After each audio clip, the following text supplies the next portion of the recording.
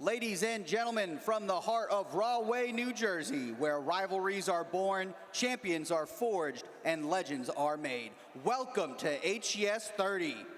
Today we bear witness to a day unlike any other. 70 matches, 2 stages of battle, 1 relentless pursuit of greatness. On one side, the future rises. The Amateur Invitational, where hungry prospects test their mettle, chasing the spotlight and the promise of glory. Each grip, each sweep, each choke, a declaration that they belong. And on the other side, the Titans clash, the pro team duels, where experience meets aggression and every exchange is a statement of dominance. 4 teams, 1 title, no mercy. These are not ordinary athletes. They are architects of pressure, curators of chaos, artists who paint their victories on the canvas of the mats. So fasten your belts, tighten your gis, and prepare yourselves, because today, history rolls once again. This is HCS 30, the proving ground of warriors, the theater of technique, and the home of the house party of grappling.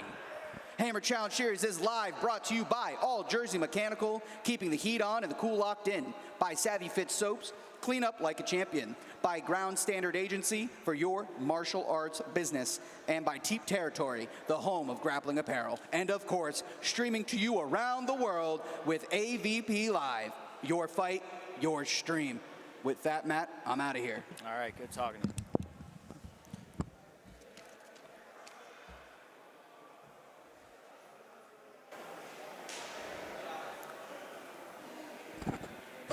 What is going on, guys? This is the crew for HCS 30. Matt Stavrak is here, joined alongside Jillian. Jillian, how you doing today? I'm doing great. I'm doing great. Really glad to be back here at HCS for this really awesome show that we have today. Yes, excellent as well. So in terms of the show itself in HCS 30, let's talk a little bit about the timeline. Today, we have the Amateur Invitational kicking us off. 7 weight classes, but one could say 7 chances for glory, 7 opportunities to achieve their lifetime goals. You can call whatever you want. All I know is 7 opportunities for success of our grapplers today in the Amateur Invitational. And then, as we bring up the Pro Duel poster here in a moment, we also have our Pro Duels. Very exciting stuff. Yeah, we have 4 pro teams today for the team duels. All experienced guys. The pro teams are purple belt and above, a lot of black belts on these teams, a lot of gym owners, a lot of professional grapplers as well. So those 4 teams, I mean, are just phenomenal. The highest level here. And as we take a look around the mat here just for a moment, you can see the gym is packed, the competitors are full, and we are getting ready here to start. But first, an HCS 31 teaser trailer. Graphic. Not necessarily a teaser trailer, that's on my bad, but as we can see here, it's the Academy Season Playoffs, going to be on December 6th, 2025 at the Barracks Precision Jiu-Jitsu. Very exciting stuff. And now, our rule video. The HCS official rules. Our amateur division are white and blue belts, and our pro division are purple, brown, and black belts. Our regulation times for amateur is 4 minutes, and for our pros, it is 6 minutes. Starting off with the first overtime. The first overtime is 2 1-minute EBI rounds. Time does not matter. We have a 3-second transition period where if the spot is changed, whoever's on offense can either change to a submission or get back to the starting spot, and the round will continue. If after 3 seconds neither a sub or a spot is secured, it will count as an escape. A sub beats an escape beats a ride out. The second overtime is a 3-minute ADCC overtime. First to a dominant position and hold for 3 seconds. The dominant positions are mount, back mount, and side control, and you can also win by a submission. The third overtime is 2 1-minute EBI rounds where time does matter, so the fastest sub or an escape will win. Illegal moves.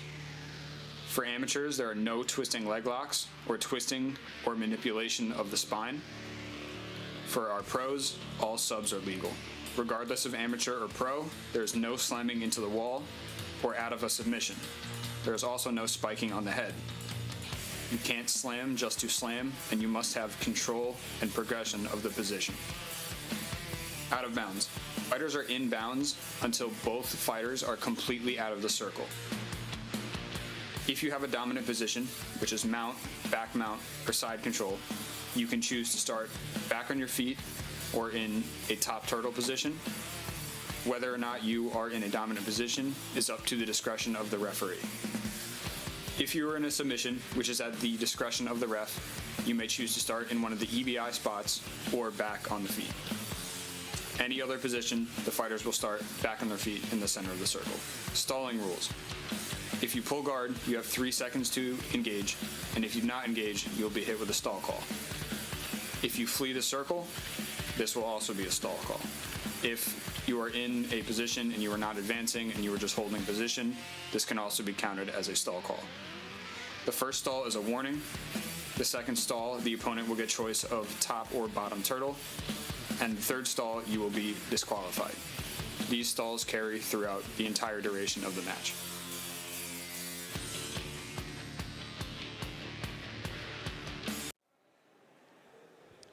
And with that, let's get started. On mat 1, we have Yasin Carter versus Lucas Glickman. And on mat 2, we have Justin Purnell versus Charlie Kennedy. Getting it kicked off here today. Zach is... Is this different order?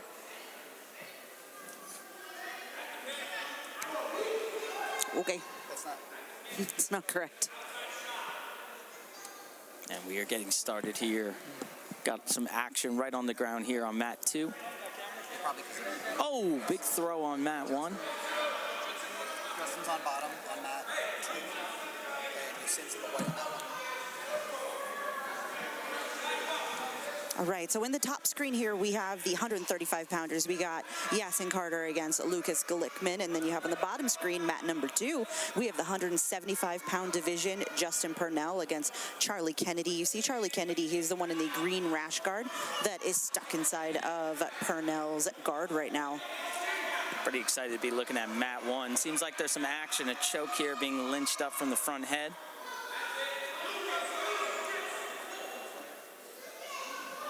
But back on the feet.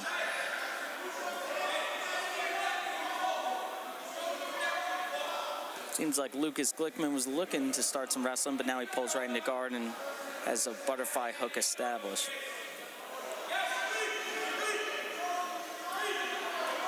Going for a leg entanglement here, reaps across. Yep, in that single leg X division, or position, but it does a great job of trying to pull the foot off the hip there. Yep, and now he seems to be sliding down, looking to find the right angle, but Yasin is looking to get some weight on that foot and hopefully not let him go belly down. Oh, we got a tap. Excellent.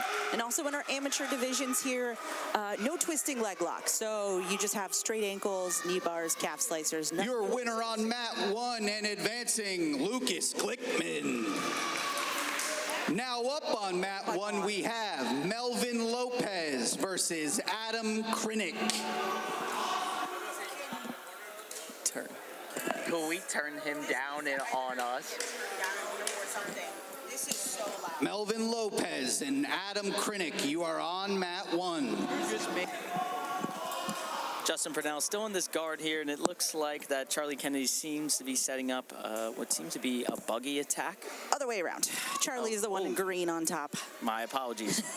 Charlie is on the receiving end on an early entry point of a buggy choke, and we are getting kicked off upstairs. Melvin Lopez and Adam Krennick get started here.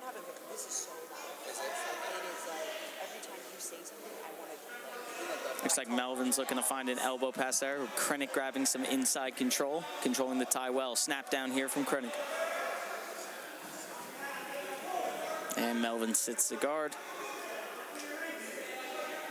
I don't know. Charlie doing a good job just squashing Justin there, not letting him get too much as Justin tries to work that foot out in front. Yeah, Charlie's doing, he's staying too low though. When you have someone that's trying to work like a rubber guard, mission control type position, you got to work your way to fighters. We have Mobility in the house for any pre-match warm-up, post-match cool-down in between rounds. Have them check you out and he'll set you up right. Mobility. Agreed. Posture is going to be the thing that kind of allows the dissipation of that, but there it is. He's able to get through for the pass here. Wonderful job as Adam on mat number 1 looks for the pass here, stuffing the knee and keeping the grip on that far ankle to get enough space for the pass.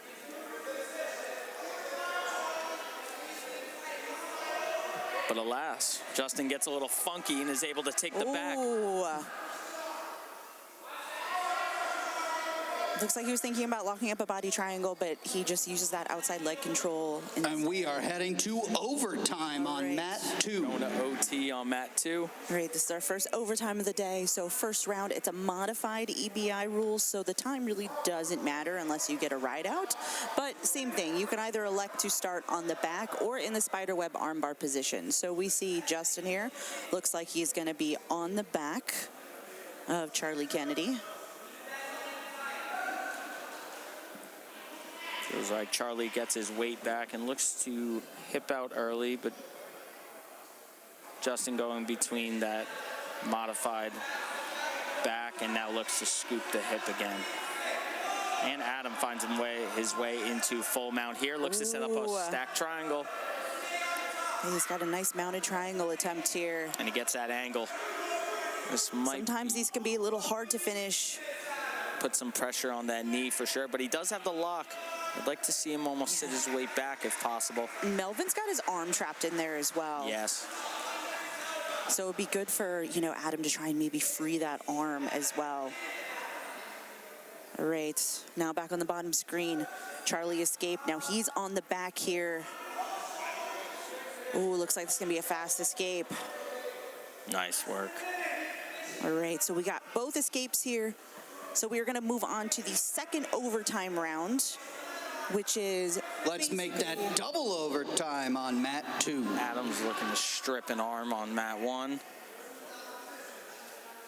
Yep, and he's able to turn him here, keeping the triangle lock, now switching to the arm bar.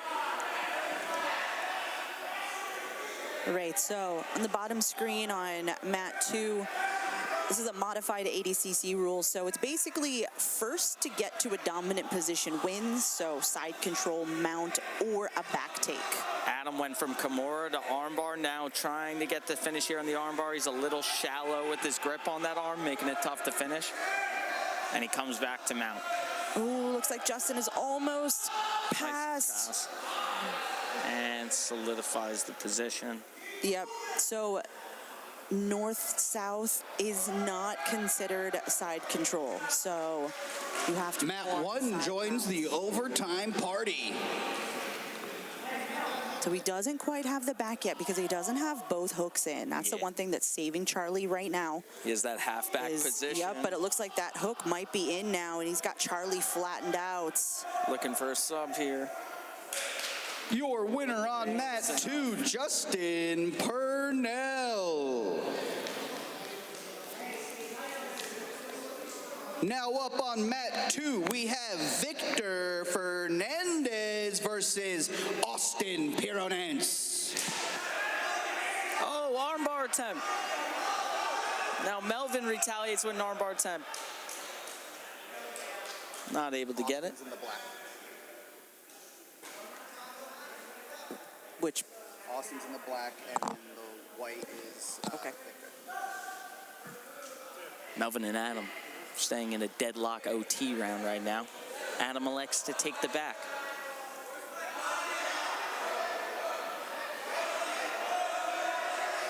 Oh, we got a buggy choke on the bottom mat. Ooh, yeah, so we see, so we have Austin is the one that's attempting the buggy choke in the black and red, and oh, we got a tap! Wow. And that is a win for Austin Pironance with a buggy choke. Austin Pironance, your winner on mat 2. Now on mat 2, we have Timothy Sin versus Chase Woodward.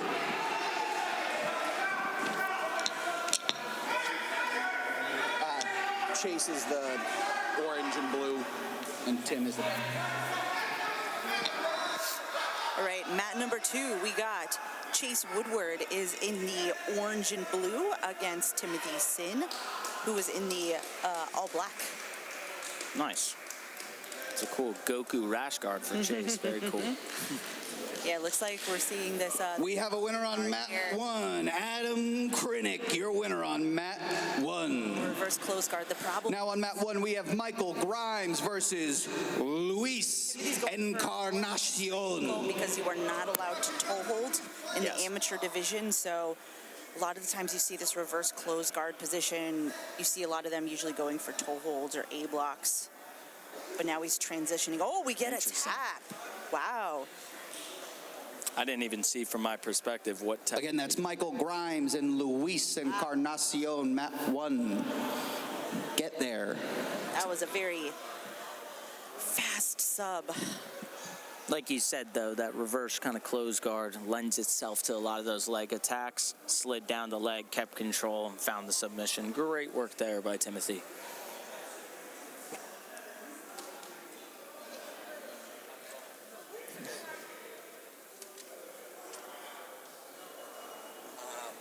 Black and red is Luis, and the white guy is... Wait, who? That's... Wait. What match is that? That's not the same as what we have. This is so it's not even on here at all. Do we have an extra of this? Want to take a picture? All right, on mat 1, some early hand fighting here. Looking for wrist control, looking for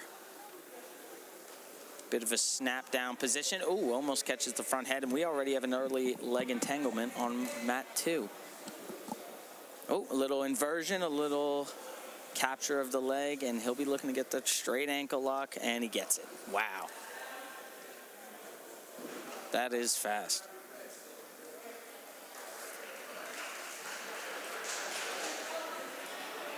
Still at a standstill on mat 1. Looking for the entry into the ground position, but both guys hell-bent on a little bit of wrestling action. Ankle pick attempt there to no avail. Now on mat 2, we have Sean Colbert versus Mateo Castille. Sean Colbert, Mateo.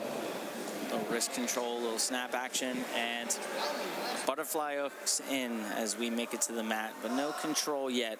Still a 50-50 stalemate up until this point. As mat 2 approaches Sean Colbert and Mateo Castille. All black is Mateo. I can't see. Yeah, I'll move them. All black's Mateo, white short. Guard pull. Can you guys kind of move out of the way a little bit? We need to see. And we threat of a razor armbar there for a moment, but to no avail, and some wrestling on mat 2. Gonna pull into a leg entanglement. Oh, rolling guard pass there, almost gets to the back. Right, in mat number 2, we got Sean Colbert, who was in the bottom position with the white shorts, against Matteo Castelli, who was in the black and blue. So we are moving on to the 205-pound division there on mat number 2. Had a nice knee slice attempt to a whizzer, to a cement job to take side control there. Excellent work, and looking... Oh, big boy Americana! Those are more dangerous than the average one. Those are not like the small guy Americanas. There's a lot more on the line once that's locked up. Oh. I mean, doing a good job getting it close to the body and now just trying to inch it down. But that's a lot of dexterity for a big boy elbow. Right? Oh, and he's able to get it. Tap. I was going to say, my elbow doesn't work like that. And that is a submission victory for Matteo on mat 2. Armbar attempt, mat 1, not able to get it. Now on mat 2, we have Jacob DeJesus versus Jalen Badillo. Jacob DeJesus and Jalen Badillo on mat 2.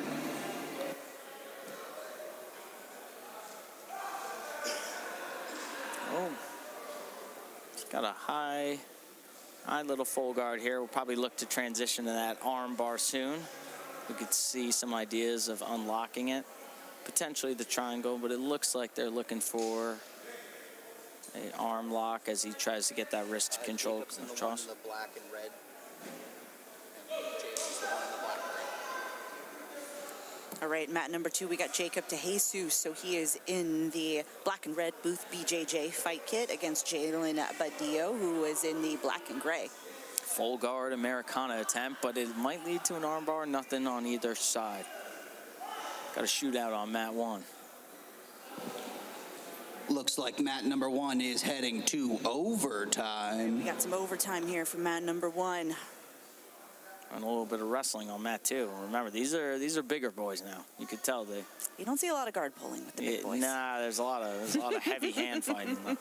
They love to get hands on each other as try to jack up an underhook.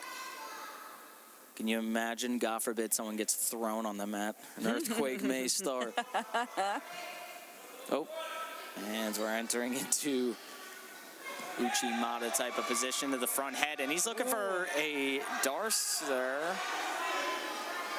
And as long as someone's toe is still in the circle, they're still inbounds. I love action. Can't get enough of that action. We have overtime on mat 1. Good back control here.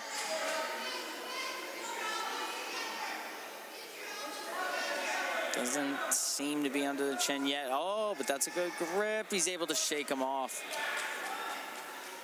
Excellent defense there. A lot of heart displayed. Elbow pass attempt to a high crotch kind of entry, a high pole single leg. Now looking to scoop that ankle, but they go out of bounds.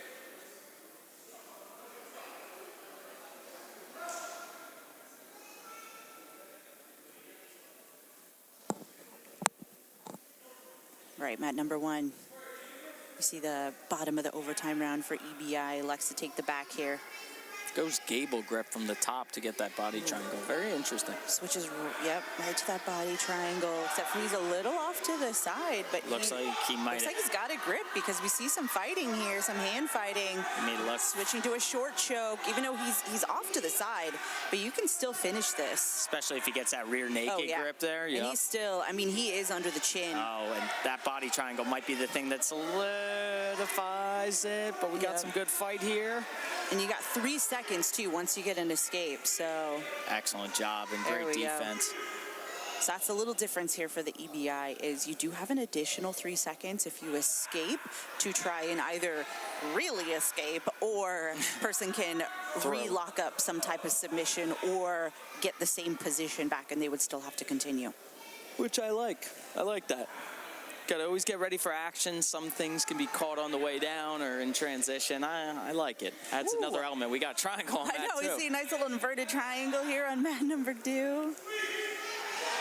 He might have enough. He's going to try to wince it a little bit tighter, but if that's locked enough, and that looks like he's getting that hug around the waist to kind of help. Yeah, and he's trying to re-lock up that triangle there. He's got his heel right in the armpit there, really pushing that shoulder blade into his neck. Definitely much deeper now. He's got a kind of crotch lock there to prevent him from getting away. Oh, and he's able to get the tap. And that is a win for Jacob DeJesus on mat 2. winner by submission, Jacob De Jesus. That was a very... Now on mat 2, we have John Trey Seaman versus Patrick McClure. Mat 2 is moving quite quick. I know. I think it's like you just see, like, especially with like the bigger guys, you see... Got some load management issues, you know what I mean? That's a lot of it's a lot of muscle, it's a lot of explosion. You can't, like, I'm frail, I'm tiny. We can usually run a little bit longer, you know? Yeah, these are big boys. Yep, that's this crazy. is still the 205-pound division. So we have John Seaman. He is in the gray against Pat McClure, who is in the all-black Fight for Tomorrow rash kits. And mat 1 ends as a pass to Neon Belly side control seals the deal. In a war of attrition.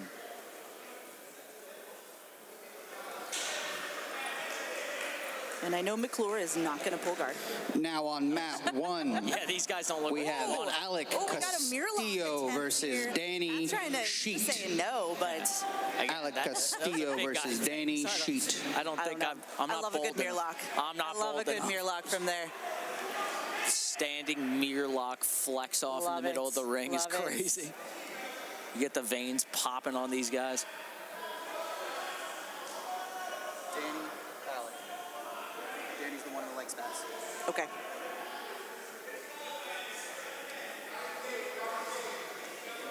All right, and then mat number 1, we got Danny Sheet. He is the one wearing the gray spats against Alec Costello. Are you a spats guy? Are you a spats kind of person? I mean, look, as a female grappler, like, I am all about the leggings, so... Yeah, that's true. Yes, like, that is... It's usually a go-to. Sometimes the fight shorts just feel a little weird to me, so I'm just all about leggings and a rash guard. Fair enough. I'm a dude, but... But you just wear spats. When I wrestled, yeah. In wrestling, it's not weird. In wrestling, it's like normal. You got to remember, we grapple in a singlet. It's like, it's better than a singlet, really. Everything's just all out there anyways. Yeah, nah, it's like, I got weird looks the first time I went to a jiu-jitsu gym and just fast, and I'm like, nah, you guys are weird. Hey, man, I'm not weird, you're weird. I liked all spats. It was nice for wrestling. Oh, nice single leg attempt, trying to catch the far ankle, but a crossface will prevent it. We're back on the feet. Got a little amped up there. It's that coffee. Chug 2 on the way here. I mean, it's going to be a long day. Yeah, no, I know that. Love it. Long day of jiu-jitsu. I'm here for it. Ooh, nice sprawl attempt there by Seaman on mat number 2. Now he's coming onto the back here. Some crazy rolls on mat 1. Oh, boy, body lock getting a little funky. Tries to shrimp, get the guard back, and looks like we're almost in full guard, but a knee we got prevents a choke here on the bottom as well. And that's a vice. Oh, we got a... I don't know if that was a tough? tap or an out of bounds. Oh, wasn't sure if that was time. Oh, we got a knee bar on mat 1. Oh! See, these small guys, though, they're bendy. He gave the thumbs I know, up. he's like, he's good. I'm chill. That's crazy. All right, so we had a restart on mat number 2 because even though Seaman had a locked-in choke, both men went out of bounds, so... Fair enough to give him the control, but not able to hang on.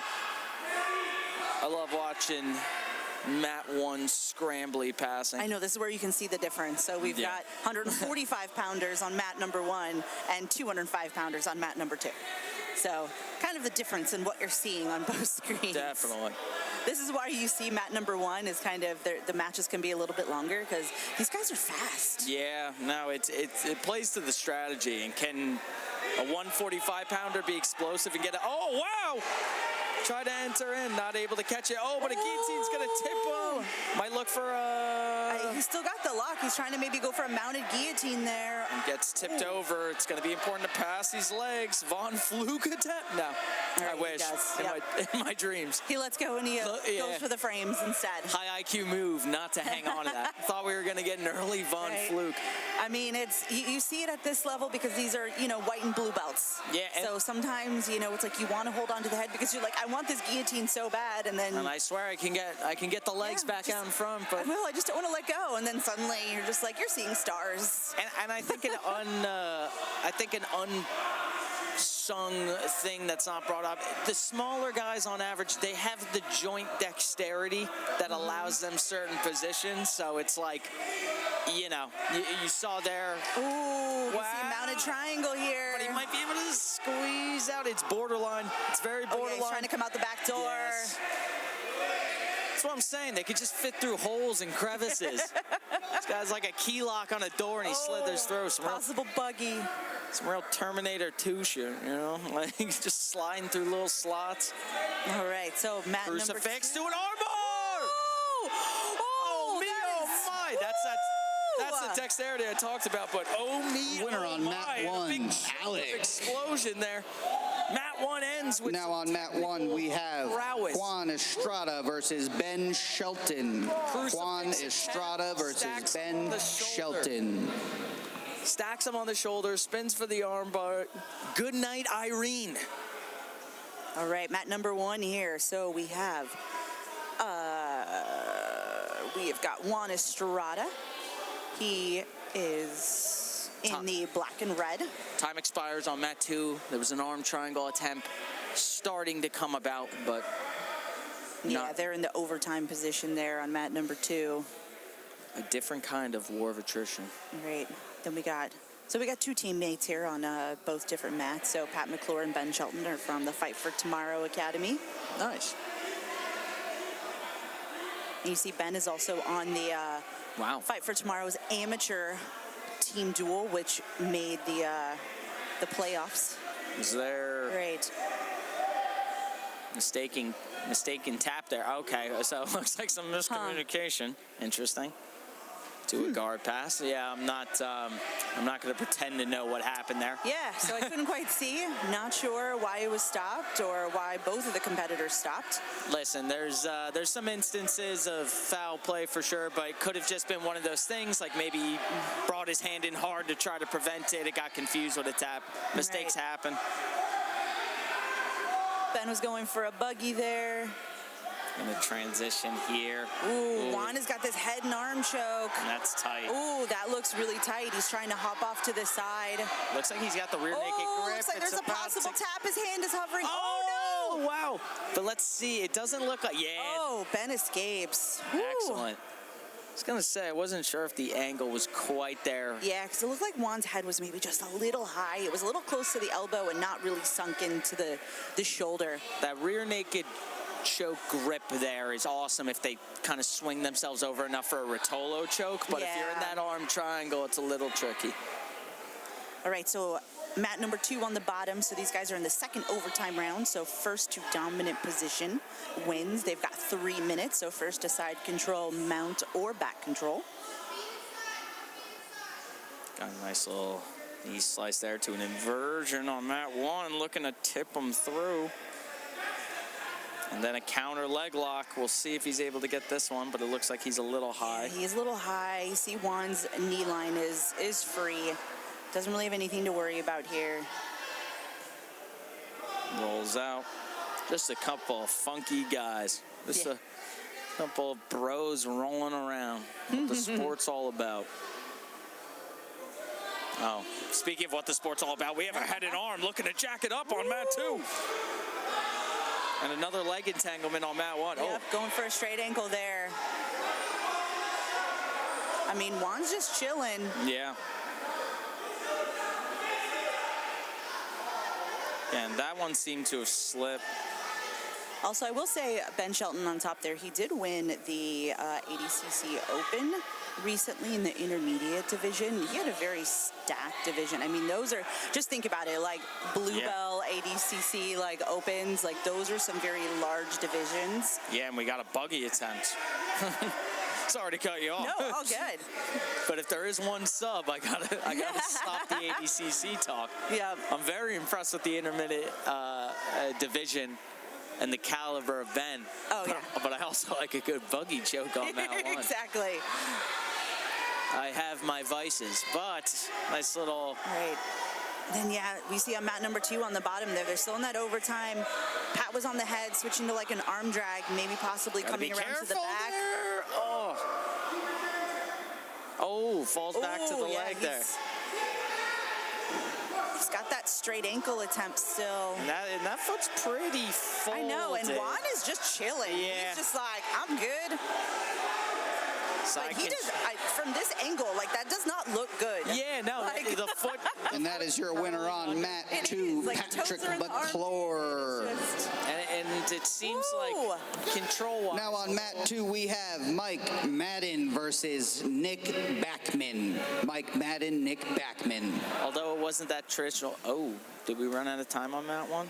Yeah, there's got to be a dexterity factor kind of coming into play. I think you see like a lot of like the wrestlers that come in, like they're usually laughing at the straight ankles. Yeah, it's just it's one of those things. You're not safe from a perfect straight ankle by any means, but you know, if things aren't perfectly aligned or you just have drilled enough of that dexterity into that ankle, you're able to prolong with, as long as you're accepting some pain sometimes, you could definitely prolong it. But that wasn't even, he didn't even like kind of grit the teeth. Ooh. Nice little tip little, like, overthrow there, yeah. Fireman's carry almost. Well, but Nick's got the head. So down here on bottom on mat 2, both of these guys are highly active competitors. We got Nick Backman, who had the guillotine attempt here against Mike Madden, teammate of Ben Shelton that's going in number 1. So, you know, I told you Ben Shelton took first at the ADCC Open Intermediate. He actually had to go against his teammate Mike Madden, who's on number 2. Interesting. And they, of course, they didn't close out. Like they had a war, but for two guys from the same team to run through a stacked division for first and second place speaks to the caliber of the gym, absolutely. And also their coach Evan Chmielewski is on the team duel later on today as well, on Team Heel Hook Cult. A little funky there, so it was a front head to a go behind that he tried to jump to the back, got caught, and then we had a hard single leg attempt to sit him, but he's got a bit of a cow catcher here, rolls through. We'll see him probably underhook the leg, get that hip heavy, and maybe try to do a big back step.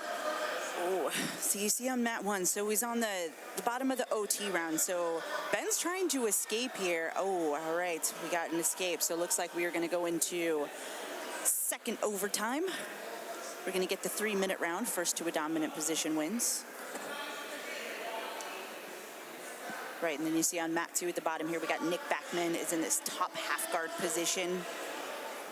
Really smashing, flattening out Madden on the bottom.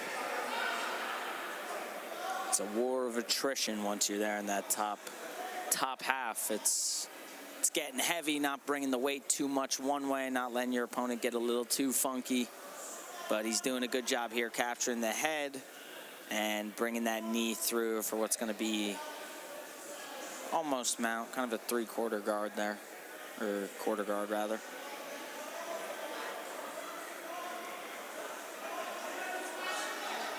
Three-quarter guard. I had to think about that.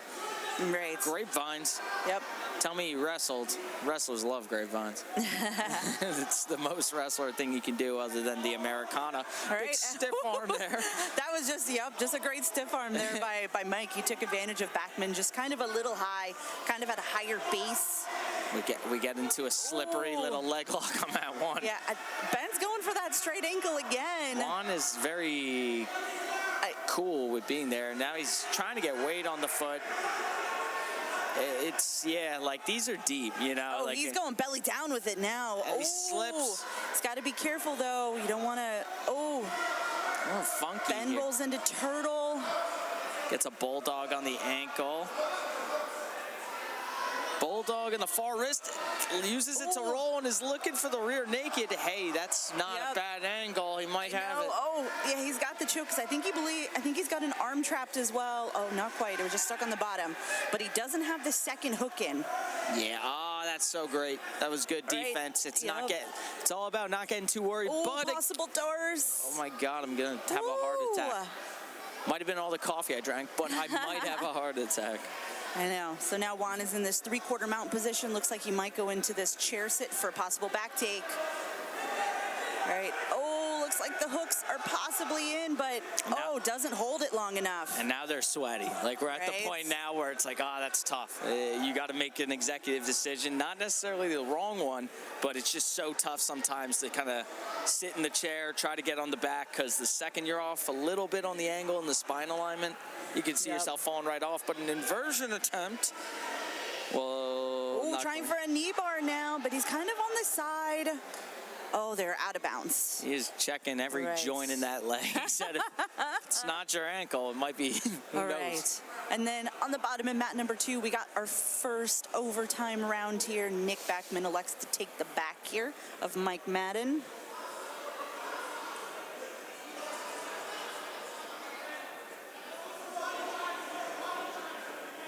All right. Oh, looks like Mike is almost out. He's got his hips free. Except trying to transition to an arm triangle. They're gonna. Thought they were gonna let it play out, but would have been a bit of miscommunication there. I think he started counting right when the hips went out, so that's probably why. Because I know they get an extra 3 seconds, but I think that's when they were counting it. Like all things, up to the ref discretion. It's not always a science, folks.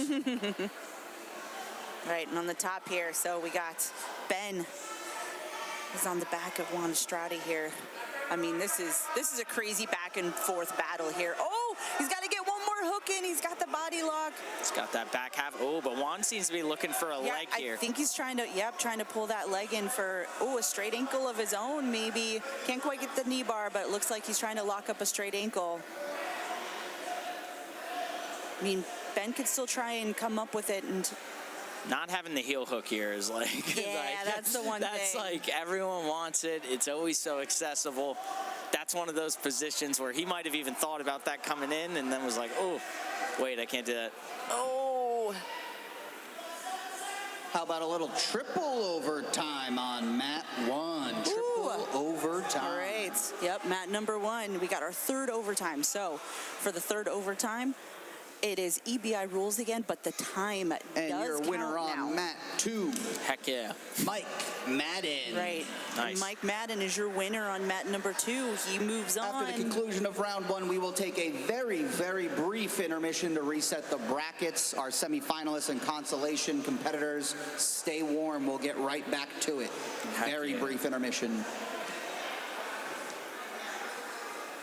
Nice.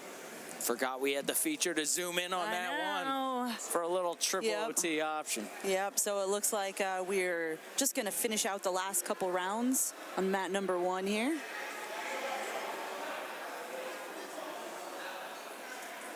Wants to face the camera.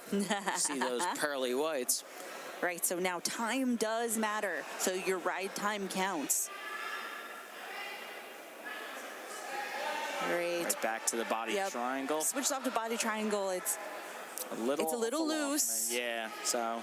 I mean, I will say, like, Juan looks like kind of a beefy guy for the 155 division. Yeah, I mean, listen, it goes to show you the builds aren't always the same. Ben looks to be going. It's the angle that I can't quite get a good view of. Yeah, I think we're just seeing some hand fighting here. Juan looks to turn in and start the cyclone motion to get some movement. Ben's keeping him on his chest, even though like Juan wants to get his shoulder blades to the mat here. And is able to we got an out. escape. And then that kind of has to go into the strategy as well. If riding time matters, there might be some points where you're like, I know I can't keep this, but there we have to be. Let's see how long I can hold on for. Right, so Ben held on for 38 seconds. Ooh, this is going to be interesting. Oh, he's going for broke. He wants the sub. He wants the sub, because I will say, interesting, because usually when you go for the spider web position, it's because you're confident in your arm bars. Because, he broke the grip for half a second. Because usually this spiderweb position, you don't get a lot of ride time out of it. But him hooking that wrist could be the thing that unlocks the hand. Oh, Ben's trying to hitchhiker his way out. He's rotating his arm. Ben's got a... Ben is also stubborn. He is a very stubborn person. Oh, he's free. And he runs off with a 28-second escape. That's like Bo Jackson running through the end zone. On mat 1, Ben Shelton. Man almost left the gym. Woo!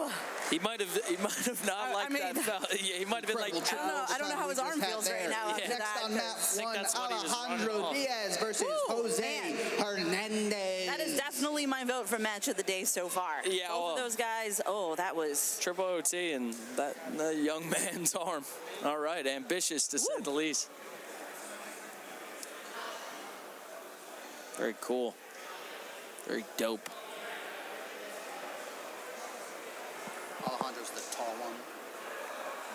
Jose Hernandez, Jose's the one that Alejandro Diaz starting here with a little bit of stand-up action, a battle for inside ties and head control. Yep, so we have Alejandro Diaz. He is in the black against Jose Hernandez in the orange and white. Snap to a single leg. Transitions to an Body. underlock body hook. A little chain wrestling here, but Alejandro's able to fend off. Ooh. They're going out of bounds. It's that low center of gravity, man. You gotta be weary of that. As a lanky boy myself, Alejandro, be weary. Pulls guard, he was weary, all right.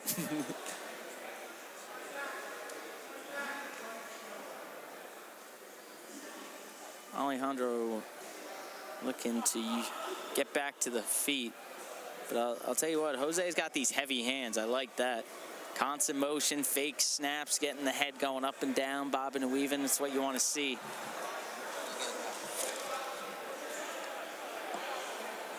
There's control. Controlling the center of the mat is Jose, but now they switch. Just a little hand fighting to start this one. Foot sweep attempt to a double leg. Bring him to the camera, why not? Shooting guys out of bounds. Jose had to have wrestled, man. He's got the heavy hands. He's shooting guys out. Whoever his coach was did him well. Good habits. Head to head. And spats under the shorts. All right. I am sold. Jose wrestled. Hell yeah, man. Never forget the spats. Yeah, Alejandro's trying to get like heavy on the head, but yeah, Hernandez not going anywhere. Nah, it's tough. It is tough. And Alejandro could have crazily heavy hands, but when you're kind of reaching down a bit, it's hard to kind of always line it up. And also, he's standing very tall. Yeah, so listen, it's you see it a lot, and it seems like So that's the one thing I would worry about. You know, it's like you're going against a shorter wrestler, and if you're standing tall, you're just almost giving up your legs a little bit. But I like what Jose's doing, and it's not right, it's not wrong. Almost a guillotine attempt there. It's not right, it's not wrong. But a lot of the times, wrestlers, when they're helping jiu-jitsu guys at their gym, when they're going this, and you go through those foundations of wrestling, they always like to teach the knee sliding, the penetration step, and putting your knee to the mat. If you have an opponent that stands up tall, there's not always a need to be dropping to the mat like that. And Jose seems to understand, hey, I can snatch these single legs. I don't need to be firing in underneath the 5'11" Alejandro, you know? So now we're in the full guard. Everyone's favorite. It's not the most glamorous, but it gets the job done as Alejandro looks to swim for an arm. Might try to cut an angle here. Ooh. Trying to lock up a possible triangle, was trying to get the high guard there a little bit, trying to work those knees and legs up. Now he said, all right, you had that center of gravity up there, but now I'm going to be lanky down here. Which, power to him.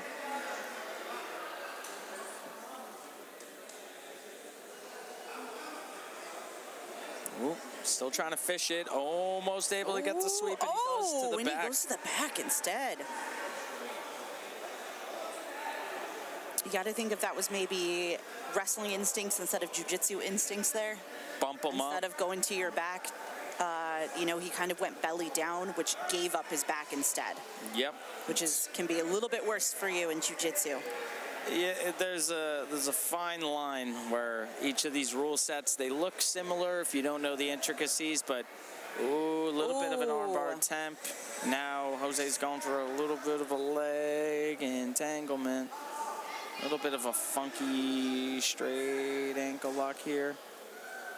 Looked like it was going to be kind of an Aoki lock, but now Jose's like, wait a second. All right, time expires. All right.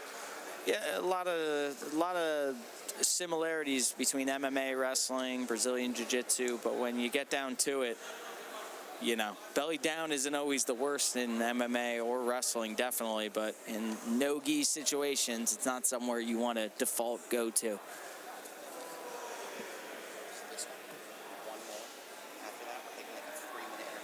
All right. So, kick back to you, and you just say, "What a great round one." We'll be right back for round two. Cool. Starting on the back here.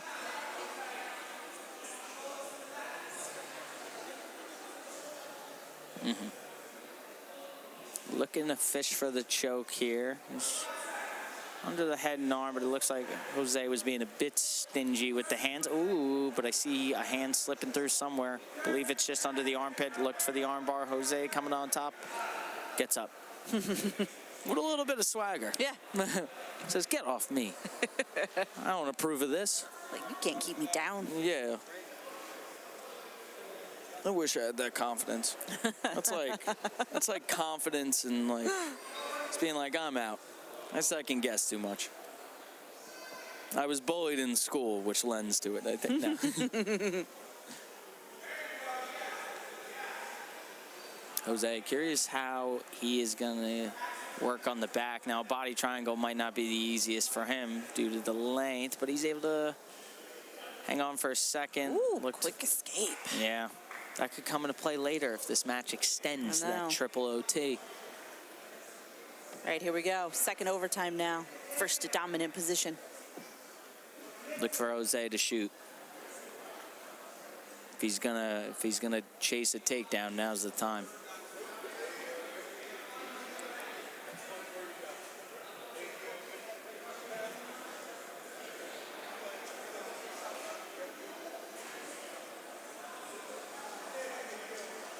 Alejandro look for the underhook to the sweep.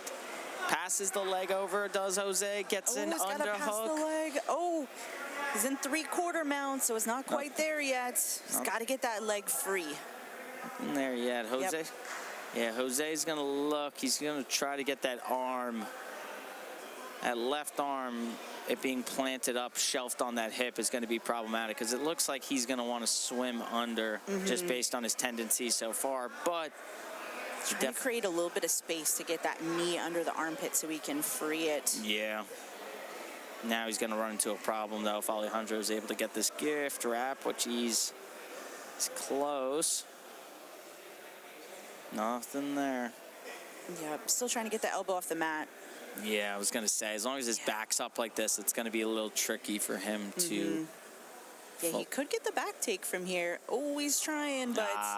Oh, nice escape. Hey, but listen, though.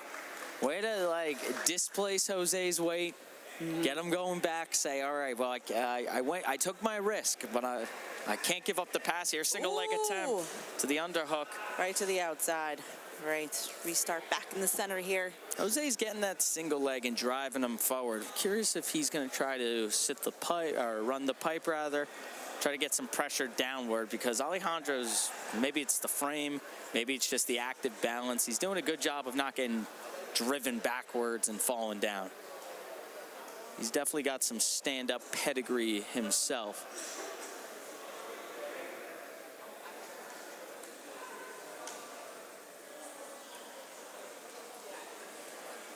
Big shove.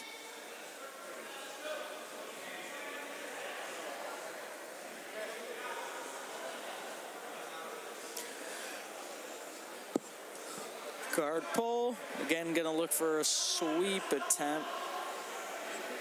But he's able to capture the leg and head.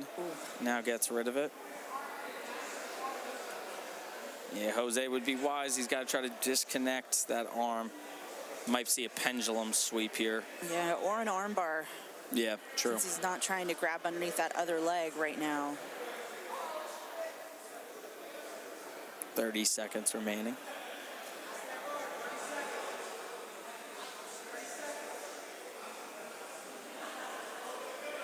Jose looking to frame in.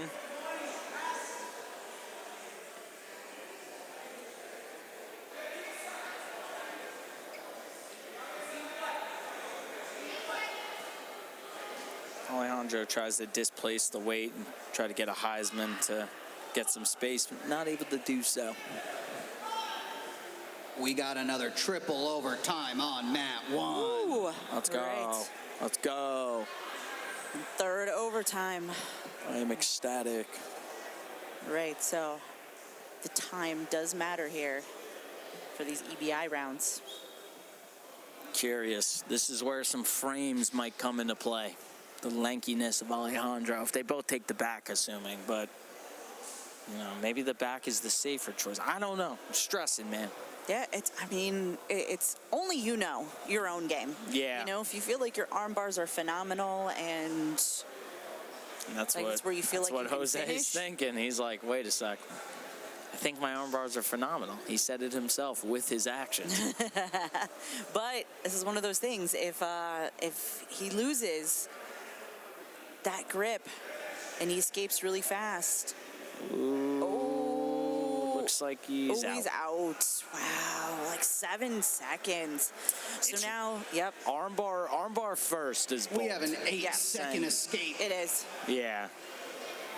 So now now you're allowing your opponent to maybe take the back, and if he can just hold on for 8 seconds, your opponent wins. That's what I'm saying. It's really all about the gameplay, and for this, when it comes to the EBI rounds. Bit of a conversation on the mat. Yeah, I mean, if I was written out or held for 59 seconds, whatever it may be, yeah, then you're more prompted to take an armbar or something of that nature. But to be honest, it's tough. If that's a position you believe in, you got to ride with it. Only you know your game, like you said. And there it is, your winner by Rideout. All right. In triple overtime, Alejandro Diaz. Right. Diaz is going to Our move final on. match of round 1, we have Brandon Gibbs versus Abdul Saeed. I know Abdul, yeah. I train with Abdul. He's a nice guy. Handsome young lad. likes to play underneath, scoot underneath, find some leg attacks. That's typically the direction he goes. But yeah, he's been working a little outside of that aspect, so bit of a scouting report on him today. Getting ready to get started.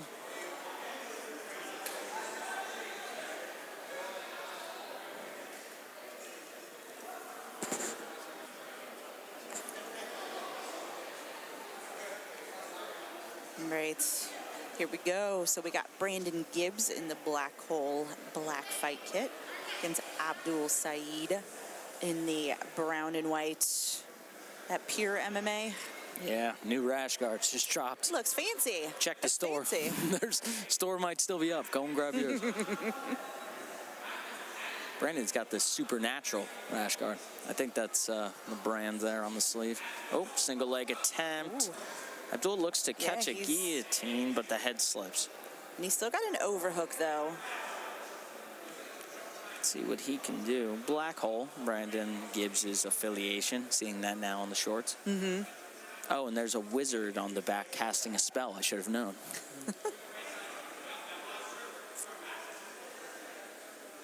Brandon looks to pry it open, but going into K-guard here. Yeah, Abdul's a little. Yeah, you see Brandon heavy crossface though. He's going to try and sprawl that leg back. Does a good job keeping it heavy. Again, Abdul's game, he likes to go underneath you and try to elevate as much as possible to find the leg. So Brandon getting this crossface, hunkering down here is a pretty good strategy to try to prevent it. Now we're going to see if he's able to pass that bottom leg. I believe he's caught in just...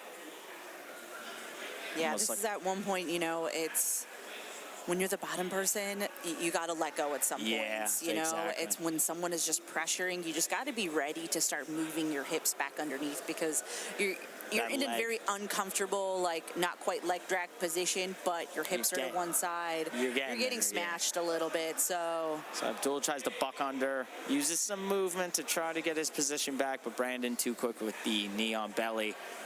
Settles down here, and he's able to get to mount as Abdul catches the bottom foot, but is showing a little bit of his back here. Yeah, goes to that chair set for the back take, gets that second hook in.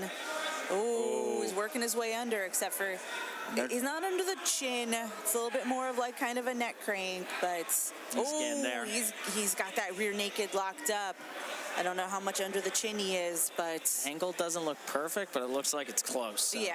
This camera angle here isn't ideal. Abdul doing a good job just staying a little wormy, but it looks like he's caught there. Oh, he's fighting, but oh yeah, it's not under the chin, but I mean that is still uncomfortable when it's on your jaw like that. It's like Good movement. feels like they're about to just dislocate your jaw when they squeeze there. Abdul was able to hop up his legs, kind of catch the crossed feet and break the leg grip of Brandon, but again, it's working his way out. That's important. He does a good job getting a turtle, but you got to stay in motion here. Yeah, so he was able to clear Brandon's hooks. He was in turtle waiting for a perfect time to roll, but Brandon still just stays on the back, but he's possibly on the neck, but moves back into this 3/4 mount position. Setting up a head and arm choke. Yup. He's going to look to get that foot over and slide off, but hey, he's saying from the mount he thinks he can get it, I think. Yeah, it's hard to finish when someone's still on their side and not quite flat on their back, but he's flattening Abdul out a little bit more. Yeah, if he's able to come through this diagonal and go through the mat, it's possible. But again, Abdul's doing a good job. Got a thumbs up. Yeah, it looks like there's just a lot of extra space on the elbow side of Brandon there. So Abdul was able to just put his fingers in, try and work for an escape. Ooh, possible armbar. Nice entry. Getting a little funky with the shoulder. Hey, but Abdul being slippery, even though he's not wet, hard to kill. Catches that leg, which may make the armbar a little tricky to finish. I mean, he can still finish if he disconnects the grip. It's as long as he still has, if Brandon just clamps down on his shoulder and just squeezes, you could still isolate the arm that way, even if your legs are just a little off kilter. Is that time? I think that was time. Nice. Yep, Since that was it's mat time. one, of course, we go to overtime. Does a good job fighting there.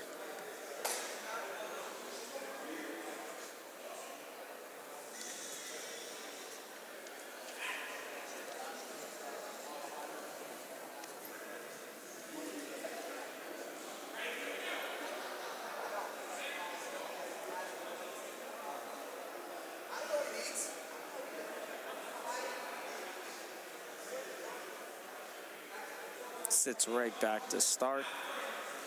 And hey, might be a good sign for Abdul, saying, hey, we're starting on the back, but I did well last time. Oh, but the choke might be again, looks like he's got it locked in. It's, again, you can see it's not quite underneath the chin. A little bit more of a neck crank there. So he weathers the storm. He's trying to step over. Abdul does a good job getting that leg out, but nothing done here. The arm triangle is close. Yep, so we transition to an arm triangle. So when you transition to another submission, you are allowed to work from there until either you get the sub or the other person escapes. Full guard and some bucking, may be able to get Abdul out, and it does. All right, now we got an escape. All right, let's see what Abdul picks. His nose, take that, Abdul. Jerk. Get you back later. Nerd. Ooh, looks. Ooh, yeah, Brandon just like tried to buck his way right out of that. And I mean, he came close. I know, he did. Definitely. And I think Abdul sees that he's starting to lose this. And I think maybe he's thinking about transitioning to his own head and arm choke on the way out. Because you see Brandon, he's really starting to move, trying to get his shoulders out, trying to get his hips out. I think Abdul really wanted an angle on the break, and Brandon just said no. Captures mount, but no sub is on, so to the next round. Each are escaping. Welcome to double overtime. And we got Zach in the trenches. It's being Zach. Overtime number 2. First dominant position.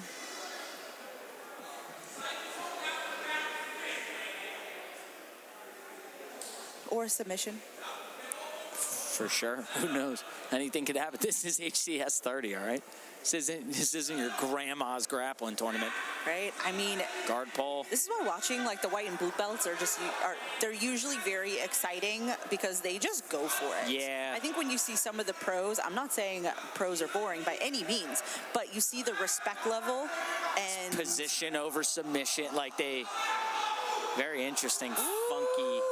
Almost finds the arm, keeps the key lock, but Brandon's able to go. No back yet. He's got one hook. Oh, I think he's got the second in. He's got to hold it. And your winner in double overtime, Brandon Gibbs. Great match. Brandon Gibbs moving on. Not for a lack of movement, that's for sure.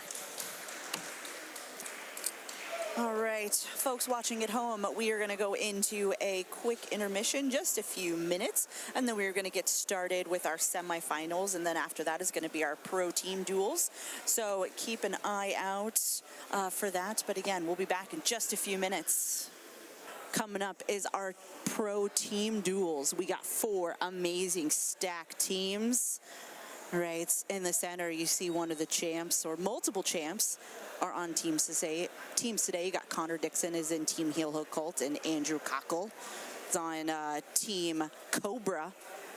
I love me some Heel Hook Colt. Yes, I love that Ambitious. brand. I will talk about that later. Heel Hook Colt. I wish. I'm not bold or good enough to ever name an affiliate team of mine. Heel Hook Colt. Well, it's a brand, so it's a local brand. If you listen to heavy metal and like jiu-jitsu, then that's what their rash guard shirts and shorts and everything, that's what they're all about. I didn't know that. So support local. Yeah. I'm like stall on top Colt. Nope, I am all about the leg lock game. Like, I'm very opposite. I'm a heavyweight girl, but nope, I love a good bottom game. I love rolling for knee bars and heel hooks and all that fun shit stuff. Sorry. I don't know if I can curse today on AVP. I actively ignore 50% of the human body. Unfortunately, I don't mean to. I forget about it though. I don't know. See, for me, it's like training with men. I think that's where that's our equalizer a little bit, is going for legs. I'd say yeah, because I mean that's where any kind of discrepancies don't exist nearly as much. Because I mean, listen, jiu-jitsu in theory, it's always taking your strength and full body or partial body positioning against an isolated position or an isolated body part of theirs. So an arm bar is deadlifting where they can only curl and so on and so forth. But I feel like the legs just have the ultimate power to say, not only am I attacking a limb or attacking a part of the body, but you're also incapacitating their ability to move, be explosive. It's not like an arm, like the bucking, all of that is kind of silent, so you can isolate the leg and snap something. So it's my Siri's going off. Siri is reporting to... All right, so here's a little look at the brackets. Right before we kick it off, because some good matches coming up. We've just received a good word. Different tempo, different timing. Might be sending you to the mat right now, though. Right, yes, we are going right back to the mat here. Zach is handsome, dude. Back to Zach. And with that, let's get round 2 underway. Referees, report to your mat. On mat 1, we have Justin Blackmore versus Lucas Glickman. And on mat 2, we have Brandon Carroll versus Michael Grimes. Let's get underway. Very cool, very dope. There's Rutgers Quarter Zip. All right, how you doing? All right, shout out to some of our sponsors too. You see them here, right? So we got the Ground Standard, Savvy Fit Soaps, and All Jersey. All the time. Spectators, please keep it on the bleacher side of the mat, if at all possible. Bleacher side of the mat.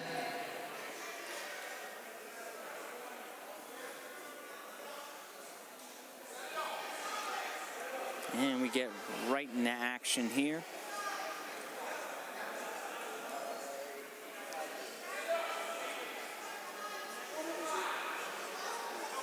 On mat 2, we have Brandon Carroll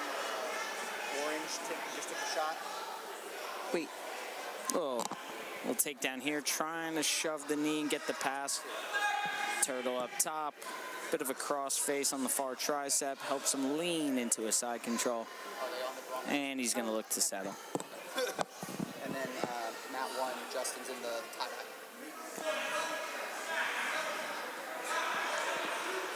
Justin in the tie-dye on mat 1 as things get underway. Lucas in the black.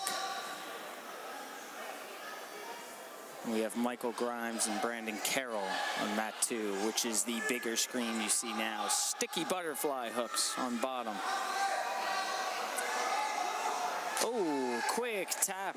And with the finish, Justin Blackmore on mat 1, your winner by submission. Justin Blackmore, a nasty Semi-final number 2 on mat 1, we have Dallas Ragusa versus Adam Krinick. Dallas versus Adam. Ooh, love that. A little bit of that traditional strip the wrist, fire right off of it. Oh, a snap as well.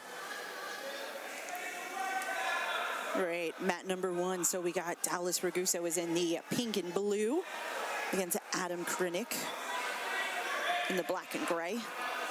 All right, Dallas drops down to that single leg there. I've seen Dallas compete before for HCS. Love his style. Big fan. Cool rash guard set too. And we get full mount on mat 2.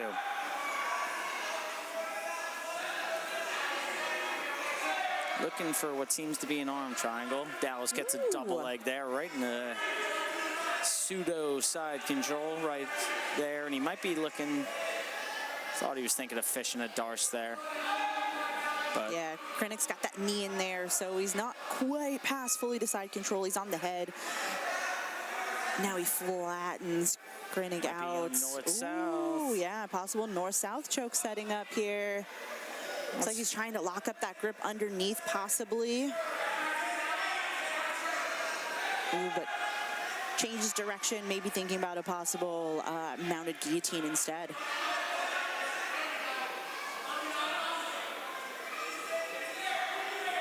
got a bit of a... Ooh, like almost like a ninja choke almost. Yeah, getting a little funky. Dallas is hard to keep track of. He's always bending, he's always moving, and we have an arm triangle attempt on mat 2 here.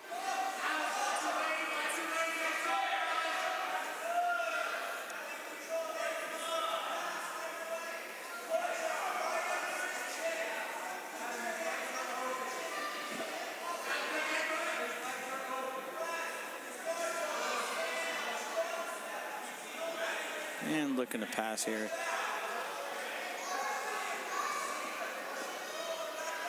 Adam trying to get a hold of the legs and try to leg weave through, but Dallas seems to be attacking underneath. Still an arm triangle tap on mat 2. I'm looking back at it.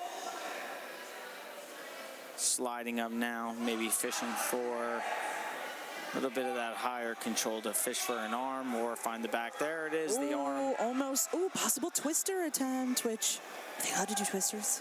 Are spinal locks allowed in the amateur division? 2 heads to overtime. I know twisting leg locks aren't allowed, so Listen. I don't know if twisting spinal locks are allowed. Yeah, you know, I didn't. I should have asked prior. That's a really We good just, question. you know, we don't see many twisters very often. I didn't think Matt 1 would have a twister today. I'm not a gambling man, but thank God I didn't place any bets because I didn't have it in my... Not on the bingo card today. Yes. All right, we almost got to an escape there on mat number 2 in overtime. Right, so we were going to switch top and bottom position here. Looks like we're still going to see a back take.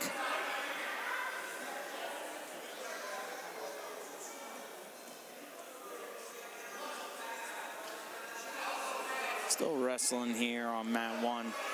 Looks like Dallas is looking for an elbow pass to try to get to a single, but Adam doing a good job framing out. Now taking a shot of his own, coming back up and getting a snap and sprawl. Dallas looks to scoot under.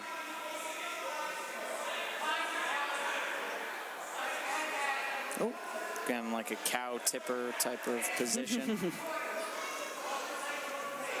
Right, so we see mat number 2, second overtime round, first to a dominant position wins. This is where the urgency goes up another level. Underhook. Guard pass to guard pull to counter. Try to use the butterfly hook. Back up top, snaps. Big double leg. No position secure yet. Good job getting the knee back out in front to frame. Scoops under. And he's getting wormy. Yeah, trying to prevail.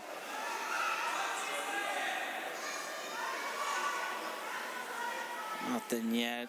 Looks like he might solidify. Oh, yeah, he was able to roll into turtle, but Only he's got one boot. hook in. He's got to get that second one in. Might be fishing Ooh, for looks the like neck. it's not quite there. He's just using it to keep position.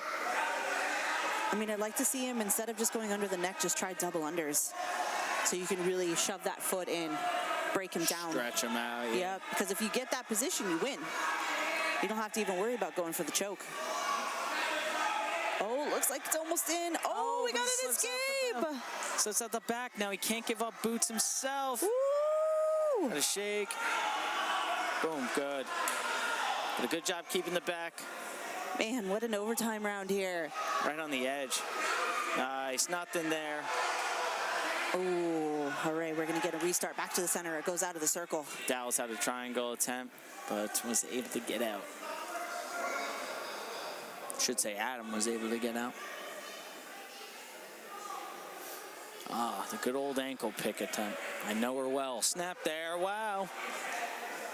Almost able to work with it. Now he's stapling that bottom leg, going over the top. This could be it. Just such good warming hips on bottom. I know, he's Just able to not really letting- pull that knee in. But this could Oh, be he's it. finally got that pinning position, and he got the 3-second hold. Your winner on mat 2, Brandon Carroll. All right, Brandon Advances to the Carroll finals. moves on. Great win. On mat 2, we have Alec Castillo versus Artur Landkoff.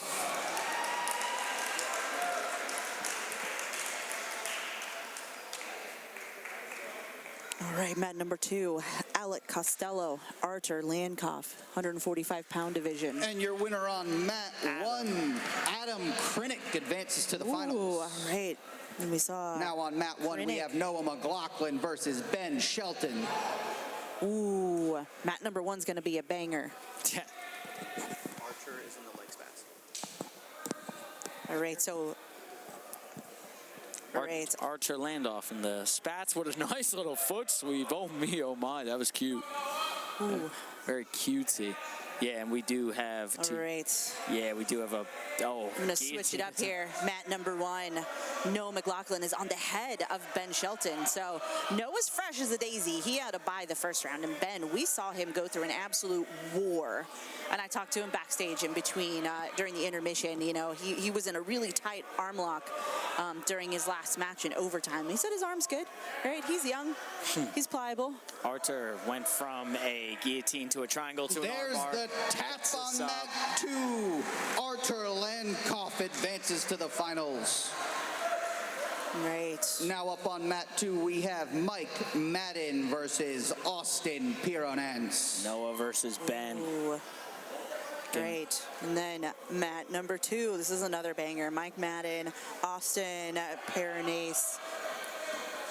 Right, you got, they are both in black and red. So I will say Austin has the curlier hair Fair. Fair. That's how we're going and is wearing the more red. Nice. Love that for him. Oh, leg lock. Here we go. Rolling, rolling, rolling. Shout out to Limp Bizkit. All right. And we're back to the feet here. A funky war of attrition on mat 1. On mat 2. Yeah, I know mat number 1, it's both of these guys, Noah and Ben, just highly active blue belt competitors. Ooh, Noah just goes for like a rolling guillotine there. It's got a good angle. Oh, Peruvian neckties on. necktie! Love love to see it. It might have been a... Ooh, Ben's trying to roll through, but oh, this looks like it could be pretty tight here. Yeah, it's in good position. Ben says he's good, but oh, nice attempt by Noah. Slips out, and he might have something right here. He's stacking up top.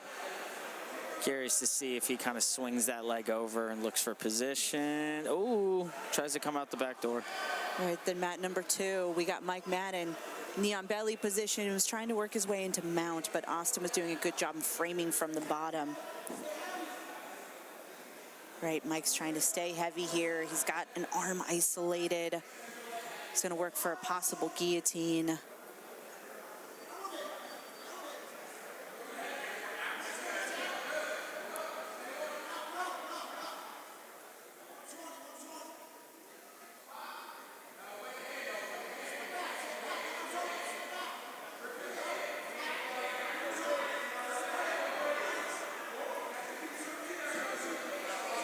Staying very positionally heavy, Mike.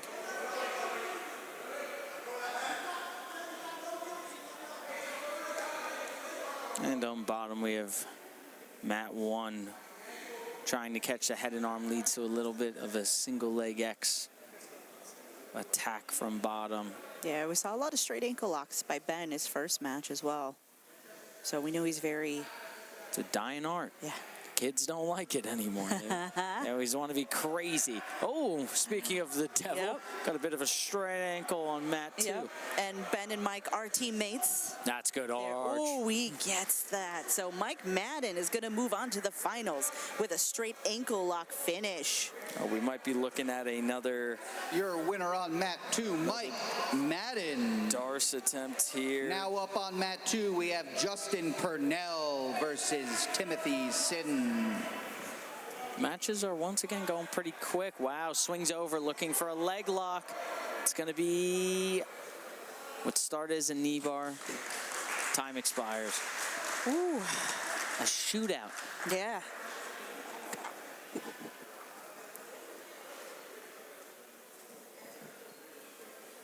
Oh, yeah.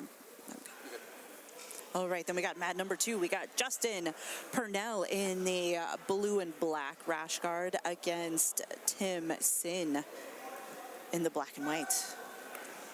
Both set to guard. Yeah, both these guys had really excellent guards their first matches today.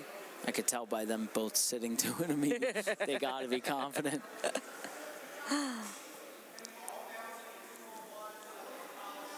The white belt wrestlers don't typically sit to guard so quick. You've got to have some pretty solid retention. Ooh. Yeah, we saw Tim. Tim was the one with the submission from the reverse Competitors, close as a guard. reminder, make sure you're paying attention to the whiteboard in your mat. Oh, triangle though. It's your responsibility to know when you're up. Interesting. Did time potentially expire? I think so. All right. I was going to wonder. I was like, wait a second. Yeah, they are in the overtime rounds on mat number 1 up there. Bit of a leg. Ooh, we got a straight ankle lock attempt. He's trying to hip out to the side. Trying to use those feet to gain some space. Yeah, and one thing you see, reaping is allowed. Yes. Here, so you're not going to get in trouble for any type of reap going for that straight ankle lock. Right, we got an escape there on mat number 1. So we are going to go into the second overtime rounds, the 3-minute round. Double overtime on mat 1. First to a dominant position. Ooh, nice passing work there.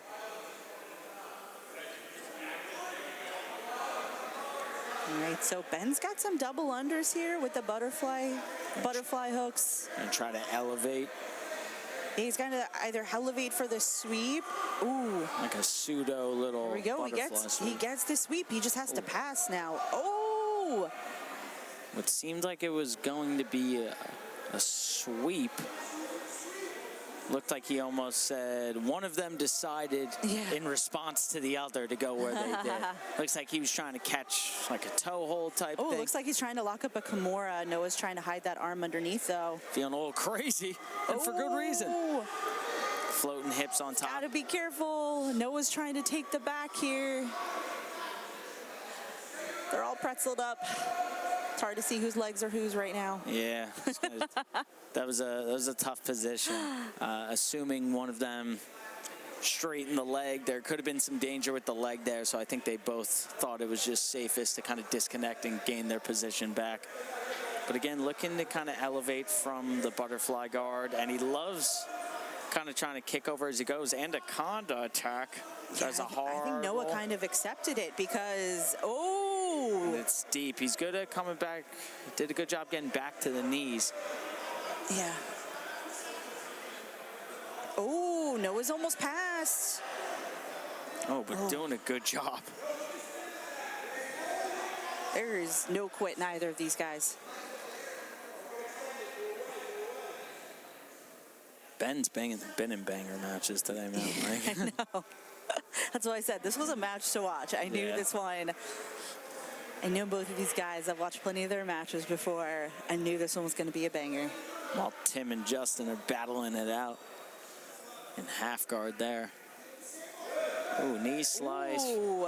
Does a good job circling and to the single legs. Gonna try to cut double with the head, popping out. Oh, looks to he's settle. trying to pass. He could be. He's got to pass the knee. So close. Goes to the other side. Oh, that leg is caught. Oh, Noah got the. Oh, but he's going guillotine. Almost like Sean Brady style. He's going to try to wrap it from there and pop the leg heads out. to overtime. Ooh, we're getting on short time. 20 seconds left. Oh, he's trying to finish this. Got to be careful. Ooh. There's nothing there yet. Oh my God, I'm sweating. Nothing there yet. Yep, he's blocking so Noah can't put in the legs. Oh man, wow. We are End going of to time triple there. overtime Going to on third that one. overtime. Triple overtime. Is that Ben's second, third overtime today? I believe so. Ben, get a grip, buddy. What's going on, man? What is happening? Why do you have so much cardio? He is taking the long way to the finals. Take a day off, buddy. Come on. That's what the. Justin almost finding back control here. He's been going between that back half and just kind of staying on top here. Right. Perhaps fishing for the head and arm. Almost has enough to get the second boot in. Noah's electing the spiderweb position. Right, remember, ride time counts now. A classic Noah move. I just met him today, but a classic Noah move. He's looking and he's got a good angle. He's going to look to tip over Ben here. This is a good position to try to fish out that arm. Oh, it was almost free for a little bit. It's close. And wow. he's escaped. What a savvy escape. Kind of like savvy fit soaps. What a savvy escape. One. Doing a good job bouncing between position. Not dedicating too hard to one. And Right, so I believe that was about 24 seconds of ride time for Noah there. So it's all down to Ben. Ben is going to elect to take the back. So if he gets a sub, he wins. If he can hold on for longer than 24 seconds, he'll also get the win. That's a tricky number. I know. It's not too long. It's a little long. That's like Vegas odds. They put you right in the middle. You're like, Right. Right off the bat. Doing a good job keeping. Yeah, he's not allowing Noah to slide out to the side. Your winner on mat Back number half 2, could be a Justin lifesaver Purnell. there. Right, Now Justin up on mat Purnell number 2, we have moves on Aftab from Ali mat number versus 2. Patrick McClure. He's doing good. Oh, and he almost loses it for a second, but is And able with to hold on. that, your winner on mat 1, Ben Shelton, advances to the finals. Ben Shelton is Now up on mat 1, we have Alejandro Diaz versus Brandon Gibbs. Ben Shelton has been single-handedly keeping us here longer than we're going to get out late because Ben doesn't care. I got a wife at home, Competitors, as a Ben. reminder, check out Mobility in the back here to help you out pre and post match. Switching to mat 2. Right, where we have Aftab Ali against Patrick McClure. Right. Ali Again, had... mat 1, Alejandro Diaz and Brandon Gibbs. Heavy snap. Yep. Underhook snap on the mat. single. Oh, Just as the wrestling gods intend. That's how Yep. Dan Gable intended it, but a guillotine attempt could spoil it early. That was... Pat had to carry a very large man there for a little bit. Yeah, these guys' joints, definitely. I feel bad, man. I feel bad. And also, Ali had a bye the first round, so he is fresh. Pat moved on with a win. Alejandro Diaz pulls for guard on mat 1 as Brandon Gibbs looks to knee slice through, but some solid guard retention prevents. Curious to see this matchup. Two guys. Oh, back step action. Ooh. Sorry, that was an onomatopoeia. Wasn't exactly a word I said, but I was enthusiastic because both guys are going for the leg. I know. Both guys are going for straight ankles here. Oh, we got a belly down. Oh, my God. They're both going belly down right now. Oh, this is... Yeah, Alejandro does have that foot a little down the middle. He might be able to use it to pry his way out, but Brandon Gibbs had a pretty good bite on the ankle and did a pretty heavy arch and wasn't able to get yet. I feel like these guys, there's some solid ankle dexterity going on here. Like, listen, I've seen some craziness before. I don't know them all personally, but like some of these are really good bites on the ankle from what I can see.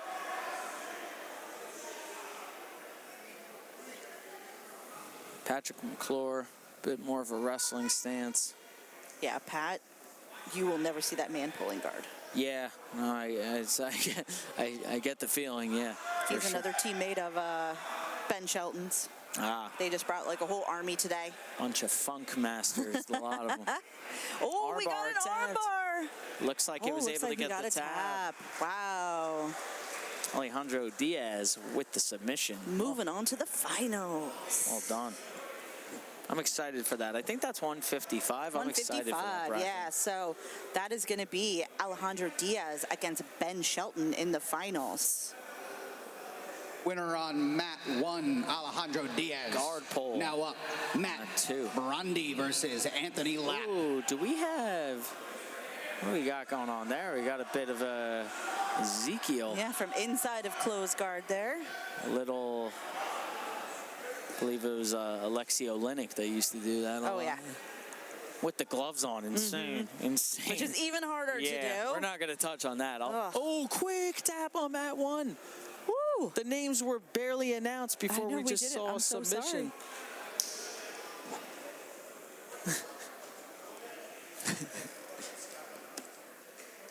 Your winner on mat 1, Anthony Lapp. Right, Anthony Lapp. Now up victorious. on mat 1, Johnny Fisher versus Kevin Konopka. Shout out to Anthony Lapp, doing me a favor since Ben Shelton wants to keep me here till midnight. Thank you, Anthony Lapp. Great. Quick match for that, man. Okay, so... My apologies. On mat 1, that's Raphael versus Phil Volbeck. Right, so you see on the top screen, Pat McClure. He's able to pass the guard. He's looking for possibly a north-south choke. And another leg entanglement on mat 1. What's going on? Bunch of psychos. Let's switch to that, see what's going on here. Single leg X, elevating up and looking to go what seemed like belly down. He's going to look to pass that leg over. Right. And start fishing here for another attack, but it's just good leg battling, leg fighting, leg tie here. Might even see, we got a lot of different options kicking off here. It's hard to keep track of.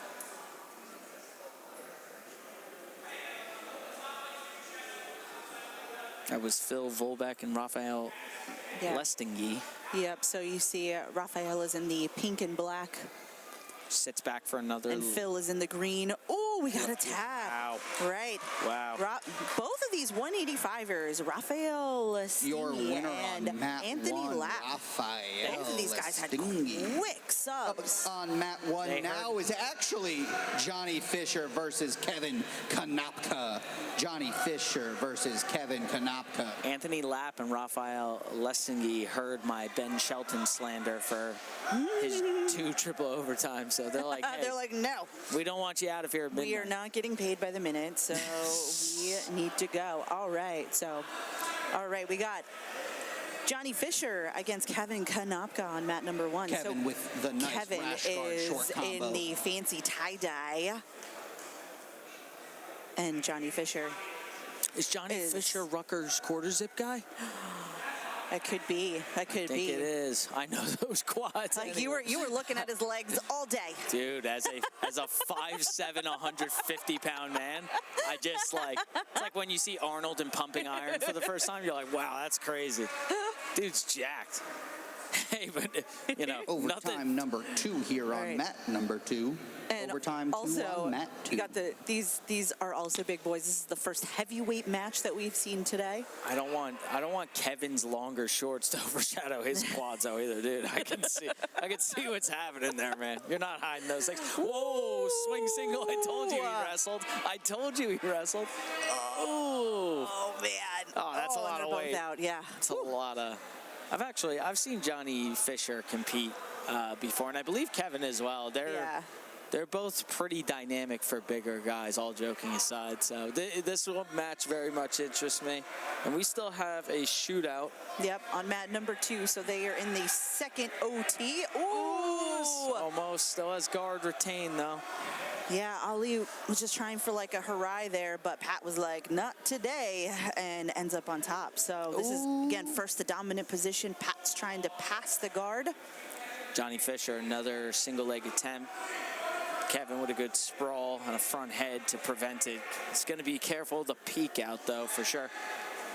As Patrick looks to... Yeah, he looks like he's in this 3/4 mount. He's trying to move to all the way into mounts. He's got to be careful. I think Ali's about to try and press him away completely. Oh, he's gets going to for a leg. Oh, he's on a leg here. Possible knee bar. Able to lock it up. Let's see where he goes here. Yep, so Pat, he's trying to get on his tippy toes.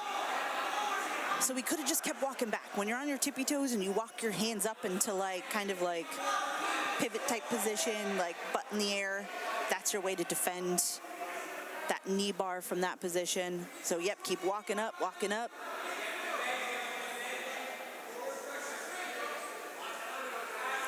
Half tab Ali with a good attempt, though. Now it looks like he's looking for a toe. Yeah, he's looking for a toe hold, which is not allowed. Nice. In the amateur division, so he didn't lock it up. Looked like he was just gripping. As long as... Man just wanted the meat of the foot. Yeah, he was just trying to push the toes in. It's a good handle. Ah, here he is. Underhooks out of the leg, though. Scoops. Now he's going to look to pry. He's got to try and get Pat down on the side, because right now Pat's knees are so far in that Ali is not going to be able to hip into a knee bar. He would just be hipping into Pat's quad, essentially, right there. Yeah, Pat also not small quads. No, not at all. That's a hard quad to hip into. Oh, there he goes. Tries to angle off here. There's about 30 seconds remaining on mat number 2. Oh, steps out with a little bit of swagger, back in. 24 seconds left in that second overtime round in this top mat here. He's looking for the snap. Oh, running start.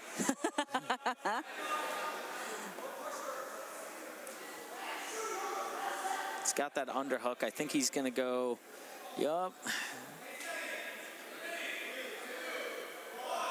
Oh, to the body lock, but short time, not able to finish. Full overtime, triple overtime on mat 2. Triple overtime, the big boys? Ooh, yep, big boys. Triple overtime. In this economy? Insane. I know. Insane. And also, just to say, Pat is in the Masters division. So he's an old guy? No. He's elderly? He is in the 30-plus category. Oh, old. I'm joking, dude. Don't beat me up. Don't beat me up. I'm going to get bullied for that one. Hey, I can say it because I'm a Masters 3 at this point, so... I have no way to defend myself against him, so, please don't tell him that. No, don't watch this back, please. It was just a joke. See, he's grabbing the meat of that foot, too. Just a little, just a little handle. As, keeps the boots in. And then we got on mat number 1 here, so they are now in the overtime rounds. You see Kevin is in front here. You got Johnny Fisher is on his back. 27-second escape. Patrick able to get the escape on that, too. So now we have Johnny Fisher. He was close to that body triangle. He's still trying to get it here, but Just got to be careful. That long arm is going to try to catch the far wrist just to kind of pull himself back up. But Kevin's doing a good job keeping that hook out.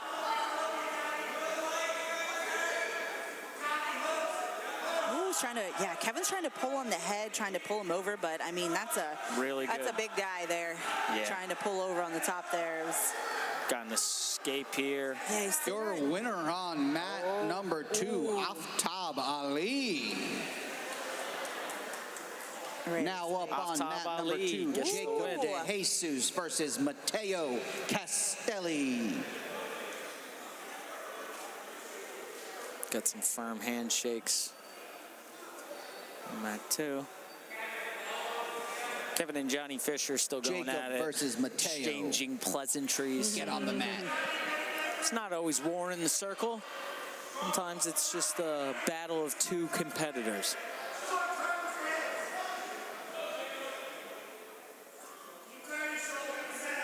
Kevin hanging on the side, Johnny almost out. And we are back to some wrestling. Jacob De Jesus, he is in the black and red Booth BJJ rash guard and shorts. Oh, I see. Against Matteo Castelli. Winner of this match will face Ali. Tried to go for a little bit of an ankle pick there, but no cigar, kind of almost transitioned to a knee pick. Tough to do from straight forward, and Johnny Fisher gets the escape here.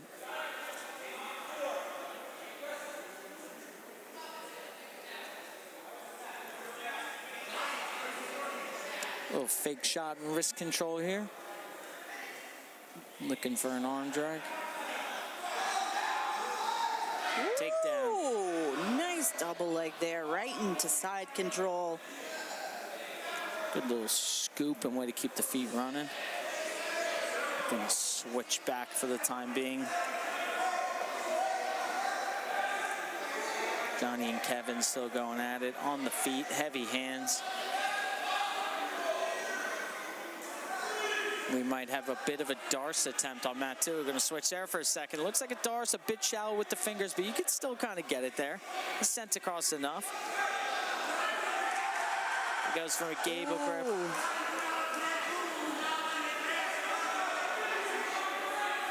Mat 1, the action continues. Yeah, Tap there on mat 2 with the Darce.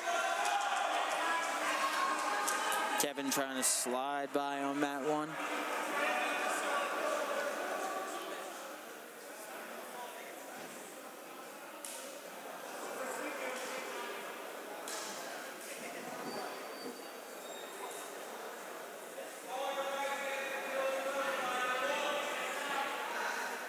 Retaining those butterfly hooks, the overhook.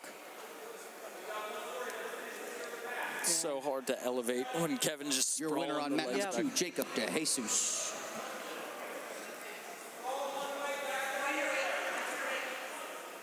It's looking to shove that knee through. Cross face might help. Yep, he's still got about a minute and 20 seconds to work here. Just has to get that pass. With that, we will roll right into the consolations on mat number 2. Consolations on mat number 2 Right, so the action will about to be start on mat number Abdul 2. Saeed versus Jose Hernandez up first. Nick Backman, Victor Fernandez, you're on deck. Right, these are Abdul gonna be our versus consolation Jose. brackets on mat number 2. So the consolation bracket will keep going for 3rd place. Kevin is close. He's been working it, but hey, I love the stick-to-itiveness. Can't give up on your pass. I know. I mean, he's almost there. He's still got Jose 35 seconds to Hernandez, work. you're up on mat 2. Jose Hernandez. Jose Hernandez is in his sweats. I don't know if he knew he was competing. Kevin gets past. Staples There we the go. arm. He just got to hold it. And victory. And he gets it. Kevin Konopka moves on to the finals. Sick last name. Your winner on mat 1, Kevin Konopka. Now up on mat 1, our final semifinal, Massimo Sullivan versus Will DeShine. Gonna kick over to Abdul Saeed and Jose Hernandez for the quick moment. Abdul sits the guard. Perhaps he didn't like the wrestling of Jose early on, but you're gonna see.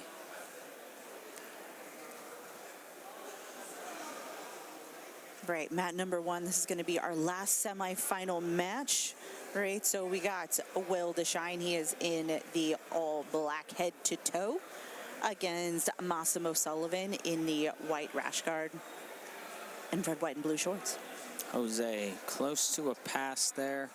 He's gonna backstep. Abdul doing a good job keeping it hooked.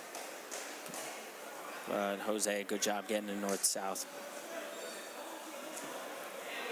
Guard pull immediately. I just caught a glimpse of Massimo's Quads. Beautiful mustache, actually. you and the legs today. I have baby deer legs, you know. His eyes are up there. Like. Oh yeah, that's true. I didn't know. Yeah, the stash is up here, man. I was looking at the stash. Yeah, You're looking at legs. That's all right. I don't worry about what I'm doing, all right? Jose almost to the back, has that head and arm gathered up, circle into that turtle. Abdul doing a good job not letting the legs get in. As we have a bit of buggy funk initiating on mat 1. All right, Will. From the big guys. Yeah, not quite. I don't think he really had too much of an arm trapped in there. He's just trying to create some space here. Gave it a bit of a... Yeah, Sullivan's just trying to stay a little heavy in that north-south position. Right, Will turns aside. Ooh, possible. Ooh, back take here. Locking up the seatbelt. Looks like he might have one hook in. We might see a chair sit. But Will goes to his back. Right, working from butterfly hooks now is Will from the bottom. Jose looking for the neck on mat 2. No hooks in, but it looks like a good grasp. And...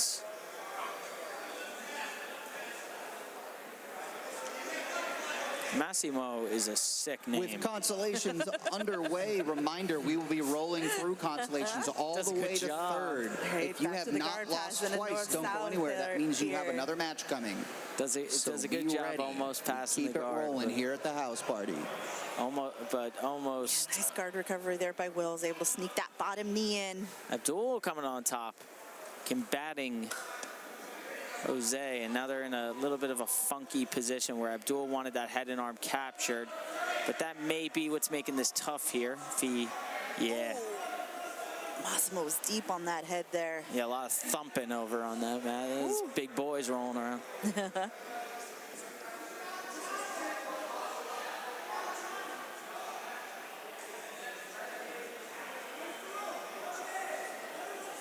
But I'll give it to Will. The retention is nice. Yeah. He is he's not afraid to sit back and let the legs get out in front. And Will is rocking a heel hook cold. A little bit of a rash guard going on. Oh, yeah, no, he really likes to invert Will. He's pretty good at it, too. Oh, possible Kimura attempt, though, by Massimo. Oh, and he might be...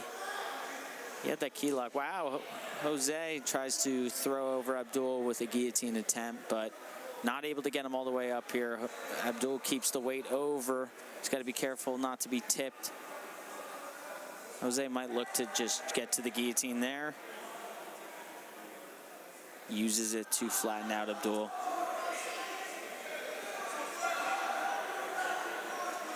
Yeah, we head to overtime on mat number 2. Overtime. Right, mat number 1. They got about 30 seconds left. Both guys not giving an inch on mat 1. You see Massimo is being coached by Captain America, Steve Joachim. We will see him later in the pro team duels. I wish my nickname was Captain America. I don't have the patriotism nor the stature to warrant it. Ooh. It's like if you see Steve, then yep, you understand the nickname.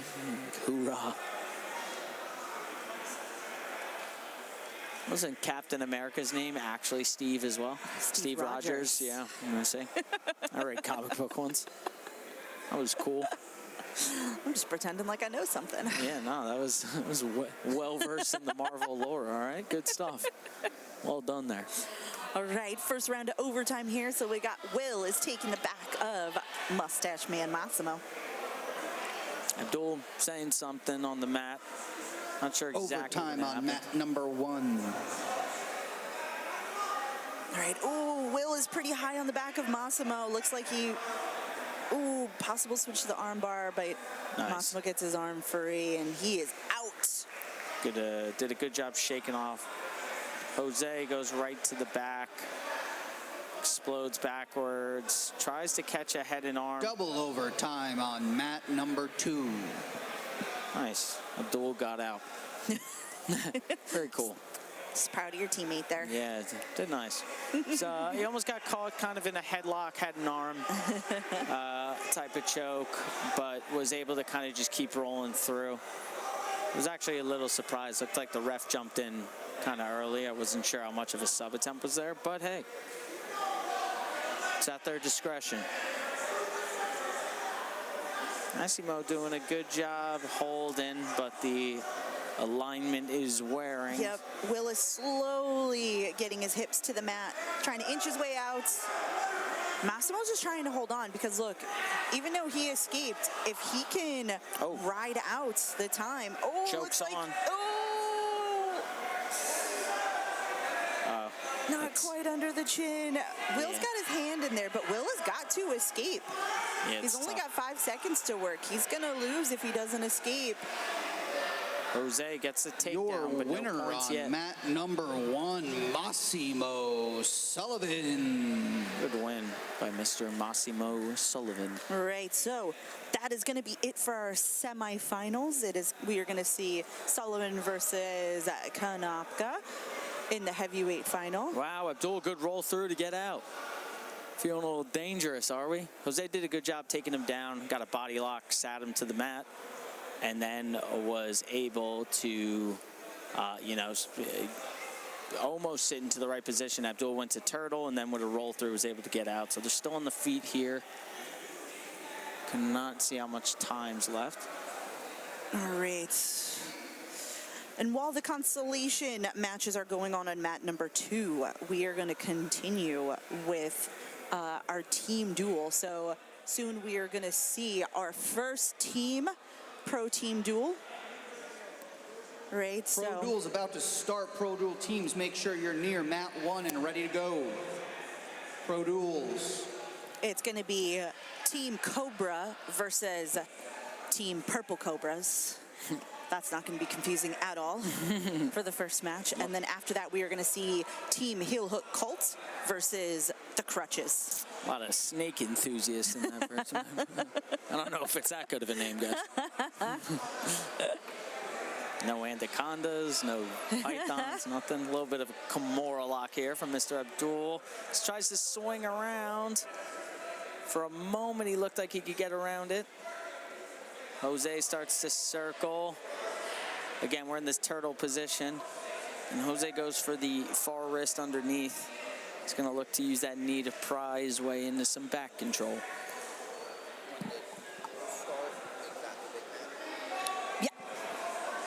Almost on the back here, but no boots. Abdul doing very good disciplined work, preventing those hooks from coming in. Got another camera on these two. Hell yeah, multiple views, baby.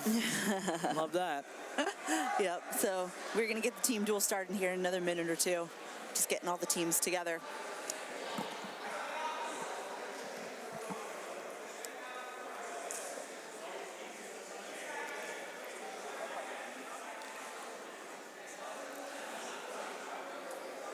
Deep in thought, these gentlemen. Triple overtime on mat number 2.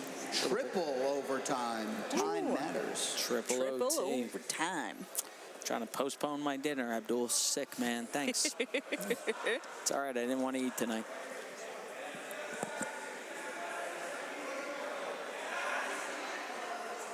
feet are crossed. Curious if Abdul, I know he likes to hop his legs up, yeah, and try to catch that little lock there. The feet are a little too short for it there. Ooh, sliding the hips out. Almost there, almost there. Yeah, it does a good job getting one of those legs out, and now he's almost down. Interesting position, but 31-second escape, 31 seconds. I expect Jose to be very explosive here and try to get out on this first burst.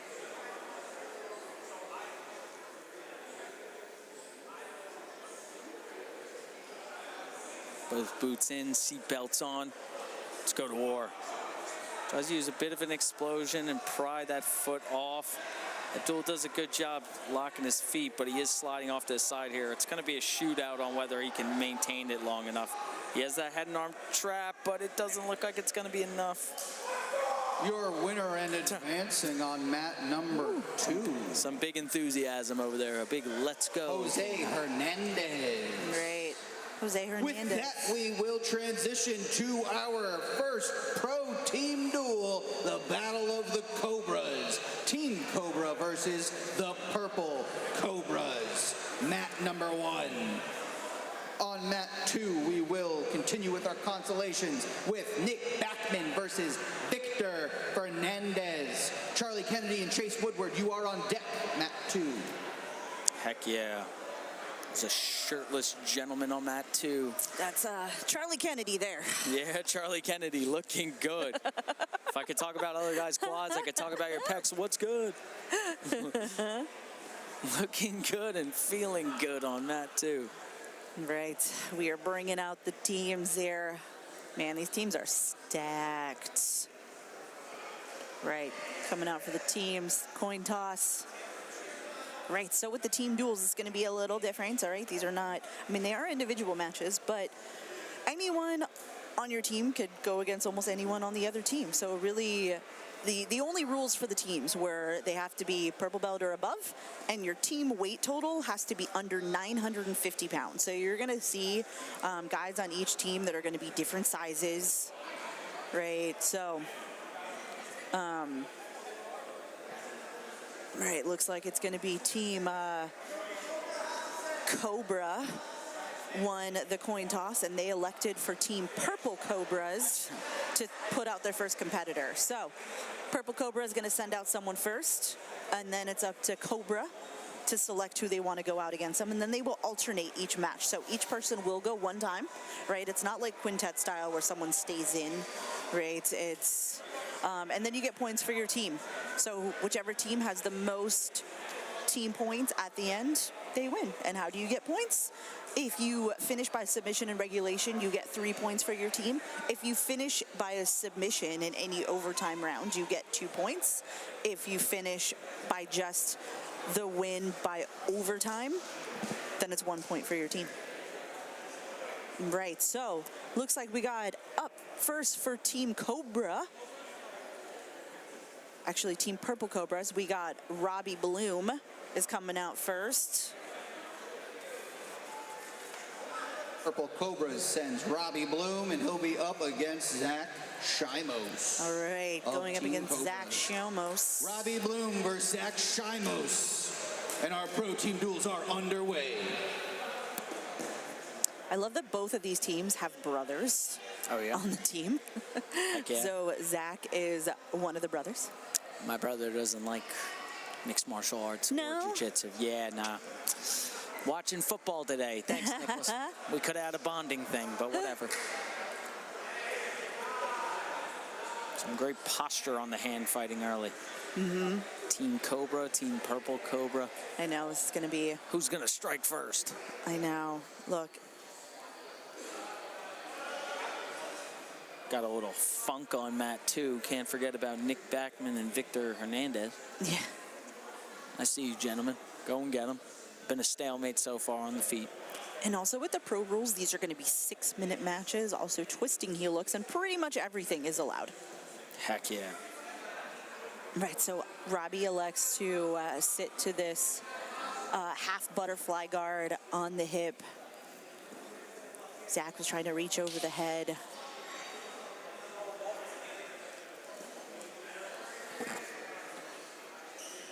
And back to the feet. Yeah, I love to see Zach competing again. Had a long injury layoff. What he hurt? Torn bicep. Ah, yeah. So he's got a pretty gnarly scar on his bicep there. That'll do it to you.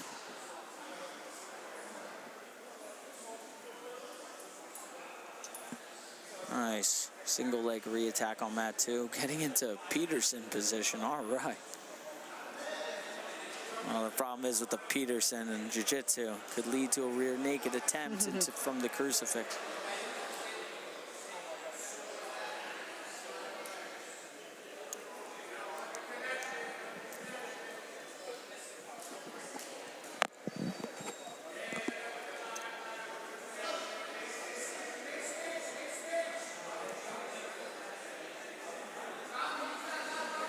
Going for a bit of a guillotine attempt here. Slides the arm back. Because they use that to pass as well from the half guard. When they try to reach over that head, then that's one way to help free your leg is when you just kind of throw your hips out a little bit. When you have that guillotine grip over the head. Nice. Oh, was able to move into mount here. Robbie's trying to roll on his side. I was expecting more of a back step than a full past the mount. Caught me off guard. And this is where you're going to see the difference between, you know, the white and blue belts and then most of these competitors on these pro teams. They're brown and black Overtime belts. on mat 2. You're just going to see their transitions are just going to look a little bit more smooth.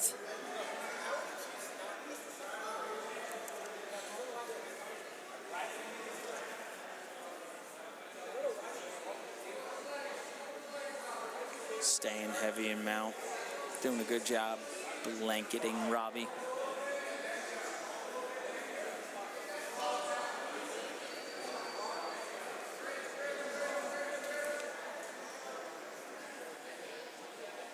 Doing a good job not being bucked off. Active hand to catch himself. Oh, sweet. Ooh, that was a nice turn by Robbie there. It was a little bit of a misdirection. Like he was trying to bump one direction, then he just aggressively turned the other way and just kind of caught Zach a little off guard there. But Zach still in this top position, moves back into mounts. He makes that step over so easy, Zach. He does it very, very well. I don't know if that's a dexterity type thing, but he's just very good at kind of hooking that far leg and using it to step over. But they are back in the open guard.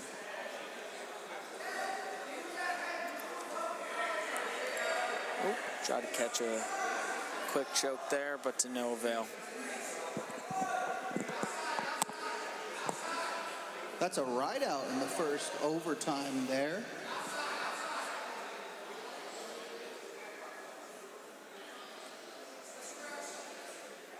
Disciplined guard from Zach. Robbie looks to enter in and knee slice through. Now settling for half guard.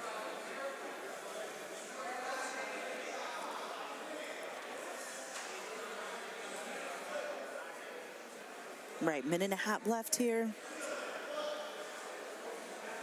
First match of this first pro duel. Right, back on the feet.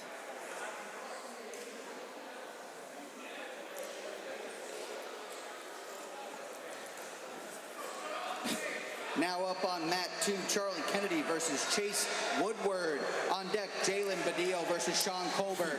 Right. On deck, Jalen and Sean. Bunch of shirtless guys. I know. It looks like on mat number 2 there, they both popped their tops there. Nice. Right, they decided both of them to go shirtless. Goku. I guess it's just, they're just changing things up. Both lost their first matches, and they're just like, hey, I don't need this rash guard anymore. Need something different this time around. Gotta change it up. Zach trying to work from full guard here. Right, 30 seconds left. Maybe a hip bump sweep. Thought went through his head. Now to rubber guard. Ooh, Trying to go jump for like a pseudo. Yeah. Yeah, this is ambitious. He smirked there for a second. Robbie's just trying to sprawl back a little bit, less than 10 seconds. I think we're going to go into overtime on that one.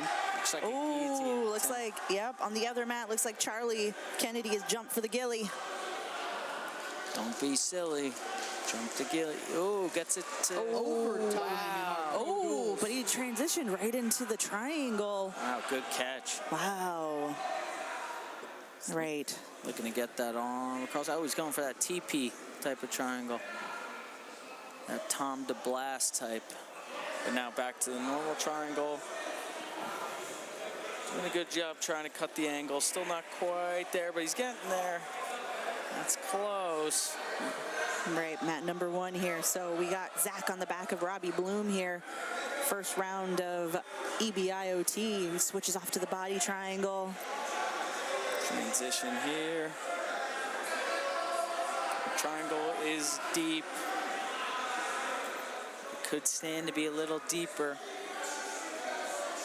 Charlie Kennedy almost has it. I know, Kennedy on the bottom mat. There, he's still got that triangle worked in. Oh, he's gonna try to transition for the armbar.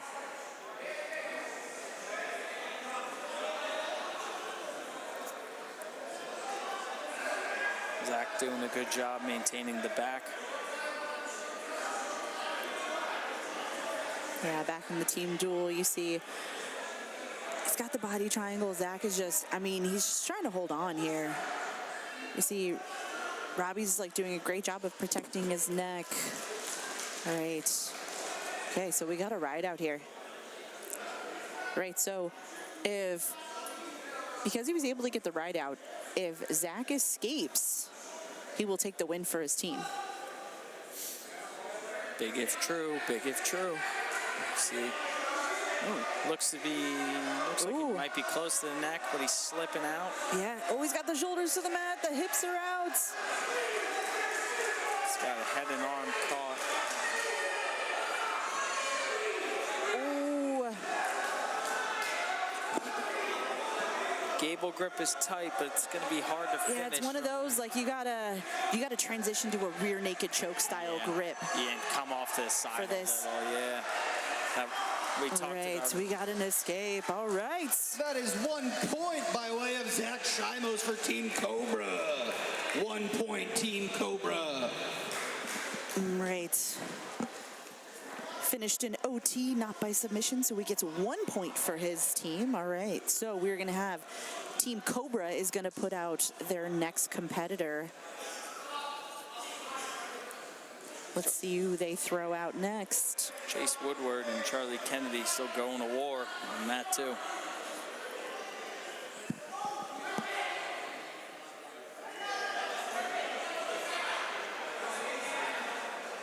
Right, looks like we're gonna get the other brother, Nick Shomos. Oh, sorry, Luke Shomos. For Team Cobra, Luke Shomis. Still got that triangle, a different triangle and armbar going on that too.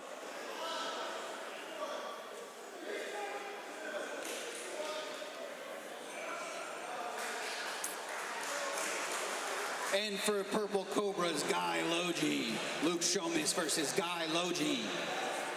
Right, Guy Logie is up. So we got Luke is in the all black and Guy is in the gray rash guard.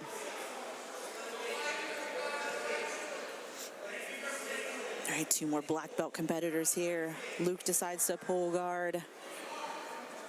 Trying to fish under that leg. Is he going to go for a sweep here? Looks like possible. He's got a lot of options here. You can go for like an armbar, flower sweep.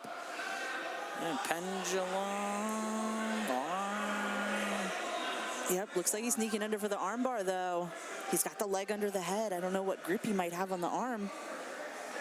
Can't quite tell from here, but seems to be hipping in. Now he's going to look like he's going to try to roll. Trying to get a grip on what he's doing, let alone figure out his grip. Might try to take him over here.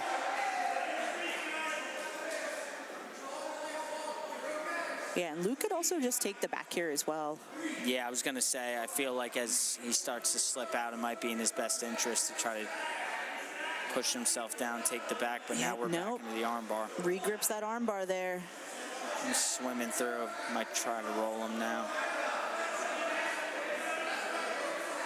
Yeah. He's trying to get underneath that leg. Trying to force him to roll, but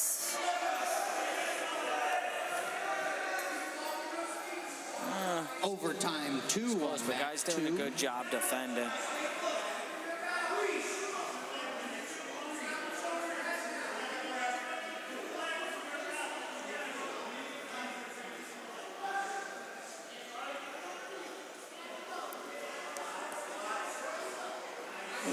Almost got it. Almost caught the triangle on the way up, but they're back in full guard. yeah, and sometimes you see massive weight discrepancies between people competing here because you don't know. Really, you could throw against one of your smaller guys against one of their bigger guys, vice versa, but there's only about a 7-pound weight difference between these two guys.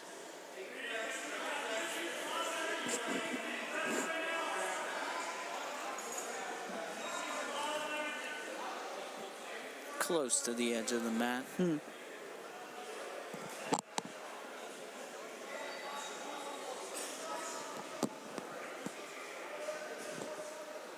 Potentially looking for, he's kind of gone through a couple different things. Kind of may have thought hip bump there for a sec. Now he looks to be going rubber guard. Or dead orchard almost with both those legs crossed. Yeah, it looks like he's still trying to get that underhook again. Able to slip out and start the pass, but Luke does a good job retaining. Yep, still got, I don't know if he's got that knee out for that butterfly half yet. Oh, looks like he's transitioning to a leg here. All right, guy frees his legs.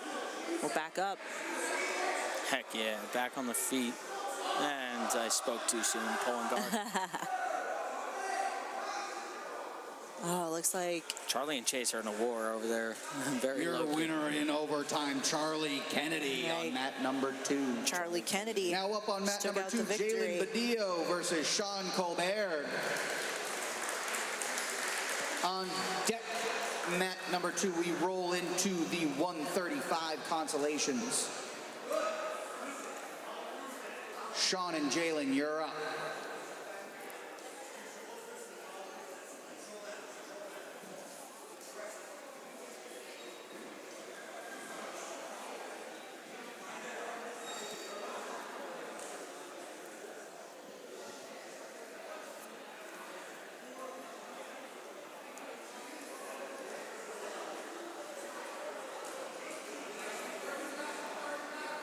Bit of a go-go attempt here. Wait a sec. Ooh. Wait a sec. He was close. Oh, nice movement there. Almost get to Oh, the he back. almost passed. Really good job by Luke getting that bottom knee in front. Yeah, he worked off of that shoulder crunch. Was able to really slide his knee back under as well.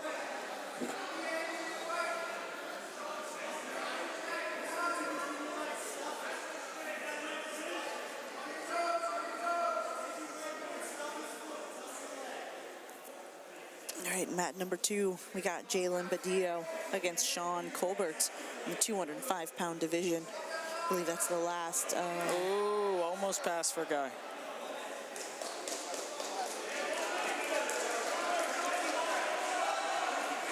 Right, for the team duel, we got less than a minute left on this match.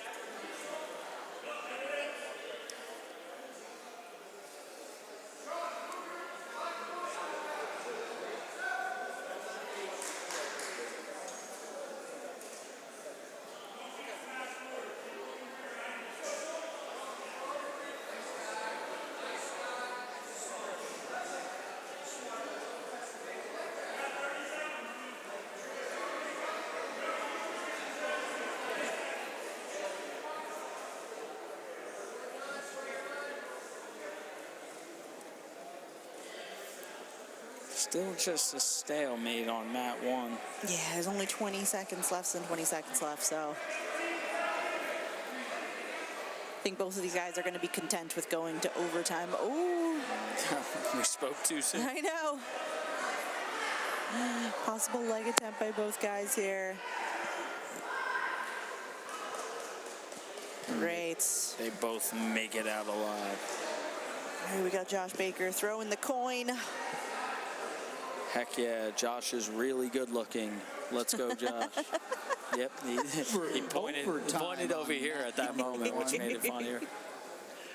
As a reminder for our amateur invitational contestants, if you have not lost twice, you Close have to another an match, arm. so stick around.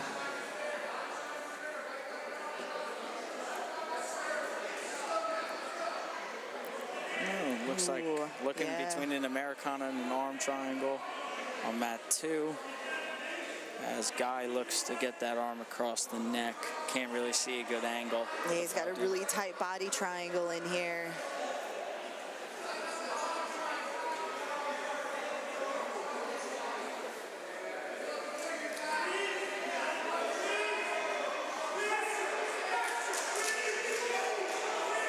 Ooh, we're just hearing squeeze. Looks like he's got a short choke.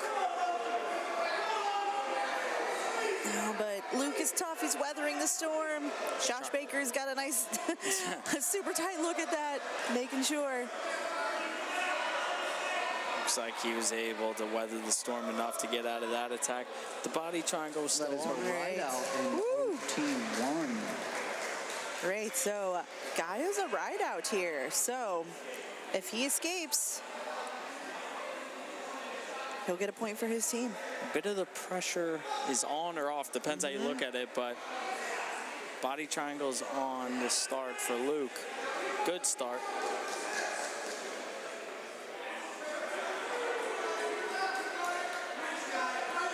Ooh.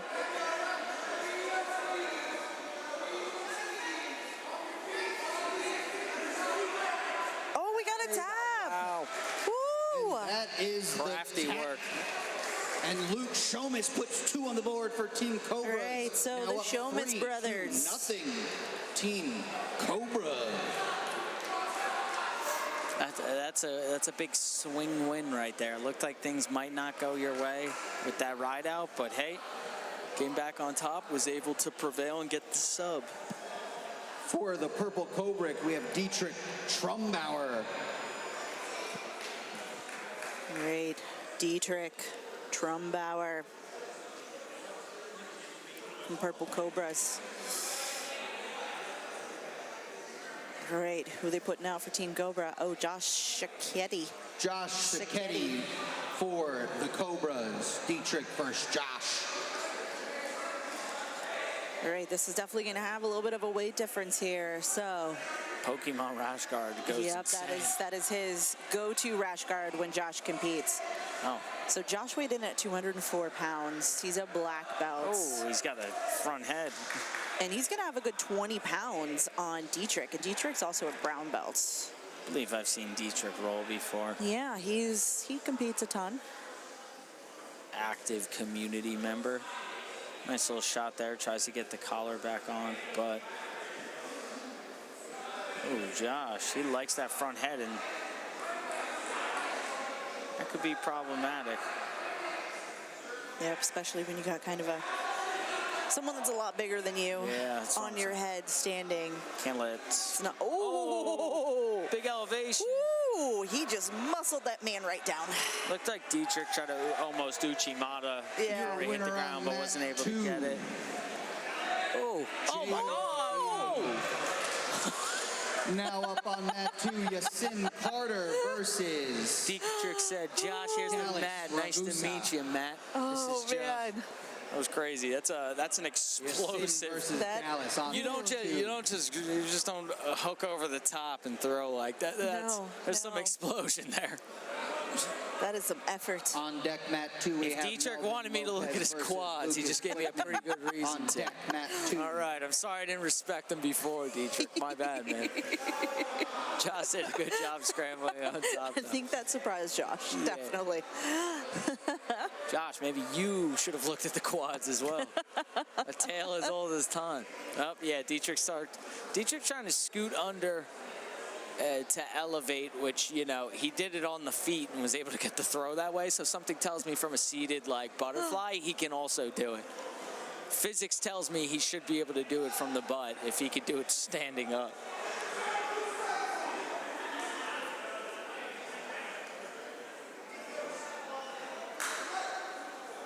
Great, so you get a restart standing. They both went out. You only restart in a different position if someone has got a locked-in submission attempt and they go out of bounds. Otherwise, you just restart standing back to the middle. Just the dance on the feet, back and forth. Good shot. Josh almost catches the front head. Got to catch them all. Shout out to Pokemon.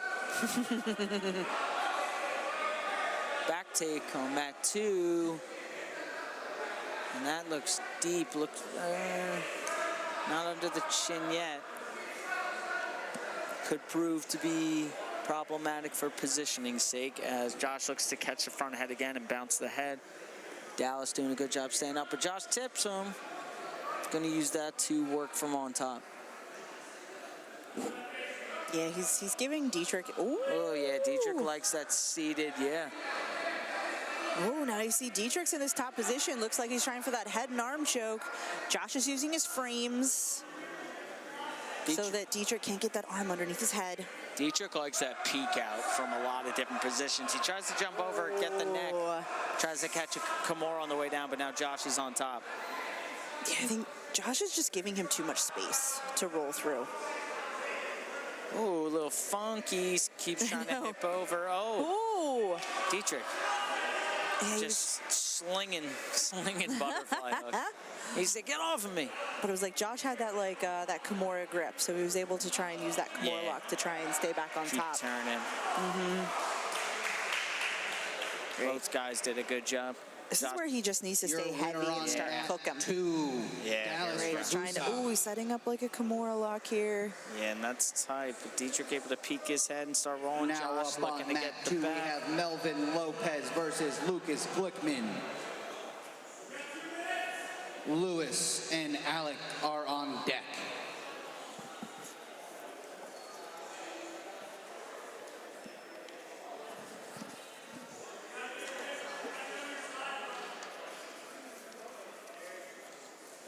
Josh doing a good job keeping that far wrist. I spoke too soon. He just lost it, but he was doing a great job.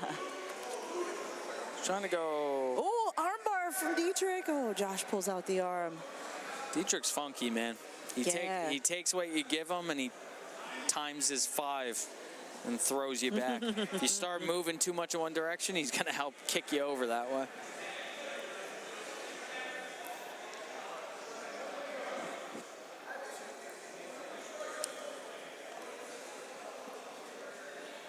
Ray, we got about a minute left of this match. Oh, good single leg finish on that too.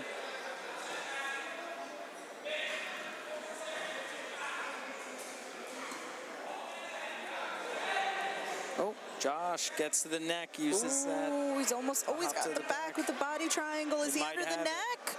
He was close. I don't know if he still has the grip. No, he doesn't. He's switching to the other sides though, but Dietrich has his hand in next to his neck.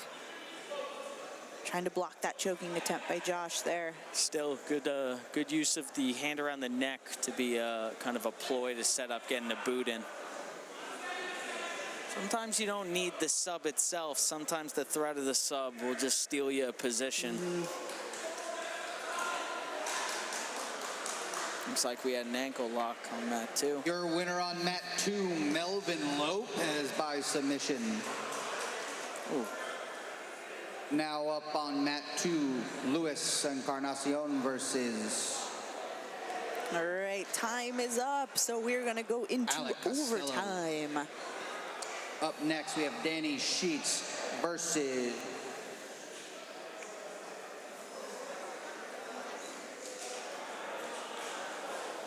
someone.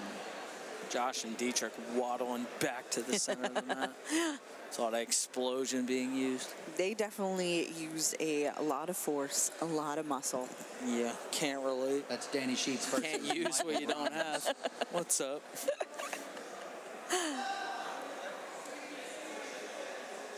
Right, Josh is on the back Time first. on He's that trying to one. lock up that body triangle. Doesn't quite get it in. He's displayed some solid back Oh, control. Dietrich's out. Yes. Right, again, first round. Time doesn't matter Lewis and unless you get a Alec on ride out. mat 2. Lewis and Alec. Dietrich, that's like a mechanical bull trying to hop on his back, man. Did really good back and forth motion to get the openings he needed and then exploded right out. Josh looks to fish that foot down, not able to do it. Yeah, I think Yeah. Dietrich might be under the chin there. Yeah, he's close. The alignment. Oh, and he's got his legs are trapping Josh's arm as well. Ooh. So Josh has only got one arm Lewis. to defend right now. Mat I mean, he Lewis. looks fine, I guess.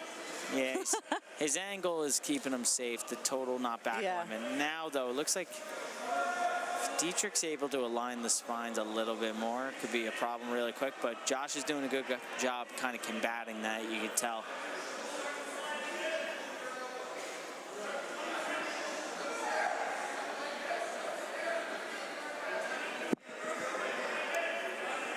Again, all he would need is a ride out. 6 seconds remaining. Josh looking for last ditch effort. All right. Ooh, I think he got the ride out. yeah, I think he got the ride out. Yes. I wasn't sure when the time stopped compared to him going under the neck. All but right. Yep. So Dietrich is gonna get 1 point for his team. All right. So Team Purple Cobras are on the board, 3-1 now. All right. Looks like we Dietrich got. Trumbauer gets the Purple Cobras on the board. Looks like Andrew Cockle has already taken center mat for the Cobras. Andrew Cockle, my bad. HCS champ Andrew Cockle. You've seen him on pretty much like every promotion there has ever been. We have Nick Man Logie up loves against Andrew showing. Cockle. Right, then we got Nick Logie. Look at Connor Dixon on the side of the mat, sitting in a full Lewis, flat this is your ankle last call. Lewis, last call. Connor Dixon's Franco. heels are Franco, if you're here, we need your guy. What a controversy. Mat 2, we got a missing competitor. Be on the lookout. All right, so here's one we got a little bit of a weight discrepancy. We got Andrew Cockle weighed in at 178 pounds against Franco, Nick Logie, Lewis, either one of you. 204 pounds. Ooh, slide by attempt. But Andrew is the type of guy, he does not care about weight. He has, just to get competition, he goes up in weight all the time. Heck yeah. They're just numbers. I was going to say age. Tis but a weight. It's all right. Nice single leg. Ooh. This guy be careful, like, Yeah. yeah. Nice. That was a good shot. He was met with resistance, but kept kind of getting through, sat him, kept his legs out of the mix so he couldn't get caught into a guillotine necessarily. But, all right. Just shucked him right off. He's like, nah, not today. What are you thinking? Oh, what an ankle pick. He said, yeah, I got your weight discrepancy right here. Tell me about it in your ankle. Andrew is one of those guys, like, when you see him compete, He said, come here. oh yeah, he has got phenomenal leg locks, and he has energy for days. God, he got caught on a magic stick. That's a crazy thing to do to a bigger guy. Right? He really did catch him in midair. Ooh, caught him in midair and was like, nah, man, come on. This is HCS, not on camera. It's north south, but Andrew's doing a good job keeping the frames as much as possible, and if he can kind of rock those legs, he might be able to gather back his space. His legs are pretty far out. We're going to move on to Danny Sheets versus Michael Grimes. Danny Sheets, Michael Grimes. Nice, good back take there. That's a nimble move, man. Yeah.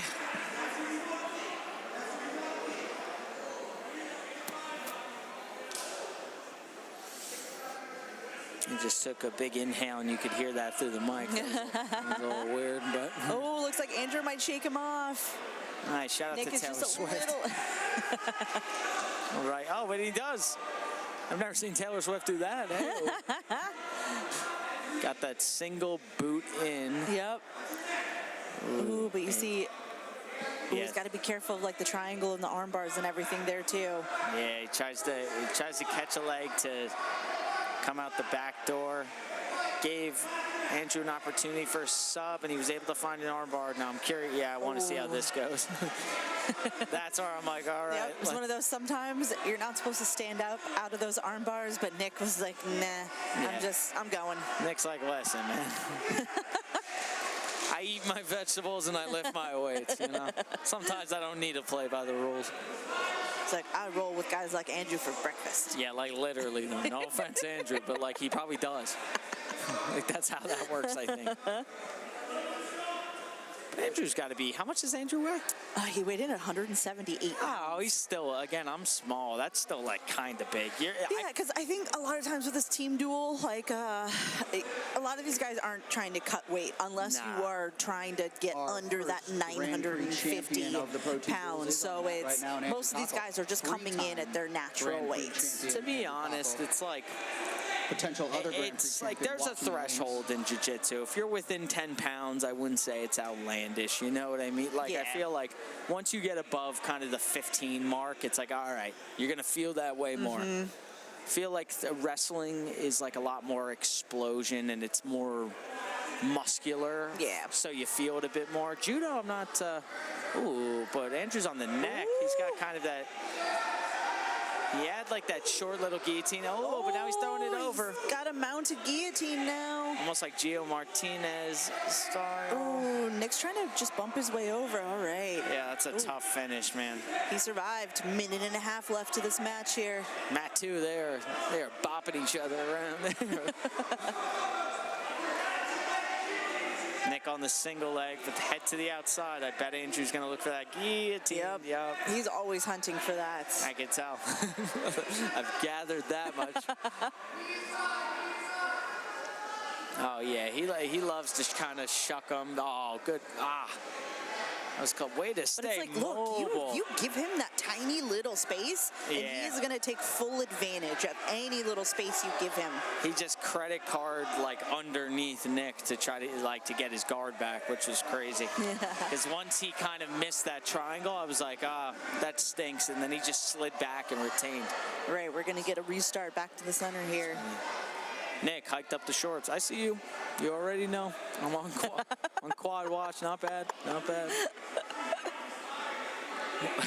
One is longer than the other, though. It's hurting you. Just rocking him with the shorts with pockets. Yeah, I know, right? Like that's crazy. This is just what he wears every Sunday. That's like, I got a pair of those. You're like, but they're comfy. It's like they're not even like golf short. They're like, you get them like they're the fake cargo, like the stretch. Wow, good single leg.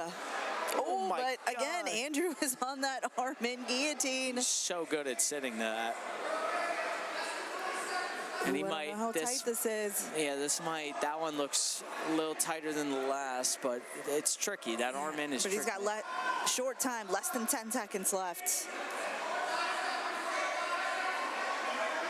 Yeah, looks like I think Nick's gonna survive here. Yeah.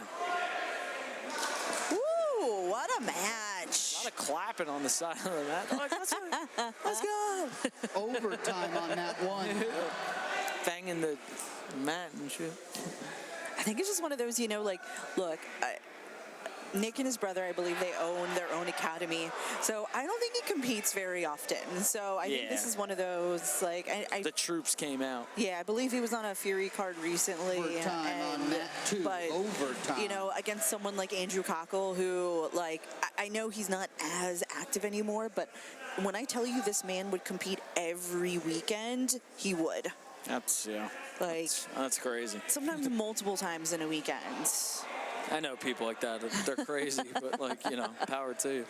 So it's like Andrew's competition resume is just Extensive. bananas. A lot of time on the mats. What the heck is going on mat 2? I just saw, like, every time I look over, it's something ambitious happening. It's like a single leg getting jacked in the air. It's a spinning armbar. This is the difference, because we're watching the black belts, and then you look over at the crazy blue belts on the other mat. I ain't even going to lie. I can't stop looking at the blue belts, man. They always doing something. They're always going crazy. Oh, Andrew's going for the armbar. Yeah, that's Right, he wants that finish. He wants that sub. I kind of trust it. All right. Remember, in theory, it's a deadlift versus a curl. So it's you know, the size matters absolutely, but this is a good place to try to take advantage. Andrew's still holding on to the legs so that Nick can't, turn his hips over and start to stack. Yeah. Him sitting up would be more problematic because of the size. Nick looks to get that leg in front to kind of pry off.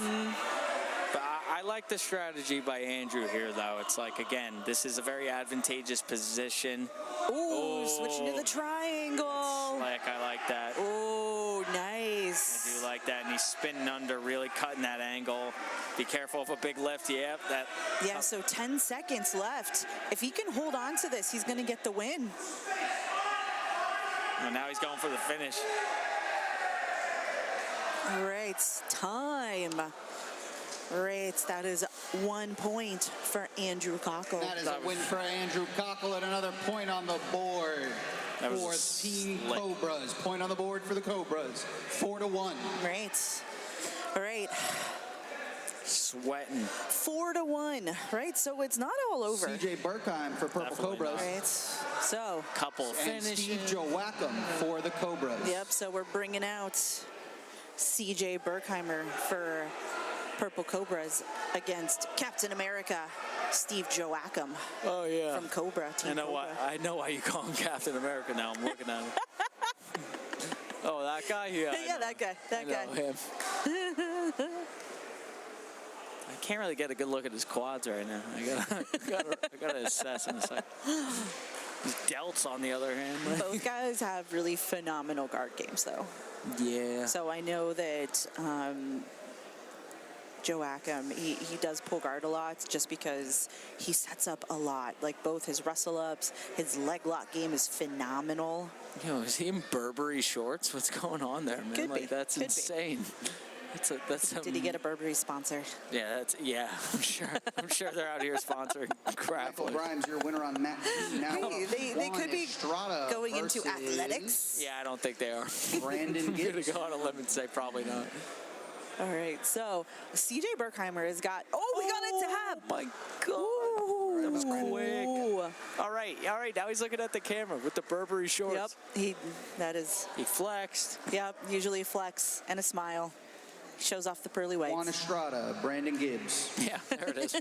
Good call. Cool. All right, so your winner of the first team duel is Team Cobra, wins 7-1. So you will see them in the finals. Don't worry, you're still going to see Purple Cobras again. There is going to be a third place match later on as well. Right, so next up, Jose Hernandez. we are going to get a lineup, but it is going to be Team Heel Hook Colts against the Crutches. A lot of enthusiastic about hurting people's legs. Guys, that's not funny. It's not cool, right? Actually, I think it's more of a play on their name because it's a team full of purple belts, and they're just living life. They're just here. Loving it. They're just here to have fun. Cobras advances to the finals. We now move on to Team Heel Hook versus the Crutches.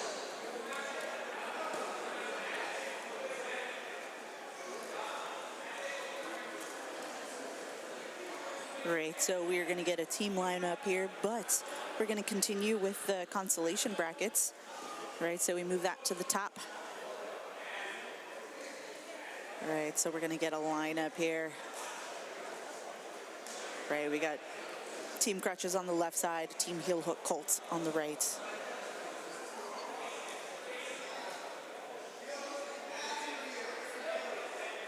Right, coin toss.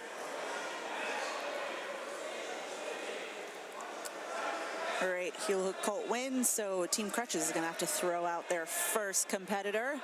All right, let's see who they pick. I think both of these teams have guys of all sizes. I will say, like, the other teams kind of maybe had, like, you know, like middleweight size guys and like heavyweights. Like, these teams both have like 145 pound, 155 pounds on. All right, so we're gonna get Nicholas Grasso. For Team Crutches, we have Nick Rosso. For Team Heel Hook, we have Nico Rodriguez. Great. So we got purple belt against purple belts. Heck yeah. Right. Nick Grasso, one of my guys. Nico versus Nick. Well, until he switched gyms recently because he moved. But Nick trained underneath me as a white belt and a blue belt.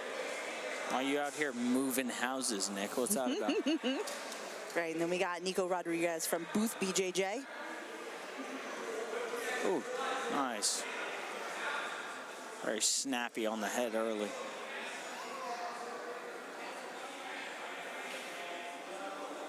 What was the weight class of Nick? Ooh, good slide by. Ooh.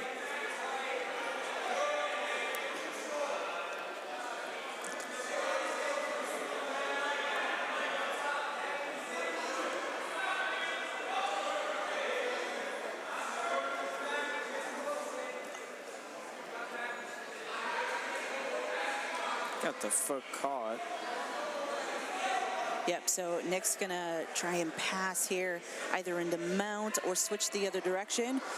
Possible chair sit back take here from this technical mount position, right? Because he's got that gift wrap.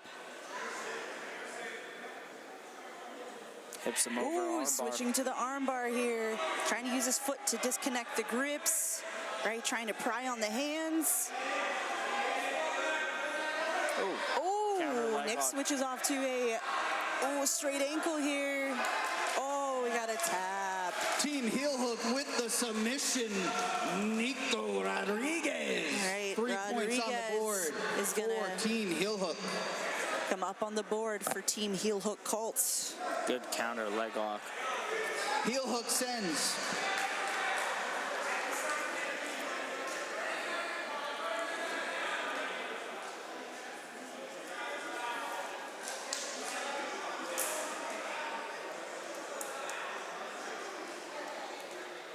Right, so Christian Hannigan for Team Heel Hook. all right, Christian Hannigan.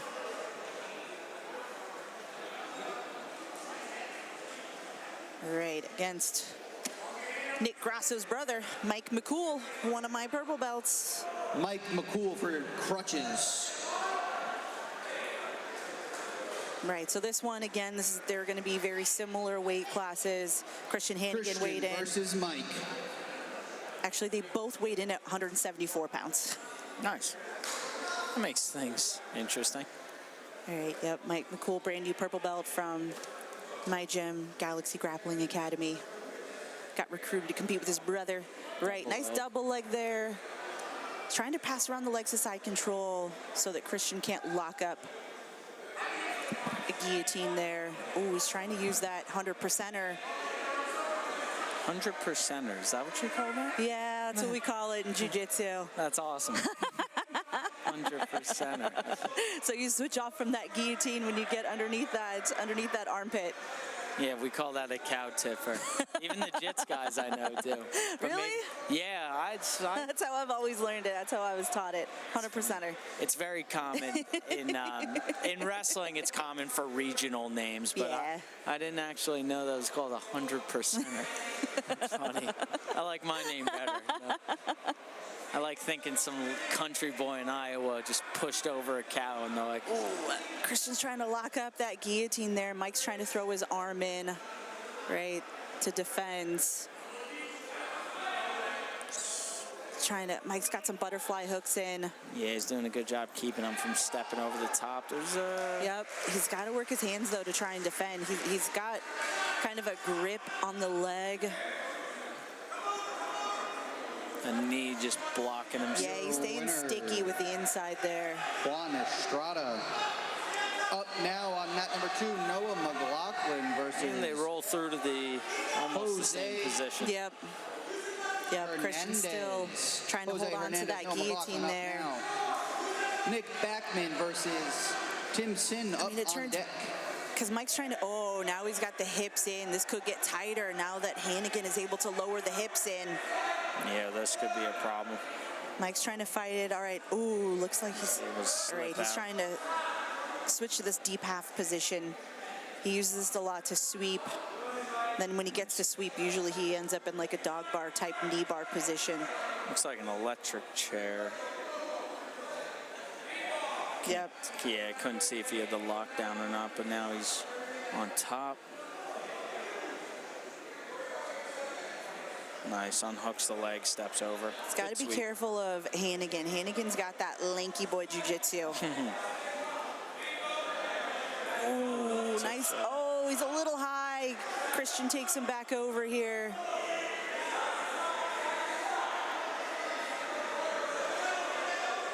Ooh, Christian's trying to lock up that guillotine again. Mike's got to be careful.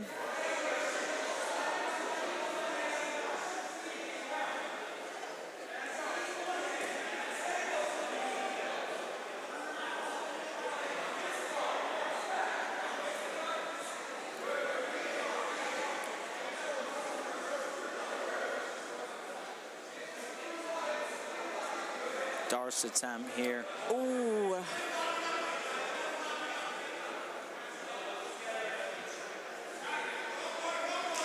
Yeah, lock was a little shallow, looks like. Yeah, Mike's got that dog bar there. Yeah.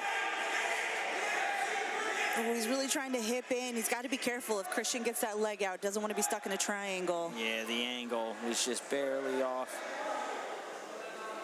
But still wasn't tipped over, retained top position.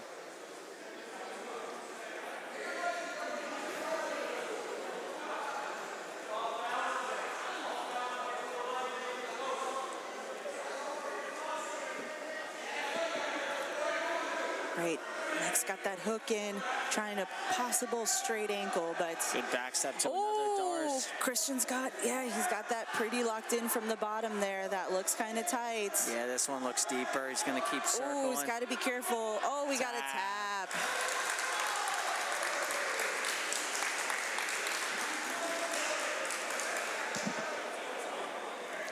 And that is 3 points for heel hook. 6-0. Team heel hook.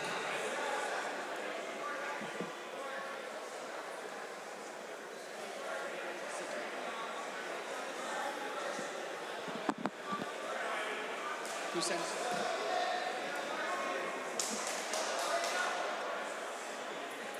All right, next up, Team Crutches. Team Crutches. Edmir Sikoli is coming Kyle out. Myers of Team Heel Hook. Ooh, against Kyle Myers of Team Heel Hook Colts.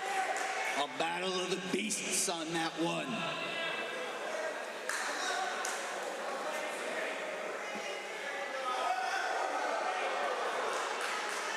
Jose Hernandez with some aggression. All right, Sikoli's on that single leg. Ooh, switch it to a body lock and just... One thing about Kyle is Kyle has an excellent... Oh, we got a tap. With the quick finish. Woo! 3 points on the board. Kyle Myers with a statement victory. Make it 9-0. Team Heel Hook. Woo! Heel Hook sends.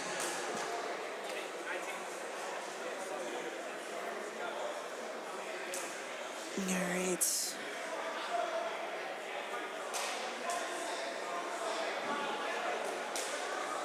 All right, looks like we're going to get Evan Chmielewski from Team Heel Hook Colts against We have Cade and Evan. Cade for Crutches, Evan for Heel Hook.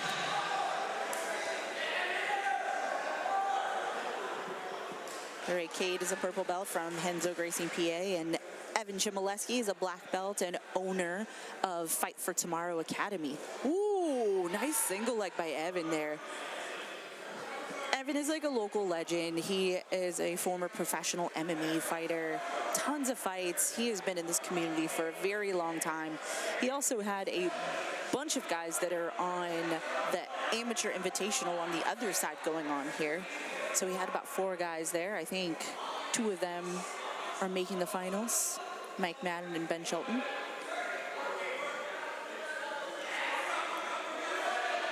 Evan has got also a wicked guillotine. You do not want that man on your head. Right, so Evan was able to pass really heavy inside control, right?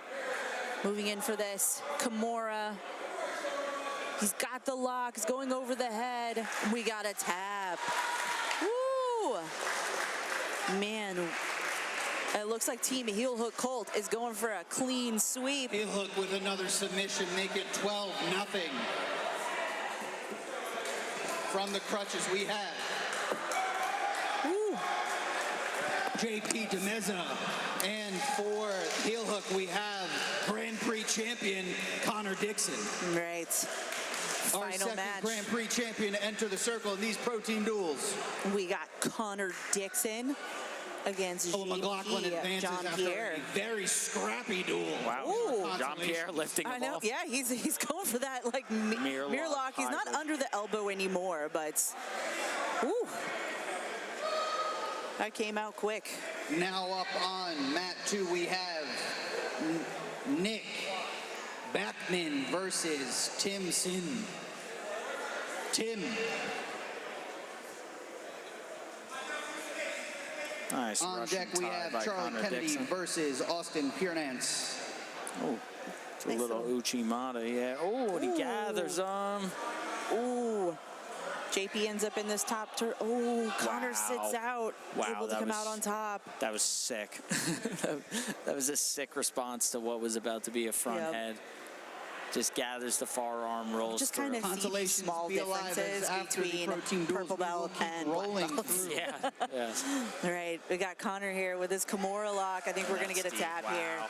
All right, we got a clean sweep from Team Heel Hook Colts. And that, with that and the submission by Connor Dixon, that 15-0. makes it 15-0. Team Heel Hook, the most points scored in team duel history. Wow. 15-0. Third place, we will have the Purple Cobras versus the Crutches, and Team Cobra versus Team Heel Hook.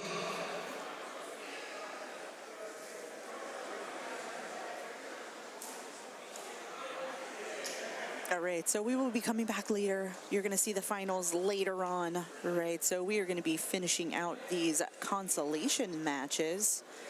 All right, so we got Nick Backman here.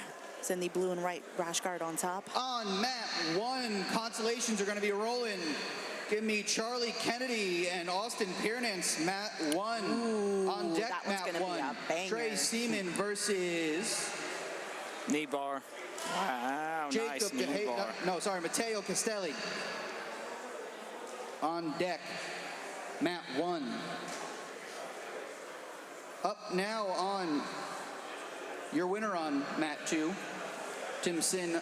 Up now on mat 2, we have Henry Dakina versus Phil Volback. Sure. Connor Dixon's scary, dude. Every time I watch that guy, I'm On like, deck on mat 2, we have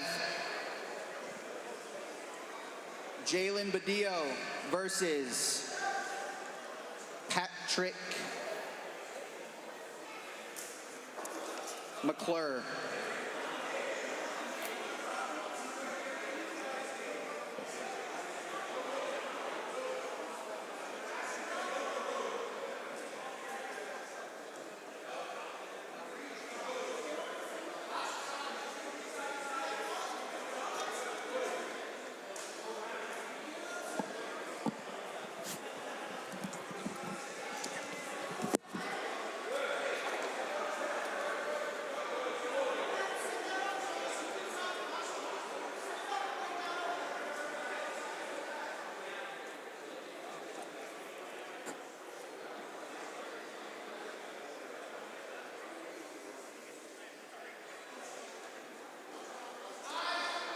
two boots. Almost two boots falling in on mat 2. And a triangle attempt on mat 1. Gable grip on the close arm, trying to pry that out. Razor arm bar is going to follow here. Good tap. Winner by submission on mat 1, Austin Piernance. We now have Trey Seaman versus Matteo Castelli on mat 1.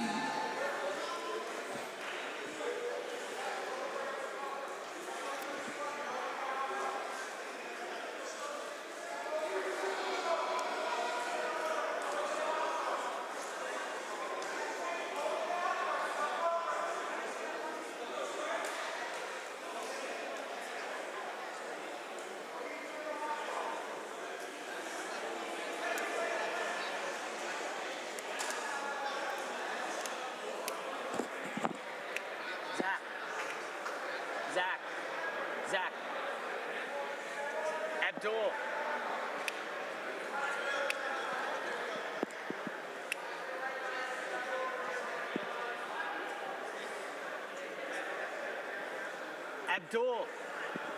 Abdul. Come in. Jalen Badillo and Patrick McClure, you're on deck on first available mat. Whichever mat ends first, you're up. I saw your Instagram. You want me to hop in here with you? You want it? No, I will. Josh killed me. I was like, I'll allow it. Deep guillotine attempt on mat 1.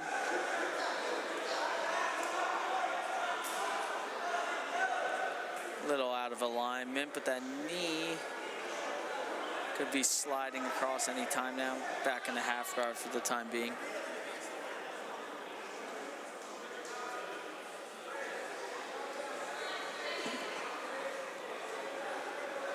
Guillotine is back. Excellent submission there. Mounted guillotine, slipping that arm through. Able to pull it across, arch, get the submission.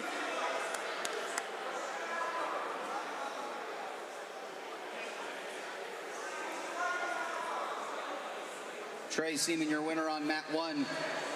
Jalen Badillo, Patrick McClure, you're now up on mat 1. Am I joined by the prestigious Badillo, Josh Baker? Patrick McClure. I see Josh. Patrick. Where's Jalen? I'm not sure if you're coming through the audio. Black hole, I think. Hello, can you hear me now? Jalen Badillo. Oh, there he is. Hey, Josh. What brings you to these next? Here I am. I mean, I get a break. I guess it's time to go in here. Look at this. Oh, look at this. Yeah, got a couple different views here. Another match starting on mat 1. All right, so we're going into the last things before we go into third place. It's pretty much self-explanatory. We'll go through the matches here. But yeah, those pro duels were crazy a little bit. Yeah, no. First 15-0. First 15-0, and as we've been doing this for the last 4 years. So how's it over here? It's going well. Big slam. Big mat return. Big mat return on mat 1, but no, the pro duels were very impressive. A lot of good matches there. I'm excited to see how the finals and even the third place consolations turn out, because anything goes, body types, weights, smashing together, styles. It's always fun to watch. Always here at HCS it is anyway. House party never stops. You know, we have some options. Cockle and Dixon could face each other first time 2 Grand Prix champions would meet. We'll see. It is strategy, though. They're looking for the banner, not just a win. Looks like Henry's about to get out here over there, Matt. 1, 2, and he did. Yeah, the orientation also messes me up. Nice little escape. Out of bounds here. It's been non-stop action up until this point. Slap bump on mat 1 to a Russian tie. Ooh, good little swing double there, huh? Yeah. Patrick with the good stuff here. Hunting the front head. 10 finger. He's looking for a 10 finger. Can he get it? Pop the hips up a little more. Yeah, He want to get his feet right off the mat a little bit. Wonder if the sweat's adding to that slip factor of his legs coming back. And this is Patrick's third match? Fourth match of the day? Third. I believe third, yeah. Kind of some... Calling this the blood rounds, trying to get to the podium. It's a lot of muscle and a lot of exertion to be doing 3 matches. Likes that Russian tie, but now... Shoots over the top, and a front head, a little Little cement mixer action here. Look, yep, looks to snap and spin. Attacking the arm. Can look to maybe put his head in the hole. And look to extend him a little bit. No head in the hole. Shaping between gable grip and patting the arm and passing as he goes, but it looks like he's fishing for that gable. Might look, and he's got to extend his arm a little bit. We got less than a minute over there on the mat. Oh, looks to take his back again. Oh, Patrick's following. Oh, good retention there. Not looking to pass here. Almost was able to swing around for the back, but now we're getting sweaty. A lot of exertion, a lot of sweat. It looks like we got a winner. Henry takes the win on mat 2. Heck yeah. He will be going for 3rd place. A little funky. And I think that was the last matchup on that mat. A little All-American. It's always tough to come out the back door in jiu-jitsu because that triangle is literally right there. Yeah. No, I was going to say, I don't typically see too many sub-ups. If you're going to do, you got to clear the hips right away. Make sure, just like here, in a good spot now. Can't get your head trapped. Nice. He transitioned right over. Looked like he was going to be able to settle, but Patrick did a good job of getting the underhook on that side. Keep on moving. That being said, it looks like I'm muted for a second. I'll be right back.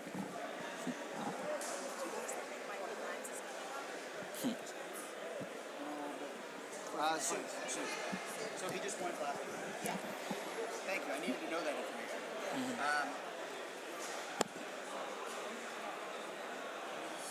So, yep, we're getting ready. After this match, we'll be going into our placement matches first, doing 3rd place. Then we'll break it down. All action will happen on one mat. Some finals, team 3rds and team all competitors competing for 3rd place. Stay warm, stay ready. We will be rolling into those shortly. 3rd place competitors, be ready. Fireman time. Dallas and Melvin, 145. Alec and Michael, 155. Juan and Noah, 175. Tim and Austin, 185. Henry and Matt, 205. Trey and my winner on mat 1. And heavyweight Johnny versus Will. Zach just got those weights all wrong. They were up, slid it about a little bit. It'll be Dallas versus Melvin for 35. Michael versus, I don't know. Yeah, you got those weights wrong. You got those weights wrong. They're all slided up by 1. Yeah. Dallas and Melvin are 135. 35. You said 45. Alec and Michael are 45. That's okay. They know. They know. That's all right. It's been a long day. Moving around. Seatbelt here. Keeping good control. Ended the regulation. Speaking of precarious wrestling positions in jiu-jitsu, a fireman's carry. Another one, yeah. Yeah, not always you the get most crucifix common. pretty easily. Yeah, there. definitely. Up. He's feeding in though. He's still in good back control here. We're looking at the shoulder blades here. Good. Way to align Good refollow. The back. Yeah. Good scramble here. You still got 30 seconds. It's like that weird spot. It's borderline. Yeah, he's still controlling them. Again, you always got to leave it to the ref's discretion. Yeah. Giovanna's in a good here. Yeah, nope. He turned right. He went the wrong way. And there it starts to count. Stop. Escape. Nice. Looked like Patrick tried to catch like almost a cow tipper on the way down, but able to pop the head. And now we're going. If Patrick escapes, we continue.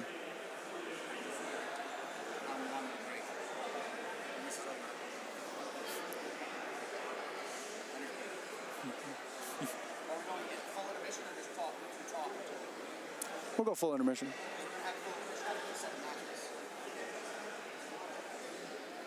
Tries to slip the choke in early. Pat able to almost clear his hip off of one boot, and we're right back. That arm does look like it's under. And we still got 40 seconds left. And Pat's tired. This could be. He's sliding. Oh, broke the grip. Good control of the chin to keep him in space, and now the zigzagging attacks. He's got to get his hit. Just keep shrimping. Don't stop. He's got to try to ditch that left. Yep. Good over the top. Keep moving, keep moving, keep moving. A little bit of a burst here. Maybe he's borderline again. He's close to being able to turn over. He's going to want to ditch one of these legs, though. Yep. Short time here. We got 3, 2, 1. The milliseconds are so long on the clock. There's been in time Giovanna's been counting them out. I'm looking, I was like, no, I still got like a whole other 2 seconds here. Let it be. Never stop. But with your winner, was it Jalen? I believe so. Nice. And that was the end of our consolations. We're going to take a quick little break here before we go into our third place matches.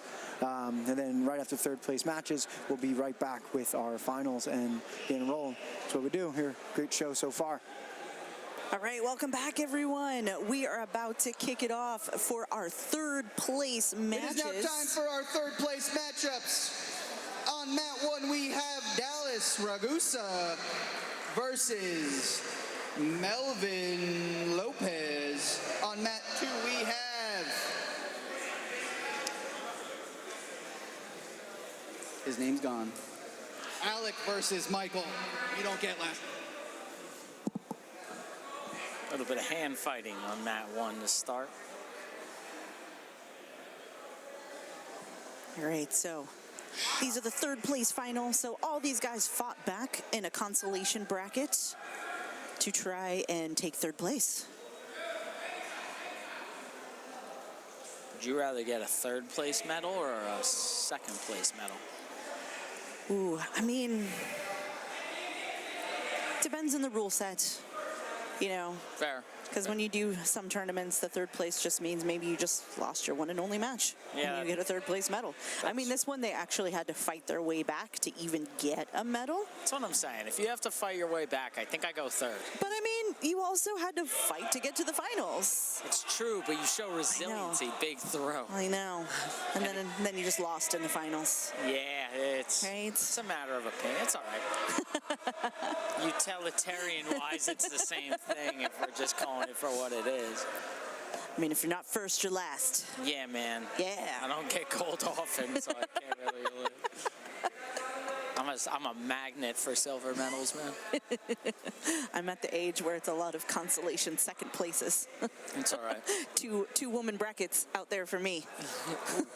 A little bit of funk on mat 2 as of right now. Both matches starting off a bit hot. Dallas looking to backstep here. Go for the pass, but nothing yet. Stack pass. Imminent. Wow.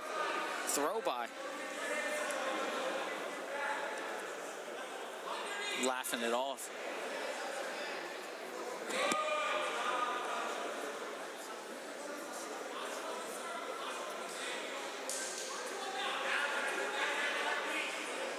Oh, almost like a Von Fluke on mat 2.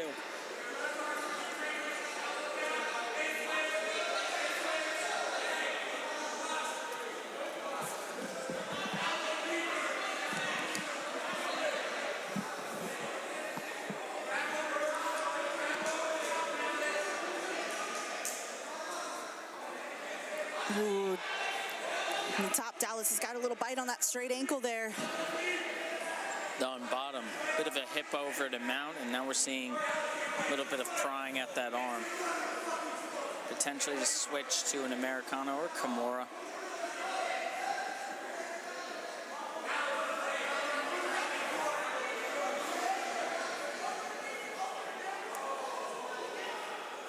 Oh, we got a tap.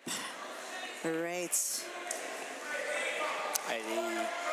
I can't lie to you. I was watching Your that. third place finisher at 135 pounds, Dallas Ragusa. Looked like a straight ankle. It Now up was. for third place Yep. at 155 pounds on mat 1, Juan Estrada versus Noah McLaughlin.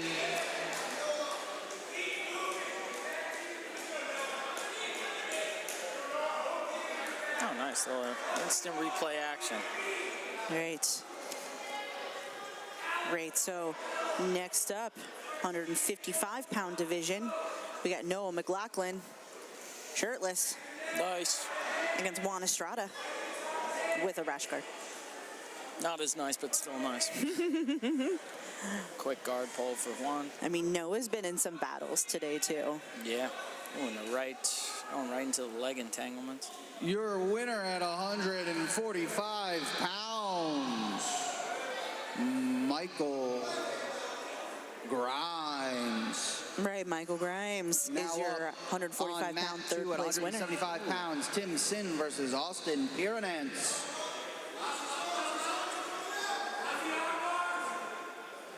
And a little funky on that one again. Juan tried to spin under.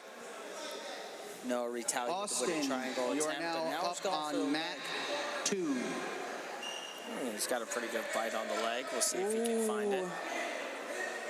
He's trying to hip in for that knee bar. Juan was able to roll through. Juan looked to counter right there. He seemed a little unfazed.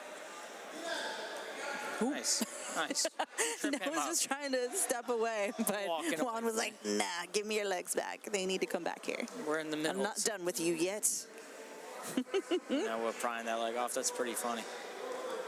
Now we're looking like one of those like Valley Tudo guys from back in the day. Like, you know.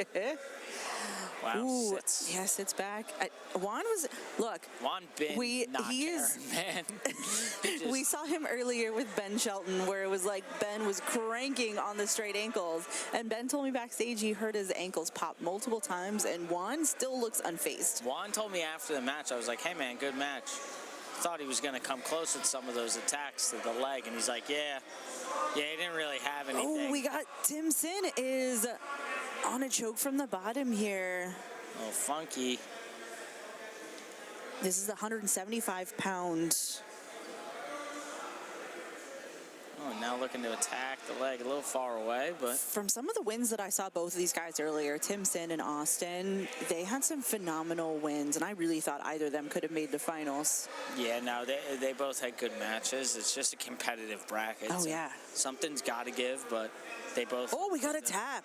Wow. Right, Tim with that straight ankle again. Tim hits a 6-7 celebration. Your Insanity. winner in third place at Nuts, but 175 all right. pounds, Tim Sin with the 6-7. Now up on mat 2, 205 third place match, Trey Seaman versus Jalen Badillo. Oh, wow. Heavyweight, you are on deck on mat 2. Heavyweight on deck, mat 2.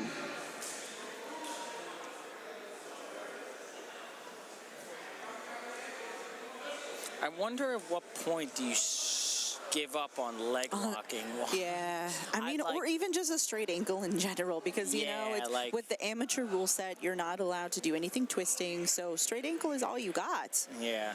You know, I mean, well, you have knee bars and like calf slicers or anything like that, but Speak of the devil. Looks like one. no. Yeah, he was trying to spin around for his knee bar. Yeah, his leg wasn't on. Yeah, now he's just in this like reverse, like knee on belly position, I was but going toe. Yeah, I was gonna say. yeah, you're not allowed to toe holds. Nice. All right, he abandons it and just goes to north-south side control here. Couple of feints of ankle picks on that too. I like what I see, gentlemen. All third place winners, make sure you check in at the head table. All third place finishers, head table at check-in. Juan looks Ooh. scoot under. Yeah. Ooh, Trey was on him. Yeah, there's a lot going on. Over there. And that's the 205-pound division, too. He was running at him. Juan's able to roll through, took some top control, but time expires. All right.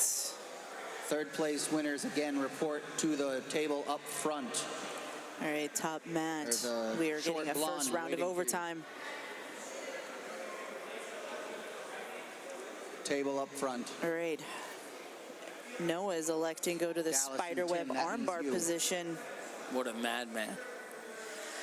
Hey, I mean, this is the time to do it, because I think we've seen it Tries to lean. can or sometimes backfire when you wait to do that in the second overtime. I agree. But, Juan's stepping over and he's free. Good stuff. Ooh. I mean, confident too. He was like, no, no way. Not me. He's, I'm yeah. out. And Juan's going to go for the spiderweb Said- armbar of his own. Said, you think you're cool? He's like, yeah, Yeah, let's see what you got. show you. And he's going two hands to it. He's going to look surprised. Yep. Because sometimes you see like they hold on to the leg so it prevents them from stacking, or they let go of the leg and they want 2 arms in that grip. Yeah. Just really comes down to personal preference. I've always been a 2 arms in type of cat, but Yeah. that's probably why I get stacked a lot. All right, Noah's out. Okay, Good D by both guys. both escape, so we are going to go into that modified 80cc 3-minute round. First to dominant position wins. I love it. I like 80cc rules. I mean, it's just, I like that you give them the EBI option first, and Yeah. then you go to that. I mean, personally, I'm not an EBI fan when it comes to overtime. You just see some people, at least this, Play for it. yeah, Yeah. like if it's just EBI, like you see some people, they, they stall because they want to get to the overtime rounds, but it's like, but you couldn't even take someone's back in regulation. Yeah, Yet why you're would I give gifted you a this back? position, you Yeah. know? So at least here, they have to work for it, you know? Every system can be gamed, unfortunately. Yeah. A little bit of a guillotine attempt. Jumped over. Yeah, if he just, oh. Yeah. It's the battle of the positions. They think, oh, all right, but arm in now.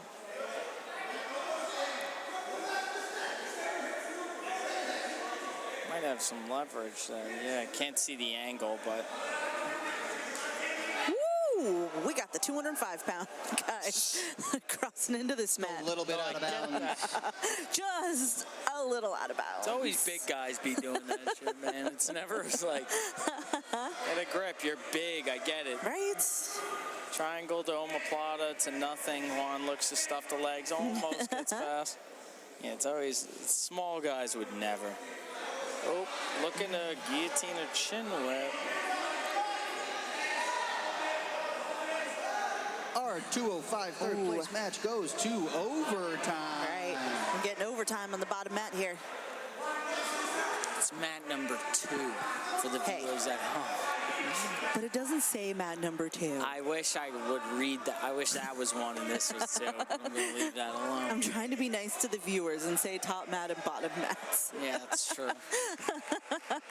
Nice. I went to Your full third distance. place finisher at 155 pounds, Juan Estrada. All right, Juan Estrada is your third Now up on mat place. 1 at 185 pounds, Henry Dakina versus Matt Brondi. Your third place match, Henry versus Matt.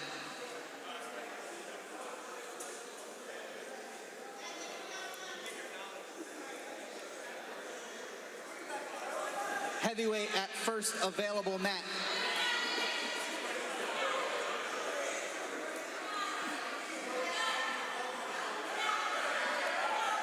Oh, a little bit of funk there. Sure came off for the celly. All right. Your winner at 205 pounds, Trey Seaman, your third place finisher. Now up on mat 2 at heavyweight, we have Johnny Fisher versus Will DeShine.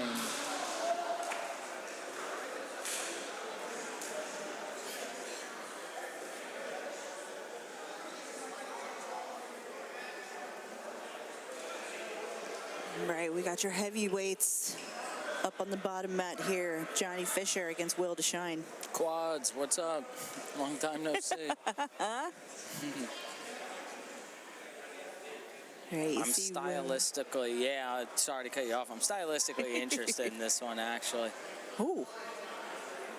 Looks like we got to finish on that top mat. I didn't even see what happened.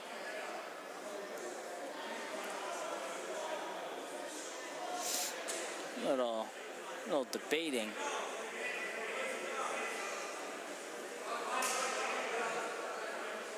It's Fisher. Winner at 185 pounds, Henry Dakina. Third place finish for Henry. All right, Henry Dakina, third place. We will go to another brief 185-pound intermission bracket. while we get set for our pro team and amateur invite finals. Heck yeah. Right, this is going to be our last match for third place here.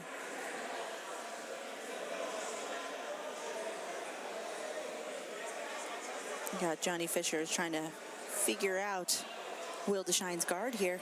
Yeah, Will's trying to scoot in, scoot back out to kind of get a grip of that leg and elevate him, but Johnny's just not a hard cookie to crumble. He's doing a good job controlling. Will's trying to roll for that leg, going for a straight ankle with the double outside ashi there. Except Johnny's got a grip on Will's top leg. He's trying to put that foot to the mats. It's one of the defenses. He's trying to get that clamp.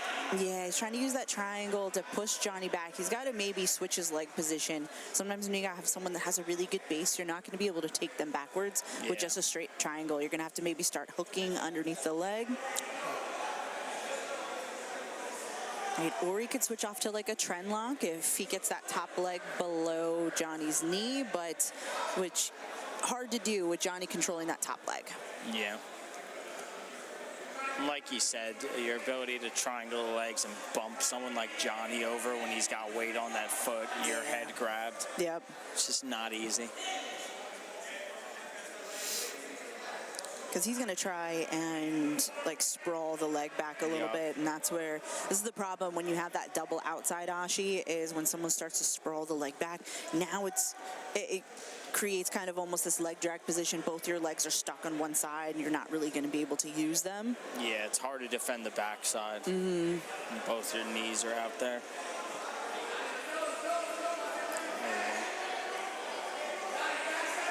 And there we go. Starting to get to the backside. He's got to keep a good connection, and he does. Another minute remaining.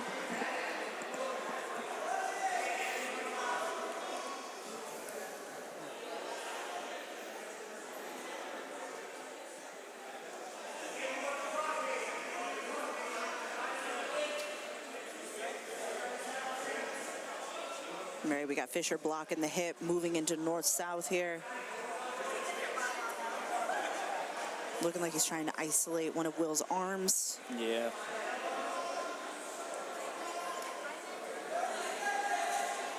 Nice job by Will. And he's got that leg again. Now he's trying to get underneath before Fisher's able to stack back up. Ooh, pulls the leg free. So tough without the heel hook. I know, it's like you just wish that you could just transition right to that.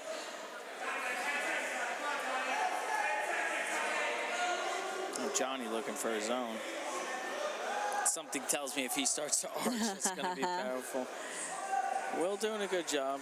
Yeah, Gable grip. All right, we're going to go into overtime here. Josh looking like a chill guy. Walking back in with his drink. You're cool, man. I think he's probably going to be reffing finals matches and the team duels again. Heck yeah. Promoter and head ref. And handsome. Yes, sir. Back control here. Oh, looks like Johnny might even have a bite on the neck already. And he gets the tap. Ooh.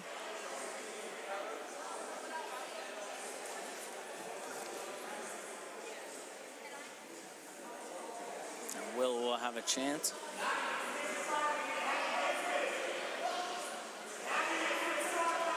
Johnny's quick to start moving, and he's out already. Oh, and he's out.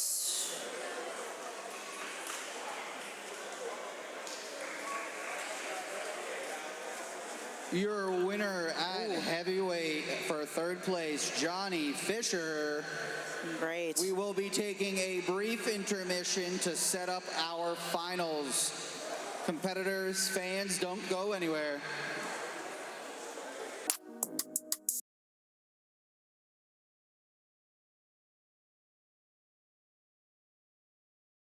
Going and getting ready for the finals here, looking back at some replays from the pro duels.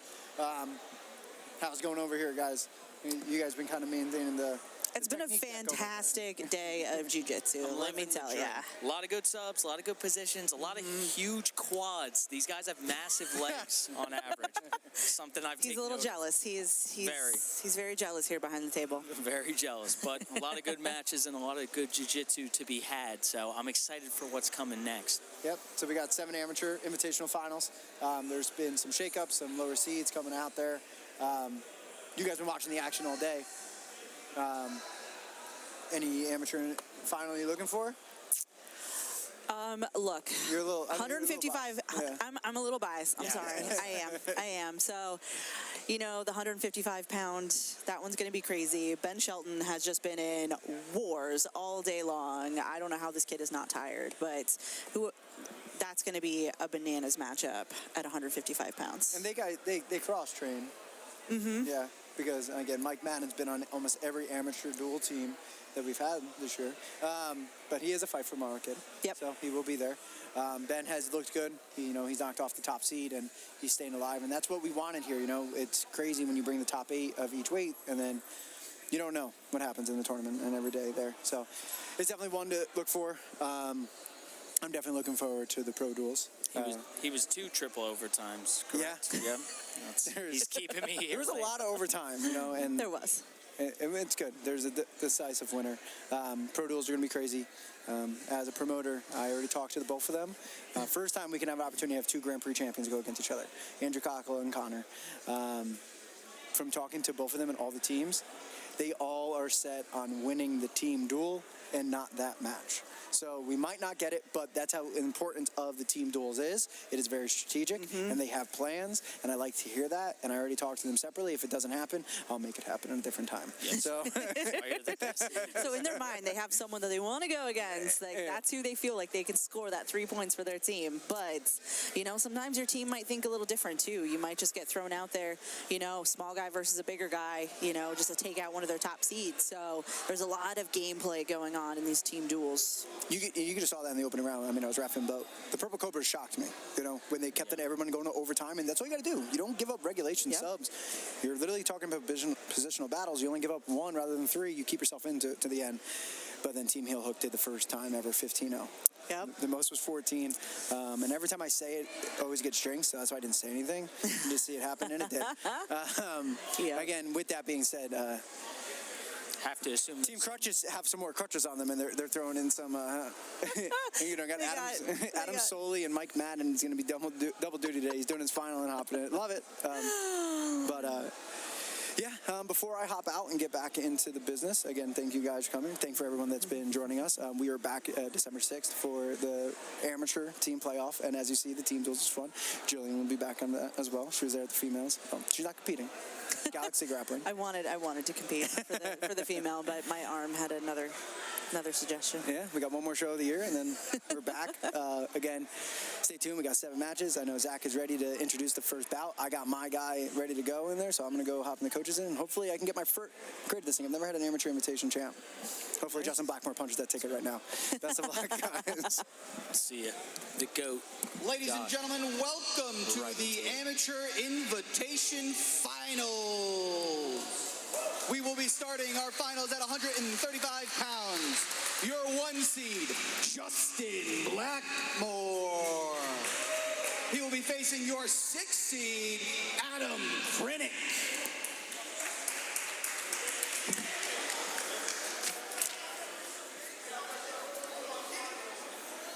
Heck yeah, tie-dye. He's the one that tripped in the corner of the mat. I don't want That would be tie-dye would be Adam Krennick there. Did he switch his rash guard? He did. Yeah, I was going to say, he didn't start in the tie-dye. He just had a wardrobe change. It's fine. Must be nice.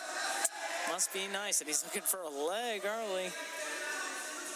Tried to go for that snatch single. It was deterred by Justin, and now they're back on the feet.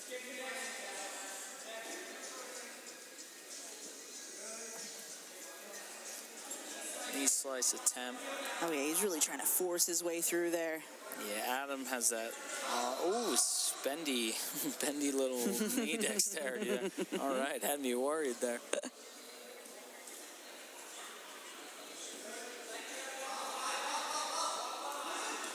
Good pass here, but nice. Did a good job getting his hip down to the mat, weighing heavy on Adam's head. And now he's kind of got a... He doesn't really have the choke yet, but he's reaching almost like a crossface to that far shoulder. Yeah, really trying to force him to the mat here.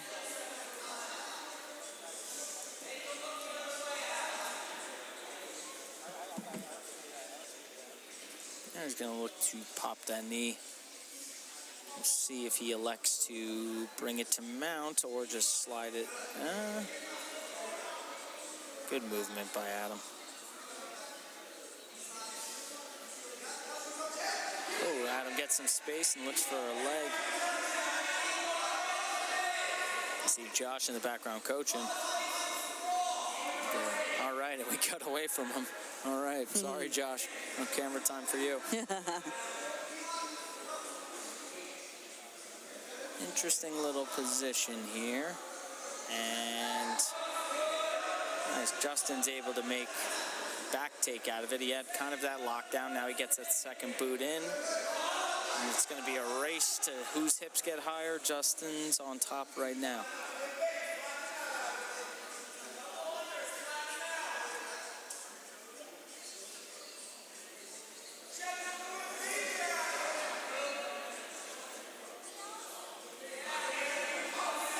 Ooh, looks like he could be underneath the chin. It's close. He's trying to fight the top hand there. The angle is close. Ooh. It's like he's not under the chin, but it's, oh, we got a tag. I was going to say. Your champion at 135 pounds, your 6th seed, Adam Krennic. The 6th seed, right?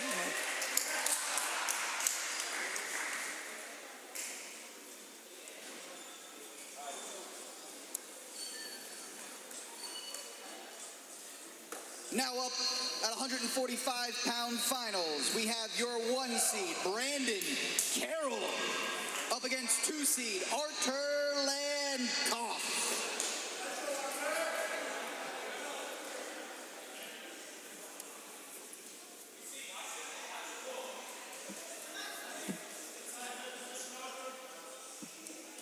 Ooh, sneaky little ankle pick to a triangle. Wow. He didn't catch the triangle itself, but he did weave those feet, scissor the feet. He's pulling down on the head, trying to lock up that triangle. Now he's close. Ooh, possible armbar extension there. Oh, we got a tap. The tap. Oh, my God. Wow. Artur with a Your champion at 145 pounds, the 2 seed, Artur Landkoff. Wow. That's outstanding. Off the ankle pick. Game plans to throw those legs over and catch a head and arm. Now up at 155 pounds, your finalist, number 4 seed, Ben Shelton. Up against 3 seed, Alejandro Diaz. Right, we got Ben Shelton here in the green rash guard against Alejandro Diaz in the all black. Alejandro elects to sit. It's a De La Hiva. Yeah, ooh, use it right to the crab ride. That was nice. That was beautiful. Ben's able to hip out and negate the damage of it, which is good. Yeah, you don't see a lot of like a Nogi De La Hiva a lot anymore. Yeah. Because I think with the threat of the leg locks there, you just don't see it a lot. All right, Ben's on the head here. He's using it to snap, but Alejandro's keeping his hips in. Jumps. Oh, he's jumping the gilly. His arms. Oh, he got the tab. Wow. Your champion at 155 pounds, Ben Shelton. Ben Shelton takes first. I mean, this is a little bit better than his overtime rounds. Moving right along with our 175-pound finals. Your 1 seed, Mike Madden, up against 3 seed, Justin Purnell. Kind of some crazy quick matches so far. Not what I was expecting. All right, now we have Ben Shelton's teammate, Mike Madden, coming in against Justin Purnell. Justin is in the black and blue, and Mike is in the black and red. Right, Justin. We've seen him pulling all day long. We've seen his guard game is phenomenal. He uses it to enter leg locks. Also, he uses it for fantastic sweeps. All right, Mike's trying to go for maybe like this Navy ride position, throws his arm on top. Justin's leg. Navy ride. That's the wrestling term you crank out today? You give me Navy ride? I give you Navy in ride. the amateur finals? What the hell is that? That's the one? That's the one. You've used no other wrestling I know. lingo but Because Navy I ride? was taught as a Navy ride. I mean, yeah. Or leg weave, whatever. Yeah, like that's crazy though, because there I would never call it a leg. I'm sorry. I am strictly a jiu-jitsu person, and I can only say what I've been taught over the decade I've been training. In a situation that's clearly a leg ride or leg weave universally, you're like, he's kind of got a Navy ride. Bro, what? The heck's going on here? All right, what's going on? All right. I'm just going to make up terms now. That's crazy. That's not the one I had. I've heard jiu-jitsu people call it a cow tipper. I've heard wrestlers call it whatever you want. I've heard it go all ways, but I didn't see Navy ride. Not from you. We got a dead orchard. That's what's happening on that. He's got to be careful of. Ooh, he's going for that leg. So is Mike, but Mike doesn't have control of the rest of the leg. He's just going belly down with it. Interesting. Right now he adjusts. Yeah, that was interesting there. So I mean, it looked like he was going to omoplata, and then he hooked over. Maybe it just looked like he wasn't able to access the belly down ankle lock for. I didn't really see what got in his way, but it was close to being a belly down. Yeah, it was belly down, but he just his legs were just Caught up. Yeah, it was just they were not situated. He didn't have any type of control on the rest of Purnell's legs, so it was just a grip on the ankle. Oh, here we go. Ooh. All right, Purnell's going to the back here. I thought Mike maybe had like a knee trapped. Oh, nice. His legs are very active. You know, he's good at climbing them up. When he's working his guard, he's good at extending on it, but you can see he's active trying to get the body triangle down. Yeah, so he's going to try and get his shoulders to the mat. Also, we are going to see Mike Madden jump up to a pro team later. Oh, we got an omoplata possibility here. Oh, he's trying to prevent the roll. He stays on top, but ooh, interesting grip that Justin has. Mike is like, I don't know what to do with this. Maybe wrist lock? I'd go for a wrist lock here. Yeah, that's what I would do. Break the grip, wrist lock. It's a pretty good place to, yeah. Yeah, I was going to say the back step to triangle, but Justin was kind of savvy. Yeah, but Justin had that leg in the way as well. Nice. Very nice. Ooh. Passes back. Yeah, like I was saying, we will see Mike later on. He is hopping into Team Crutches in the pro team duels for third place because Team Crutches had an injury, so they're getting a replacement. I was available, and I have a rash guard on the premises. I'm still a little insulted. I would have done it, though. I'm sorry. I didn't work out. If we would have knew. Yeah, though, I would have died. Oh. I've been eating coffee cakes and fruit snacks. Like, it just wouldn't have been a mix. Nice side control here, and it's got a loop on the neck. I can't see what he has. It looks like some head and arm. Nope, just kind of the chin. Right. End of regulation here, so this is going to be the first time we're going to see overtime in a finals match today. Very cool. The other ones, they got down to business. They were like, nope, give me my gold. Yeah, it must be nice. I don't get the gold or go fast, so I go slow and get like fourth.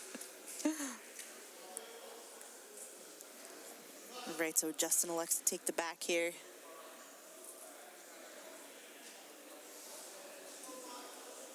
So right, Justin doesn't really like to play with the body triangle much. Like for how long his legs are, he likes to use this more of this like back hip half. control. Yeah, he likes that. I mean, listen, I like the position too, but it's more. I use it usually when someone ditches one of the legs, and I'm like, all right, this is where I'm going now. He almost likes to overlap and get a little bit of a triangle action within that. He does get to mount, but that's gonna call it. It's an escape here. All right, we're getting to the next round.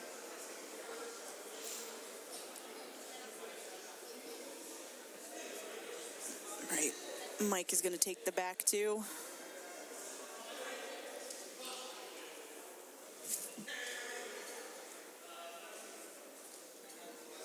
All smiles from Justin to start.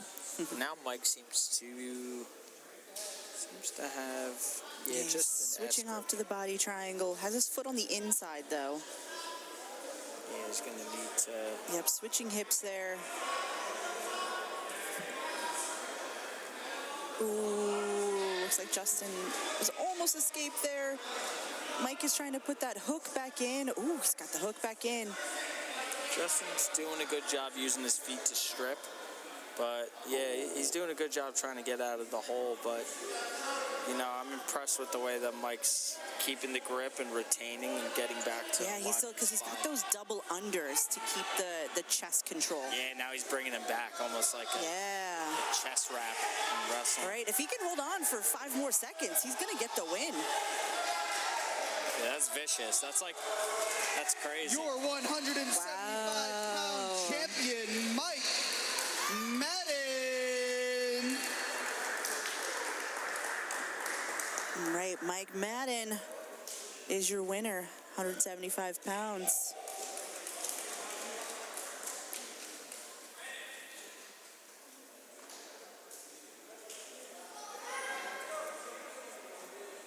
Now on to the 185-pound final. We have the 5-seed, Anthony Leipziger, up against the 3-seed, Rafael Stingy.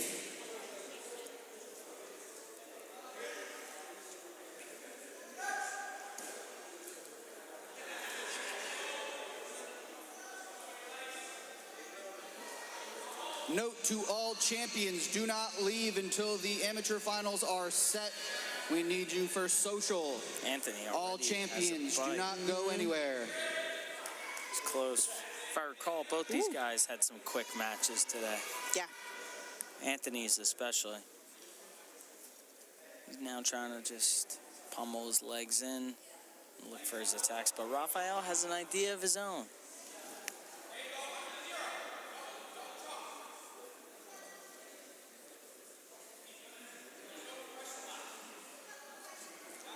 Oh, there you go. Low on the leg, but still good attack. And now here's that De La Riva we were talking about for a sec. Yep.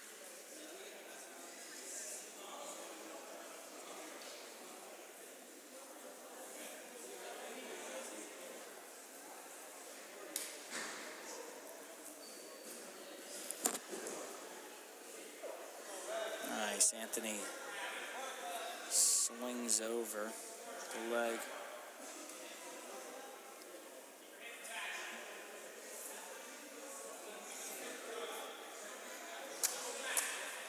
One of those funky positions for Rafael. You don't want to go. Nice, well done.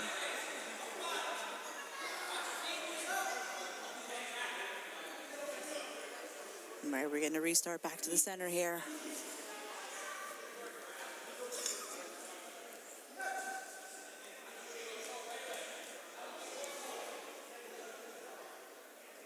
Rafael taking his time, pinning the leg, pinning the foot to the butt, but Anthony uses his foot. It's kind of a frame to get some space. Ooh, nice. Good entry to the leg. Might be looking. Ooh. He's got to be careful. I know. Yeah. With just a straight ankle, it's. Still, Ooh, good he's almost bite. going belly down. Oof. Yeah, I was going to say, it's going to be tight. Ooh, switching to that butterfly hook there, trying to get a little bit more of an extension. Now onto the trend lock, and we got the tap. Nice. That's a good Your tap. 185-pound champion, Anthony Leipziger. Big flex. That's so tough, man, to not take the heel there, but, you know, that straight ankle is not always so simple. Great sub. Your 205-pound final 1-seed, Aftab Ali versus 3-seed, Jacob De Jesus.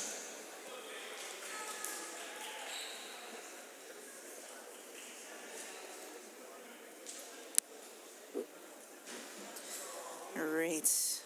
We got Jacob De Jesus in the black and red boot BJJ rash guard set against Aftab Ali, who is sitting. Shout out to pulling guard. I'm a big fan. Nothing wrong with it, though. He's also someone that's had good retention throughout the entire thing today. Every match he's kind of had, he's given guys a lot of problems when it comes to passing his guard.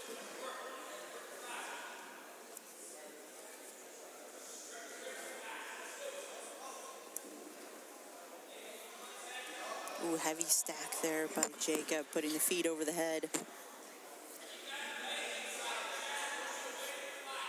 That's good. He needs to get past that knee again. Yeah, if he keeps his hips low, he can start to circle around a north-south. Yeah. Start to block that hip. Did a good job. Ooh, what do we have here? Oh, A little bit of funkiness from there. Nogi Ezekiel Some people, from bottom side control. that's like, All right. that's a level of ambitious I can't achieve. Is this going to be like the big guy's version of a buggy choke from down there? I mean, honestly, power to him. I can't throw the leg over well for a buggy. I'm going to start doing it. No, not at all. My Yeah. hips don't do that stuff anymore. Yeah, I don't. I can hardly kind of catch it. And I'm small, you'd think, right? Like, I'm tiny.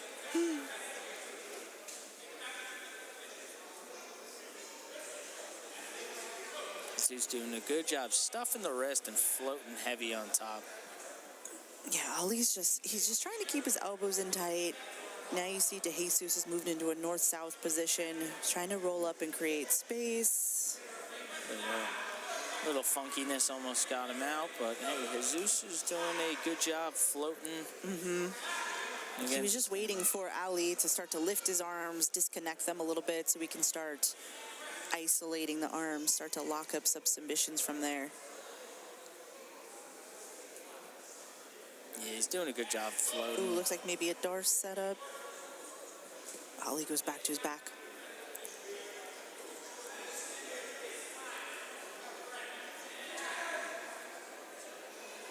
Yeah, Jacob's good from here.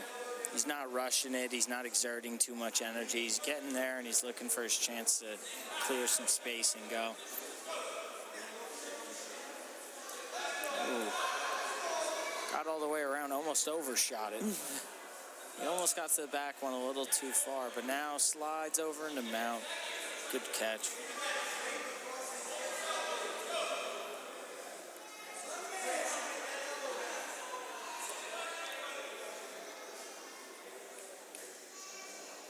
Using that knee to slide up and those elbows stuck.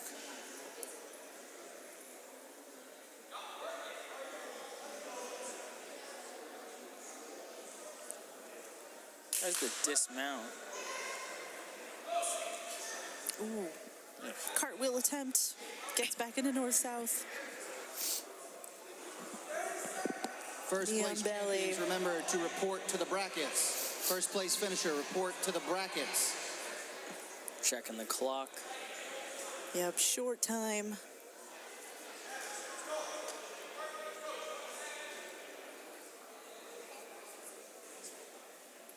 All right, looks like we're probably going to get into overtime here. Nothing wrong with a little OT.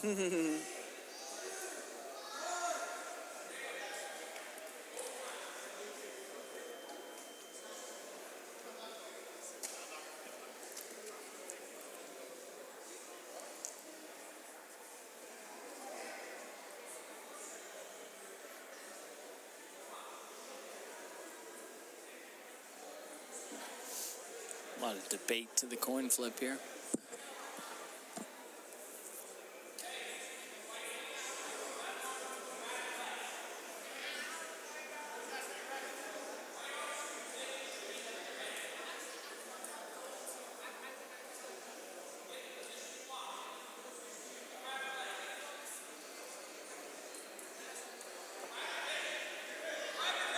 All right, here we go from that spiderweb position. All right, Jacobs keeping that grip on the leg. Yeah. Oh, he's not really trying to move much. He's patient. He is. He is patient, yeah. I think Oh, we got a sub. All right, so Ali is going to get a chance. If he gets a sub, it doesn't matter the time.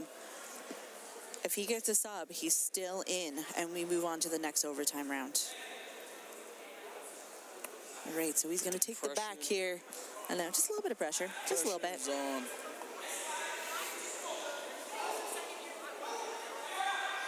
Immediately. He's got a good catch, but he might be getting... Ooh, he's out. That's time. Yep. Your champion at 205 pounds, Jacob De Jesus. All right, Jacob De Last Jesus. but certainly not least, your heavyweight final, your 4-seed Kevin Kanapka up against the 3-seed Massimo Sullivan.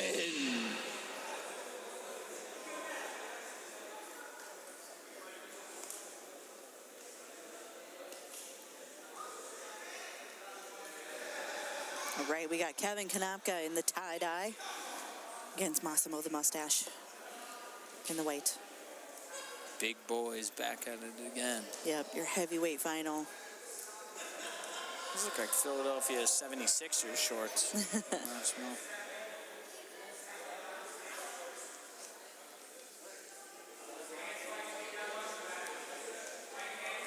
Looks like a Russian tie. Kevin doing the right thing, shoving the head. Ooh. Tries a lat drop variation. He's got under-overs. I'm gonna see if he tries to. What he tries to do with that top leg there. Yeah. Good idea to kind of back out there. All right, getting this restart. And forcing there in the middle of the mat. They're too big to take them to the edge.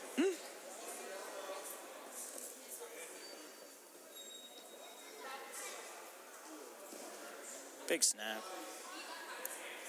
Look for him to bounce the head a little bit here. Ooh, looking to step behind. Interesting, into a single leg.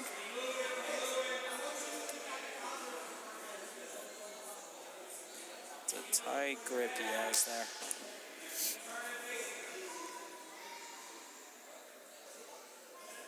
Yeah, so we're going to see if maybe he'll transition to a different type of choke. Nope, Yeah. nope, he's just going for the guillotine. Standard old arm in guillotine. Yeah, but if he...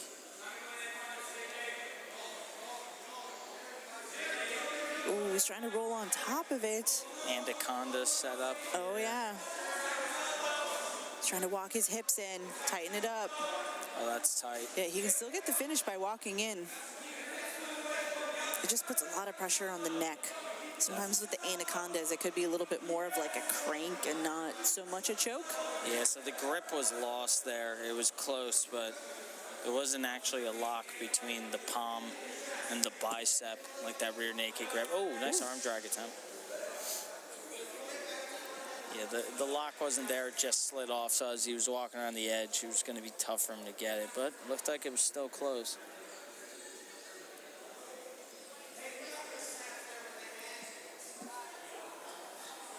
Another Russian. Can't tell if Massimo wrestled or not. But you see Kevin's trying to frame off the face there. Which again is proper. Ooh, to a double leg. Kevin snaps in though to a front head for a moment. Good active hips getting away. All right, we got a minute left to this round here in regulation.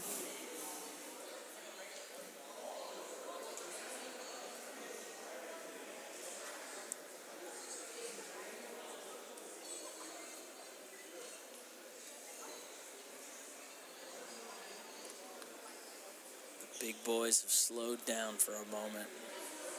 Won't be long now until they explode again.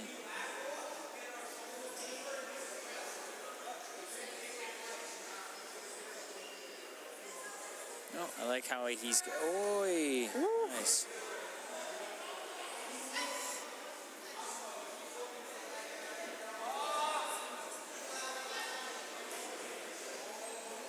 Want to know how I could actually tell Massimo wrestled? It's the shirt. He's got like on like a basic collegiate t-shirt. shirt. Yeah, it's the t-shirt. No rash guard, no jiu-jitsu brand, nothing. Just like a college. Those are the guys you should be scared of when they compete at like, you know, a higher advanced level and they show up in and they t-shirts. t-shirt. Like they still didn't bother to grab a rash guard. Like my brother, you can get pretty affordable ones on Amazon. Like they're out there. But he's like, no.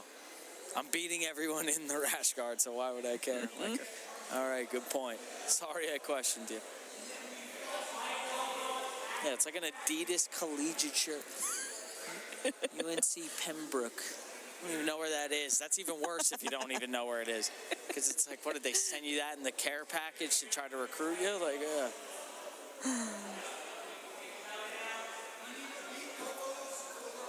grabbing the meat of the hand of Kevin and get him off the neck. Kevin extending a little, looking to switch the arm from what it looks like. Yep, he's got to get that leg over the head. He's almost there. He's got to start extending, try and breaking the grip, but... Nice. Ooh, Massimo gets free.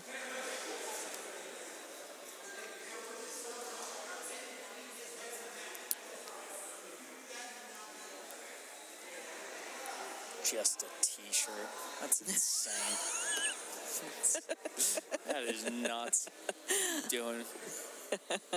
Again, this isn't a joke. I'm not making fun of your style. I'm sorry.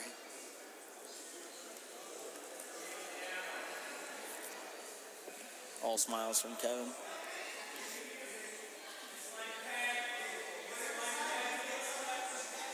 All right, Kevin tries to peel a foot off with his hand.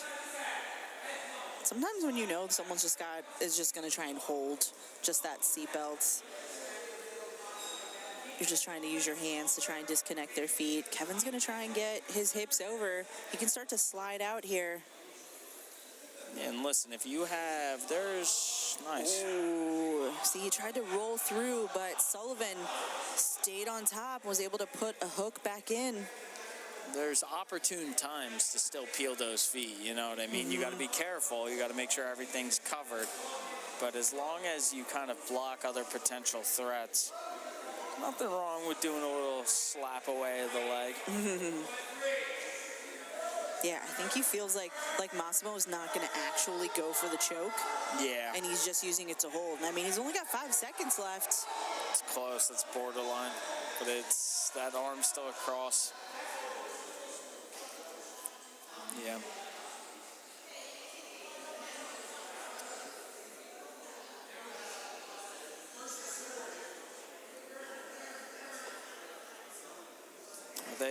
They counted it as an escape. That's interesting. That's All a very. right. I don't think that's right or wrong. That's just there's debate there. Yeah, because especially with that extra 3 seconds that you have as well. Exactly. The arm was trapped. He was falling off the back, but he still had the elbow across. It's tough. Yeah, he still had upper body control. Yeah, but yeah. All right, so we are in this 3 minutes modified ADCC rule set, first to dominant position.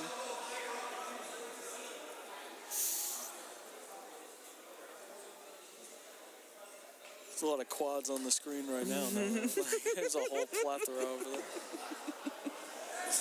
Here comes the throw. Ooh. Those are the best kinds. Honestly, shout out to that throw right there. It doesn't always need to be a huge thing, man. No. Nice. Like you just get that body lock and you're just working them down. Yeah, now you're back into the pat. Like, that's nice, man. The amount of times I've tried to throw in someone and I'm like, nice, and I hit the mat and I keep going. I'm like, damn it. Not judo. Man, I forgot. Can't roll through here.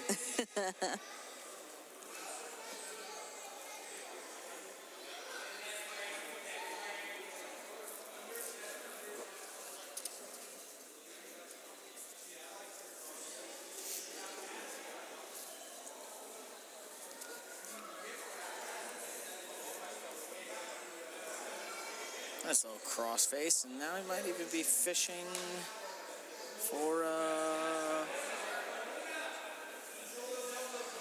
He's looking to get to the back. Yeah, he could. Oh, he's looking for. Oh no, he's just going for that.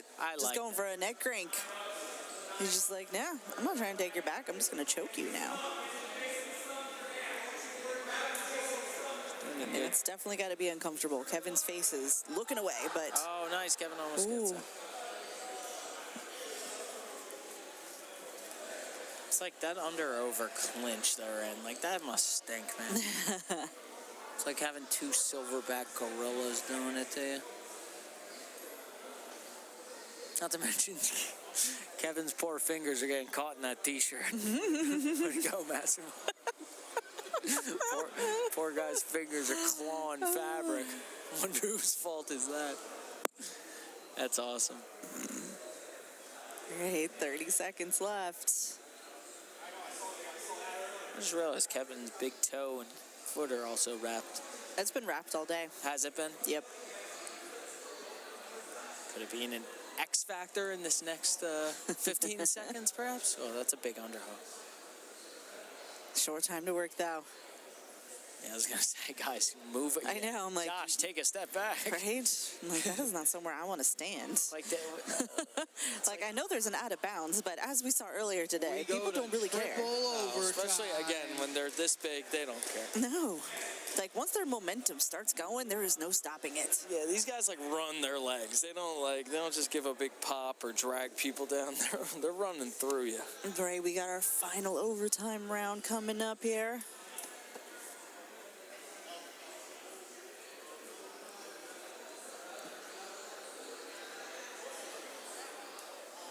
All right, so Sullivan elects to take the back here. So now in this third overtime round, time does count. So they do include the ride time. Again, that's some like chest to back connection. That's a intense seat belt he's got on there. That's where I felt like Kevin just seems like he was comfortable trying to push the foot off, like with his hands. Yeah, because he knew Sullivan just had this super tight seatbelt grip, I mean, and that was not moving. It's a strategy. Well, it is. If you want to get the ride time, it is definitely a good strategy. Like if you want to keep holding them in. I mean, you can kind of tell too. Massimo's going to he's going to a gable grip there, like kind of almost saying like, oh, nice. Oh, he's out. The gable grip really tells me he's like, all right, it's the squeeze that matters here more. 44-second ride. 44 Still a good ride, though. second ride. 44 seconds. That is the time to beat.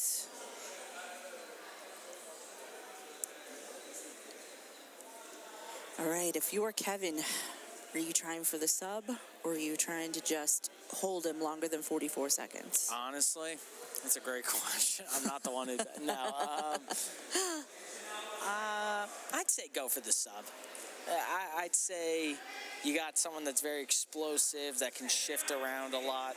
I'd say go for the win attacking. You know, don't try to get into necessarily a strength battle with the guy. Ooh, Kevin's falling off the side. Ooh, we have an escape. Your champion at heavyweight, Massimo Sullivan. Right.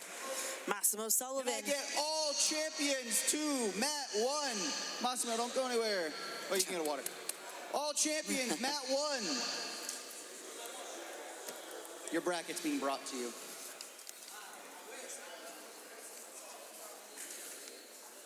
Looking good, Zach. Yeah. A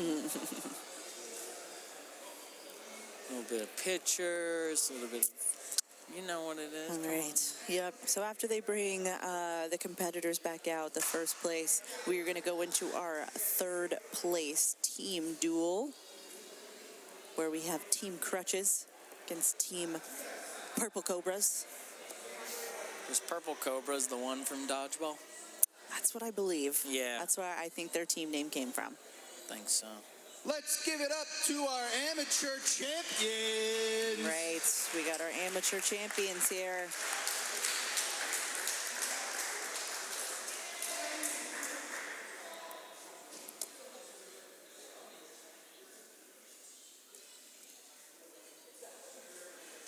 Good-looking group. A lot of cameras on you. Handsome lads.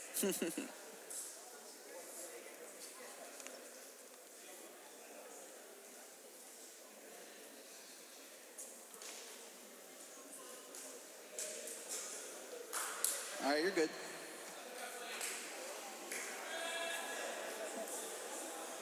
Moving right along into your third place pro team duel matchup. Let's get both teams to the mat. Both teams to the mat.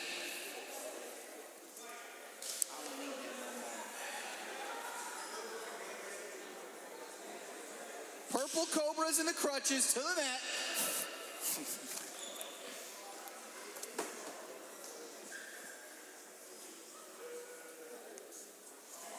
Right. We also have some replacements here in Team Crutches. They had some injuries in the first round, so your 175-pound amateur champ Mike Madden is hopping in. And also you will see Adam Soli is hopping in as well. Should have been me, not him. That's not fair.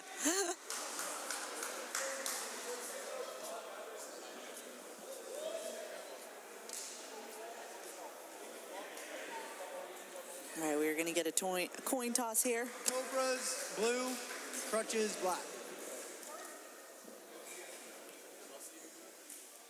Do you want to send out first or second? Purple Cobras have to send out first. All right.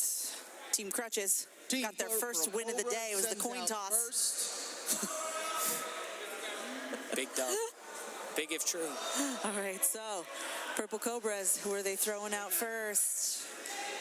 Like, I know a matchup that they want to make.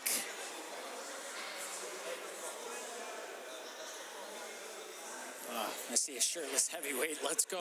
Let's go. All right, looks like, yep, we're going to get the big boys of the team here. Yes, Nick sir. Logie versus Adam Soli. All right, here we go. A couple big boys to start off. Yep. Nick versus Adam.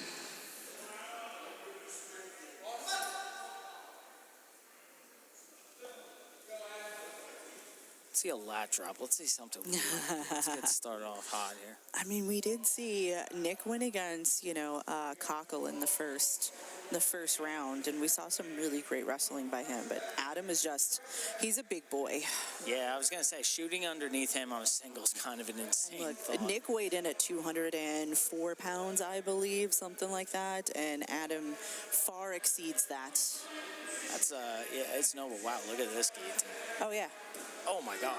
And Adam's a black belt, and his coach is Kyle Myers, who is on Team Heel Hook Cult and is coaching him right now. Yeah, it's just a lot going on. It's high control right Adam was not even planning on competing today. He's just here supporting his team. And they're just like, here you go. We need someone. We need someone for third. This should have been the division I went to, honestly. Like, I could have rolled around with these guys. It's just like that's just a big side control. That's a crossface, man. That I think is the bigger issue. Oh, good tip though by Nick. It starts to take the back. I want to see him hop. Yup. Ooh. Use the mobility. Back take here. Use the mobility a little bit. If you can't move them, you got to move around them. It's an important lesson. Curious to see. Oh, looks like he's got a short choke possibly under the chin. It's working. Adam defends. The beard's got to be a factor. I feel like it has to be.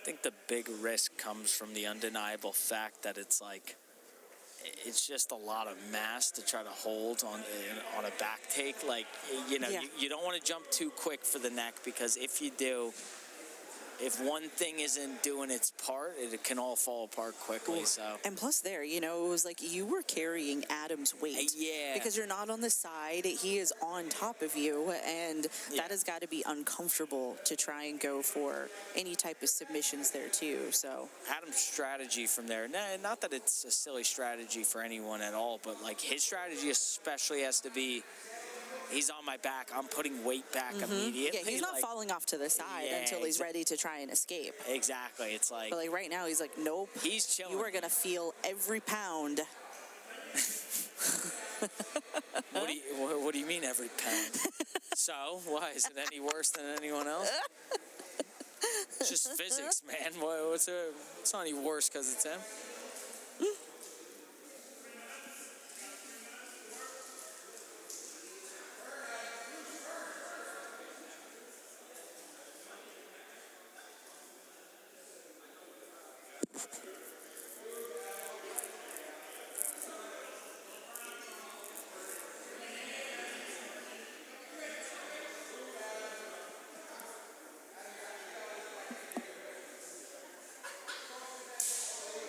Yeah, he's got that like short S grip, Yeah.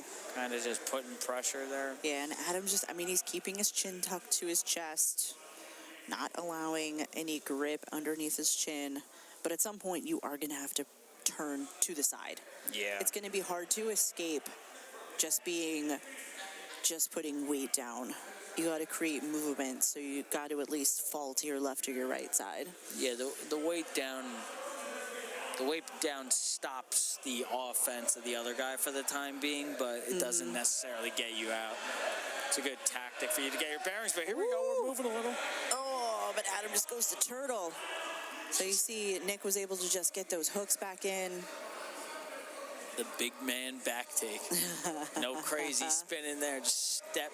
Oh, here we go. Oh, again, like, it's not under the chin, but it's Close, yeah. It's driving through the chin. still going to be a hard squeeze, like when someone's still over the jaw like that.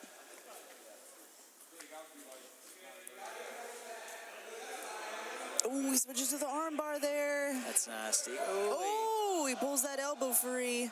All right, we're still in. Shove him. Get him. Yeah, right? Shove him away. Oh, he takes it now. Yeah. Like, you are not out. The ref does not restart you unless you both go out of bounds. Americana Right. might be brutal here. Oh, man. Oh, no, that might be worse. That might be worse. Oh, man. Nick, move. Get out of there. Oh, no. Anything but this. Oh, man. The crossface. Oh, God. this is- Adam dropping weight. You know what that does to your chest, man, when you get the cross? Oh, man. And The a arm's shirtless stuck. man. Yeah, that's kind of cool, but like, don't get me wrong, that part's kind of dope, but like everything else isn't. Oh, the muffler. Yep. That's some. Oh man, he's like Oh, yeah. he's dropping Yep. chest and tummy over Mr. Nick. Nick's doing a good job though, just not letting them He's fly. surviving from the bottom now. I thought when he but started it's- to go for that arm, I was like, oh All right, boy. we're on short time. All right. Woo! We head to over. They still got overtime, though. They are not done. Bunch of a lot of things going on there.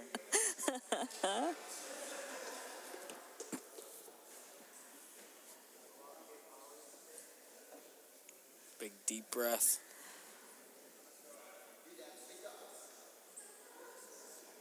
All right. I think it looks like Adam's electing the spiderweb armbar position. Yeah, I guess that makes sense. I'd say I'm surprised, but like, really not. That's just a powerhouse of a deadlift motion. Like, if you can just, Right? like, that's just so, like, right? Like, oh, but wait a, Oh, Nice. Nick escapes. part of that armbar isn't just the force you press down. It's like your compressions of the knees. So, like, you know, while one thing seems like, how are you going to stop that? Just getting a little mobile. It's getting a little slippery. He's All right. shirtless. Maybe he's All right. Nick is electing to take the back here. if you're Nick, you're like, all right, got to be very careful going to body triangles. Got to be careful transitioning the legs at all. But you got to 'cause- feel confident about what happened earlier. You know, he was Yeah. able to stay on Adam's back for a very long time. Yeah, that's what I'm saying. And I think he's going to do his best. And if if he gets a ride out here, then that's a point for their team and he wins. Yeah, see, like that, yeah. So I think he's got to feel confident after regulation. He's active with the hooks, which is good. You can't leave any openings here because that's a hard frame to try to get your legs back Yeah. out in front of. If you give him an inch, you might not have the room to.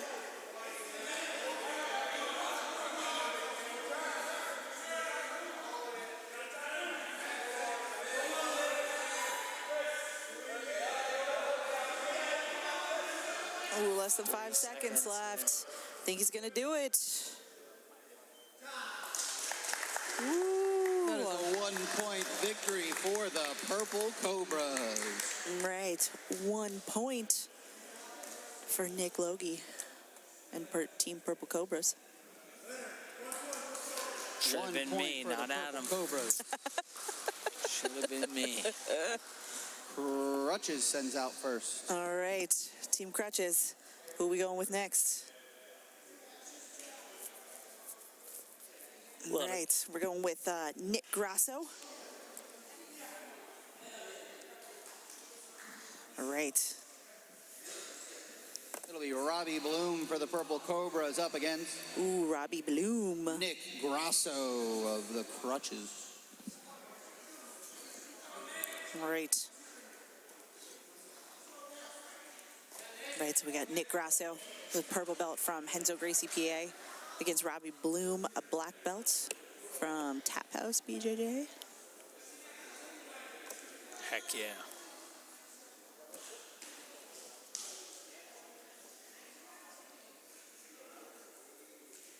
Nick's scrappy, though. He has a war face. He sometimes does dumb stuff when he competes, but...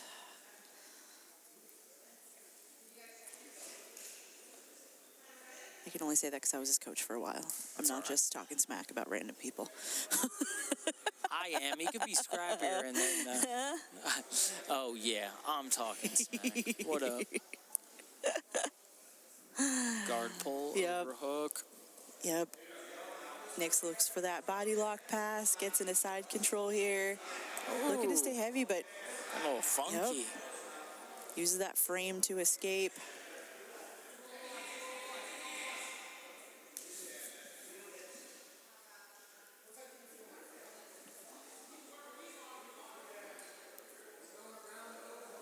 See Adam triumphantly walking in the background there.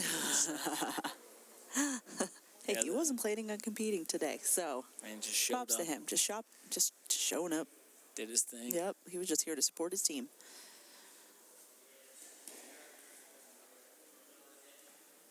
All right, ooh, possible arm saddle there. Elevating the leg.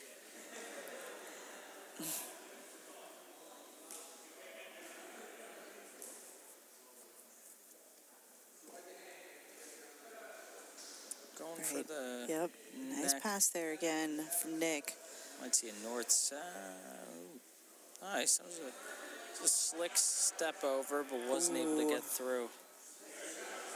Robbie reversed. Nice. He's in a good spot. Both legs pinned. Yeah, it'd be better if you got that arm into more of a whizzer there. There we go. Yeah. Because, yeah, when you keep it above the head like that, you're... Gonna get stuck up there. Yep. They might be going for, arm locks and things like that on top, so... Both these guys comfortable operating on their backs.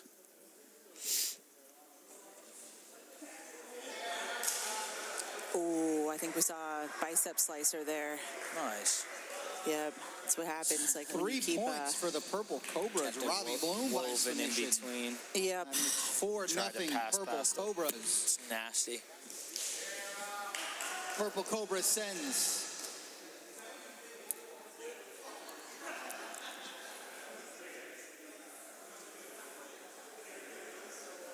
Right. Right, Team Purple Cobras. Who are they sending out next? Purple Cobra sends Dietrich Trumbauer. Dietrich.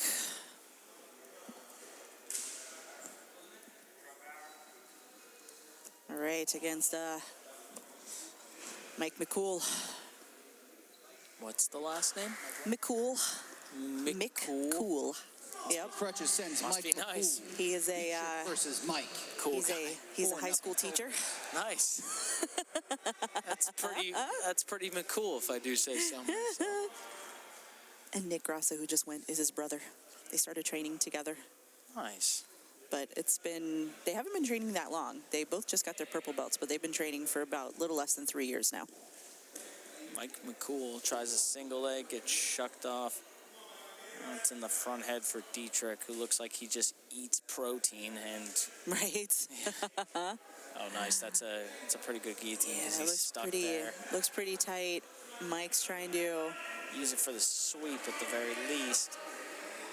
Yeah, oh, like that looks really tight. That was nasty. He's able to fend it off, but now he's got, high elbow. He's trying to lock that up even more. Oh, that's a high elbow. That's a Marcelo team there. Yeah. That's a tab. That's the submission. Dietrich Trumbauer, another 3 on the board for the Purple Cobras. It's Making no shame 7-0 in that. Purple Cobras. Yeah, it's definitely an accident. When you get that high elbow that deep, it's hard to slide out quick. Jump the gilly. Get out of here, Zach. Crutches. Get this guy off the mat. All right. We're going Mike Madden now. Mike Madden for the crutches. Mike Madden is a substitution. Versus CJ Berkheimer. So Mike Madden, we just saw him win his division in the blue belts, the amateur invitational here, and he's hopping in as a replacement going against CJ Berkheimer. I feel like I rolled with CJ once. CJ is a beast. I will say Mike's gonna have a hard time. Oh, good sweep right off the bat. Might be looking. All right, good job there. Thought CJ was looking to throw that top arm over, maybe find a Darce. Mike does a good job getting some space. Yeah. I mean, we're going to see, Mike's got a really good leg lock game. I know that's what he's probably going to try and go for. Oh, that's deep. That is tight. They rolled that out of bounds. That's insane. They rolled out of bounds, but since it's a submission,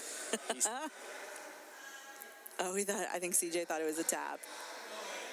So they get a start. Since CJ was in a locked-in submission, it was up to CJ whether to elect to go. EBI, right? The backer.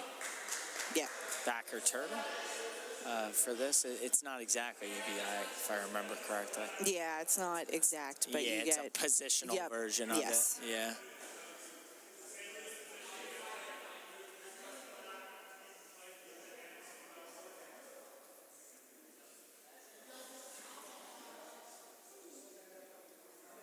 Looking to find the grip. Can't get the best angle here.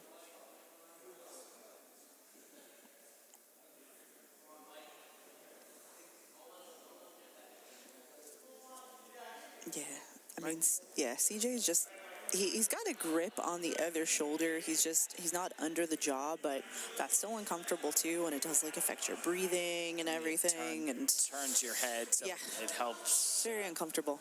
Yeah. All right, looks like Mike was able to fight the hands there. He's trying to slide out. Oh, now he's really under the chin. I think I think he's going to get a tap out of this. There we got a tap. Another 3 on the board for the Purple Cobras makes it 10-0.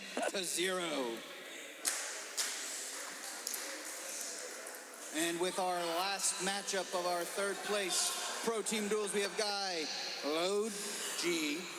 All right, last match. We got I had it right. JP de Mesa against Guy Logi. JP is Jean-Pierre, right? Yes. Jean-Pierre and Guy are pretty cool names for a jiu-jitsu match, I can't lie. It's cooler than my dumb name, Matt. All right. I mean, there's really not much that JP can do. since Purple Cobras is up 10-0, but It's all right. he could go for his own win at this point. Individual glory. Right, still that's means it. For You my want it- name in the history Right. books. You want to be on the team where you got the only win. Yeah, facts. You can make fun of your teammates and shun them. And slowly replace them as time goes by.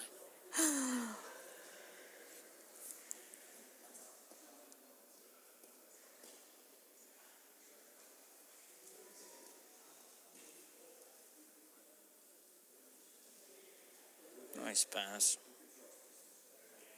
Underhooking the far leg. Turn those hips away. But Jean-Pierre gets that knee back in. Ooh.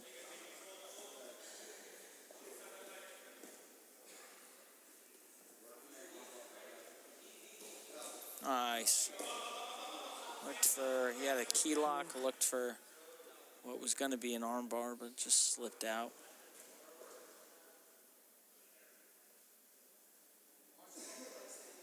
There's good urgency on defense, and now a little bit of some top half pressure from Jean-Pierre. Guy looking to start rocking him, though. Got his underhook, looking to get a leg, and now he's going to look to take him over from what it seems. But a forearm on the neck will stop that most times. Good butterfly. Not able to get it.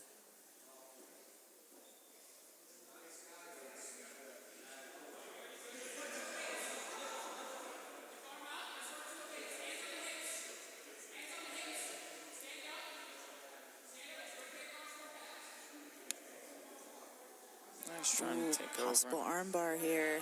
Yeah, nice. Good entry. But he slips off. Right, Jean-Pierre. great escape by JP. Yeah, he did a good job. He's very urgent. Ooh, we got another armbar attempt here. Oh, that one's a little this deeper. one, yeah. Oh, we got a tap. With that submission, Ooh. the Purple Cobras are your third place finishers in the pro team duels, 13-0. Right. Third place. Third place finishes.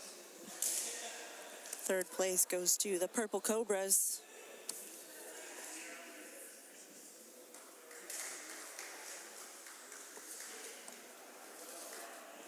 Good. With that, we will be moving right along into the Pro Team Duel Championship, where we have Heel Hook Colts up against Team Cobras. Both teams Right. make your way to the mat. Here we go. Here's our finals for the team duel. We got Team Heel Hook Colts against Team Cobra. And we just saw, domination by Heel Hook Colts in that first round. First time they've ever had a clean sweep of 15-0.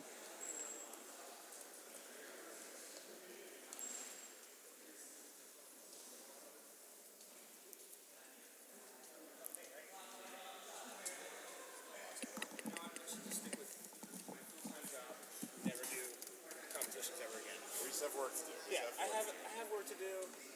Baby on the way, dude. I'm not even focused. I love you. Black. Cobras blue. You want to send out first or second? You're going to send out first, shake hands, best of luck. Is that who I went against? Oh, my bad, I'm in the way.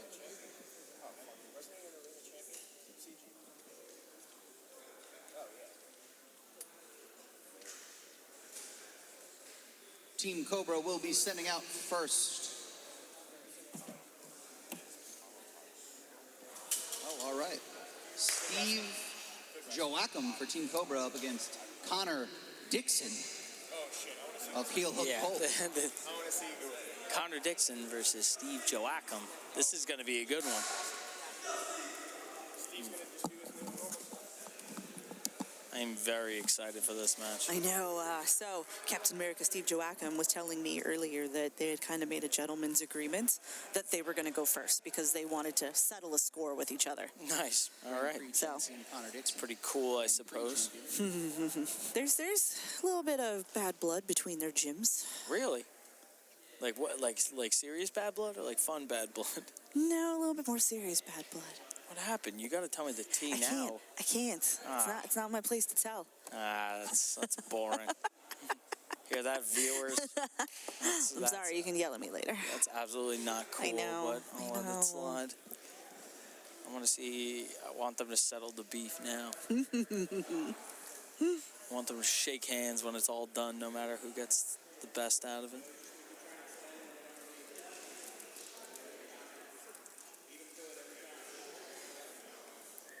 Again, Steve definitely got better shorts. I mean, that's for certain.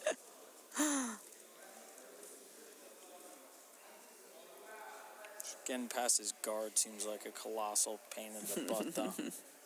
Just given his length. Yeah, his butterfly half, like just that butterfly hook that he uses is just so annoying. Yeah, it's just like you can tell now he's tricky with it to the extent of like he's big, he's strong. He's definitely got good like dexterity with his knees. And on top of that, it's like, he's baiting your weight. He's going to probably tip you or start fishing for something. So if you're Connor Dixon, who's like, typically he's very floaty, Connor Dixon, like he floats and then he drops his weight. It's just trying to navigate past that hook is... Yeah, because like one thing, like it's very hard, even if you're passing Steve's guard, you have to stay connected to him. Because if you give him any little bit of space, that foot's coming in. Yeah, and he's just recovering his guard very easily.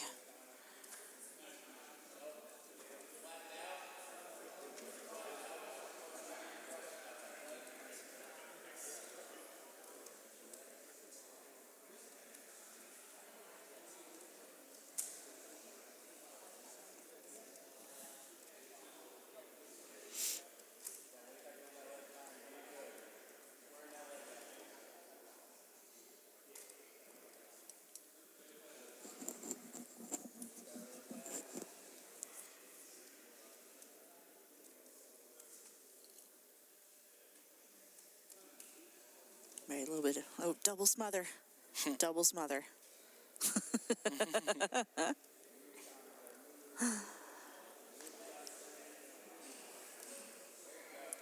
Nice.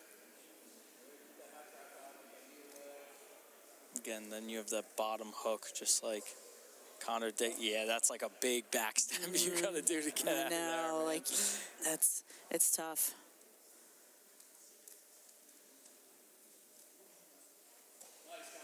Nice. It's good leg weaving, but then again, you run into that same dilemma. Like, look at the angle of that top leg right now. Like, that's such a pain. Yeah, because anytime you think you're past, and then suddenly that foot's there, and he's just recovering that guard back. Yeah, it's crazy. It's just so much practice with it.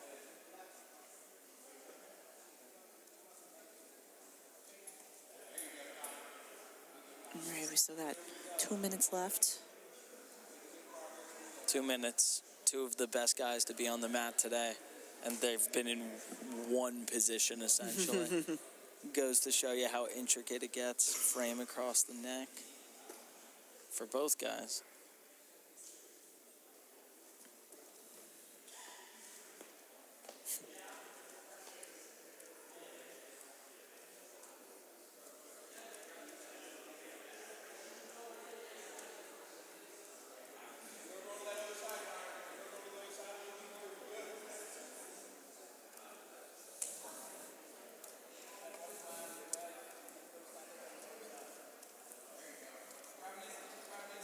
What's the weight discrepancy between these two? I don't think there's... I mean, Connor's definitely heavier. So Connor weighed in at 213 pounds.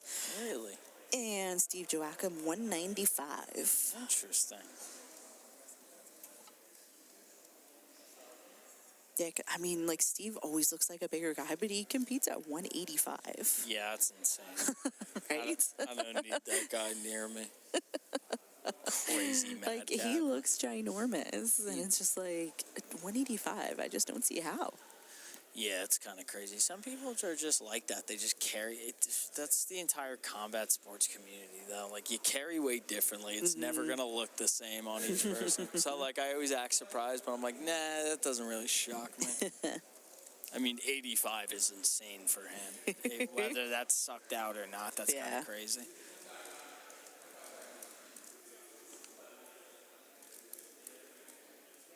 "20 seconds.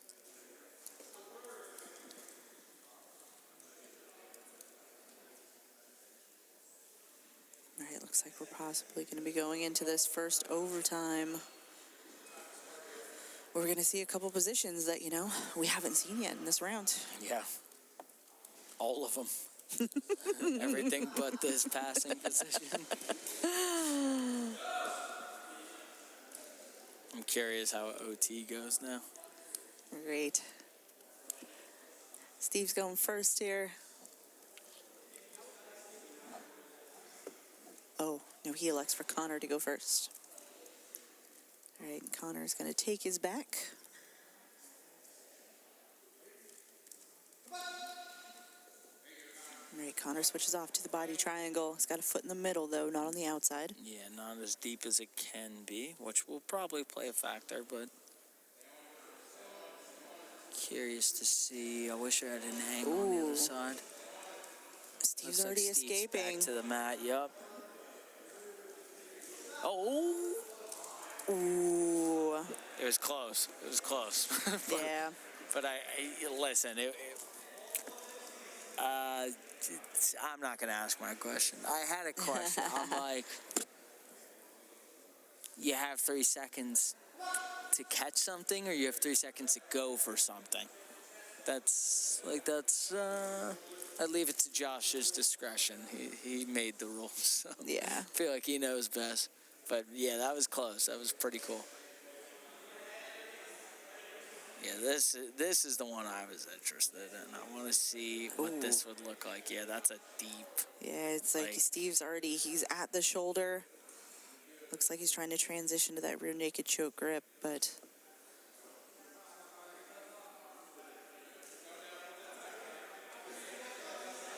Ooh, wow, really good hand fighting from Dixon.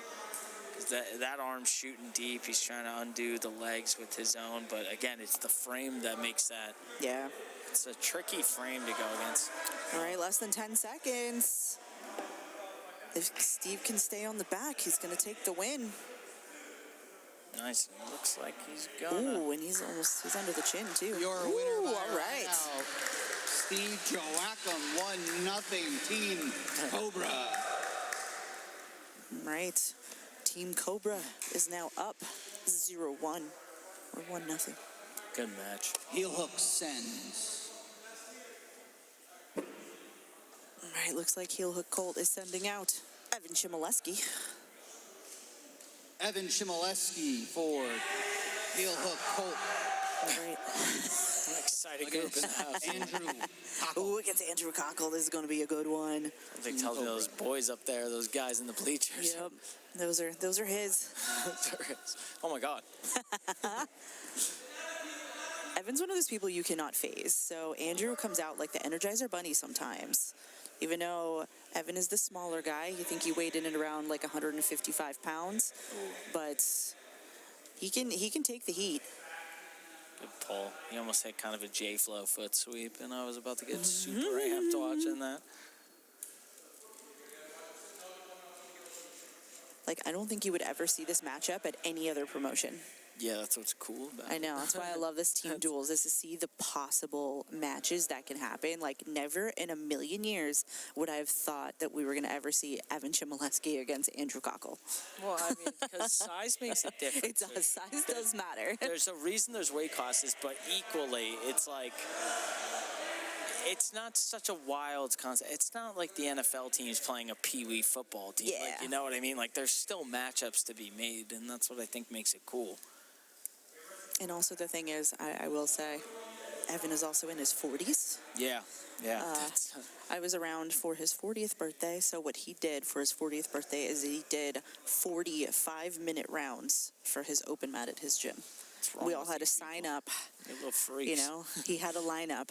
and an order, but he did 45-minute rounds. I think I was number like 22 that day of my round against Evan. It's crazy. Ooh, Like a Cockle tap. goes in. Oh, we got a tap. Andrew Cockle with the submission, and that's 3 on the board for Team Cobra. Makes it 4-2-0. Man. Good sub.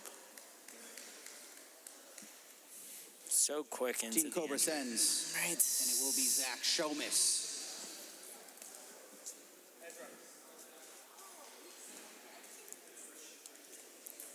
And Christian Hannigan for heel hook. Right. We got Christian Hannigan against Zach Shomos. Both these guys are lanky and know how to use their length. Yeah, tall people rule. Early guard pull. You see Christian wearing the heel hook Colt rash guard. Oh, we got a buggy from half guard. I was gonna say, I'm like, nah, that's crazy dexterity. Half guard. What's wrong with you people? Right, like, ugh. Alrighty, let's go. He's laughing about it though. Now He's smiling. he's in that octopus Ooh. guard. Ooh. Nice. Good spin.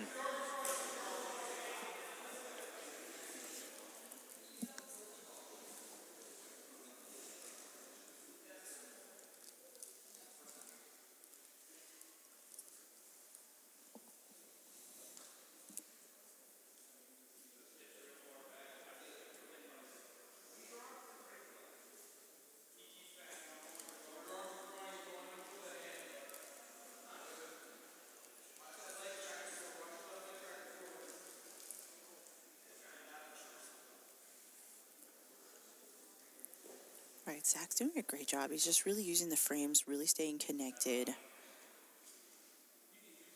Curious to see. Yeah, I want to see if Christian elevates. Okay, he was just trying to use that over-under type pass. Was close, but no cigar. Zach's sticky hooks remain.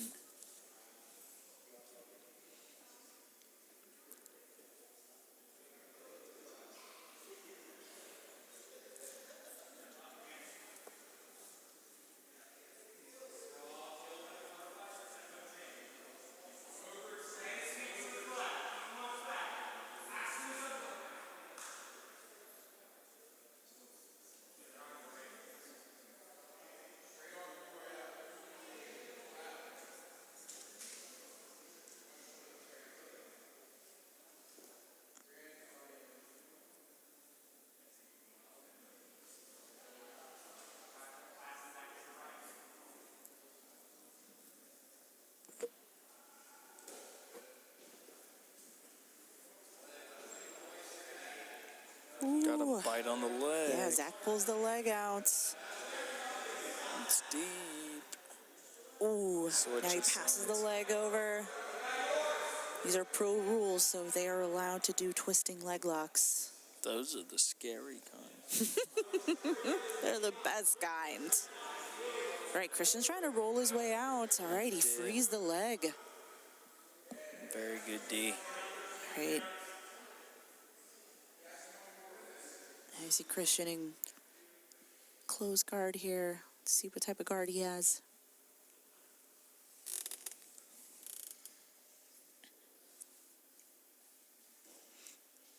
Like you said, just two lanky guys that know how to be lanky. Battle of positioning. Zach tries to put on a muffler.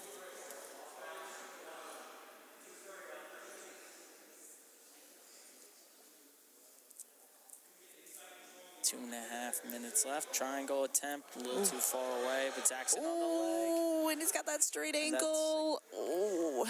Little bendy for sure. He goes. Ooh. Ooh.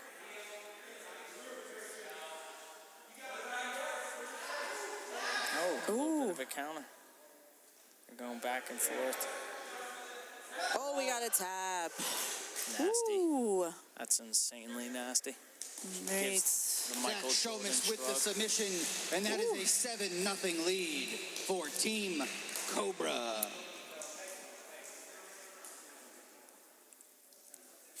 starting to think these Team Cobra guys are pretty good. Nico Rodriguez for heel hook Colt. Right, Against Nico Josh Rodriguez Sacchetti. against Josh Sacchetti. All right, so this is going to be one with a big weight difference. Hey, casualties of war, it's gotta happen. Yep, Nico weighed in at 164 pounds, and then you have Zach Sacchetti, 204 pounds. That's close enough. Yeah, 40 pounds, nothing. Ooh, good body. Ooh, All right, I lied. we got a mat return. All right, sorry. Maybe it did matter a little.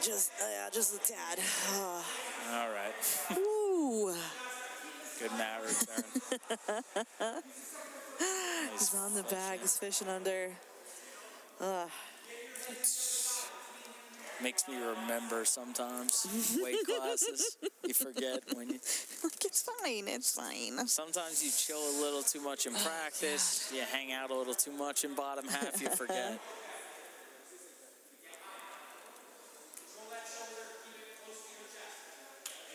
Can't ever let him forget. Yeah, so Nico's trying to work his way out. He's hips down. There we go. Nice escape there. Josh is going to these double unders. Oh, funky hips, too. Josh does a good job trying to pass, but...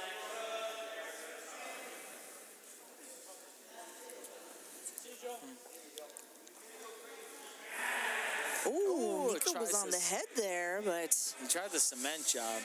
Found that to be interesting. Might look try. Can't see what's going on. Yeah, I don't know if I I don't think he's got the other arm trapped for the inverted triangle. No, he doesn't.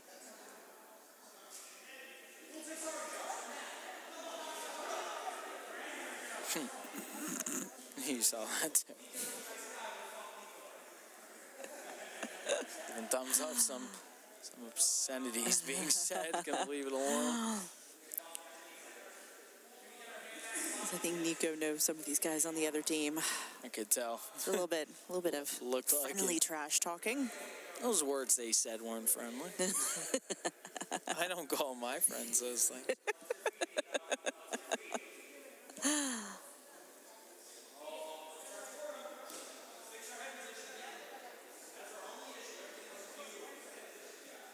Back on the back for All Mr. right. Josh. Oh, he's got a short choke in. He's got up to the bicep. Oh, Nico escapes. Yeah, good job by Nico getting out of there.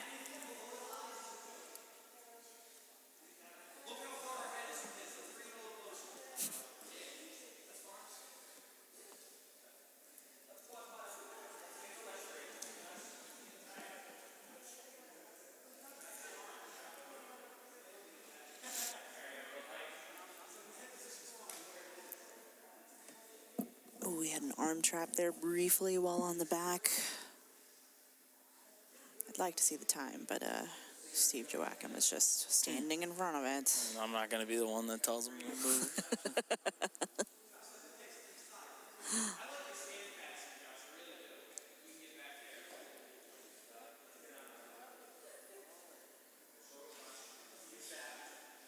Ooh, nice shoulder crunch there by Nico. He's got work in from that closed guard. Might tip him with the butterfly. Oh, I know. Putting butterfly hook in, but I mean, again, Josh is a big guy to try and elevate. Good balance by Josh.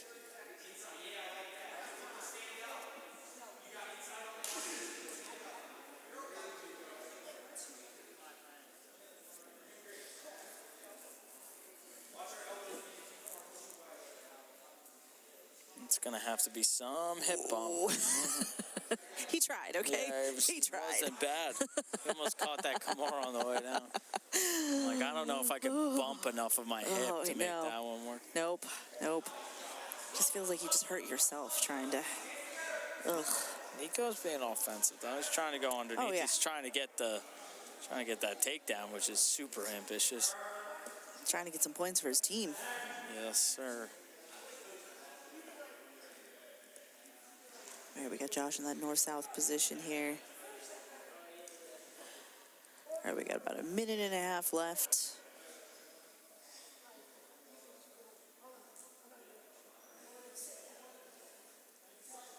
Ooh, he's going to lock up the front head.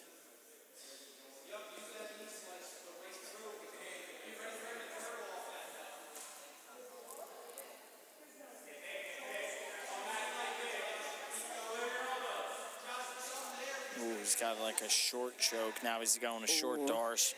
It's like Islam Makhachev style. He's going to want to drop that lat. Oh, now it's deeper. Yeah, it's just hard to finish, though, with someone on their back. Yeah, when they go flat, it's really hard. He needs to try and pull him up the other direction. All right, Nico's trying to push away, possibly take the back.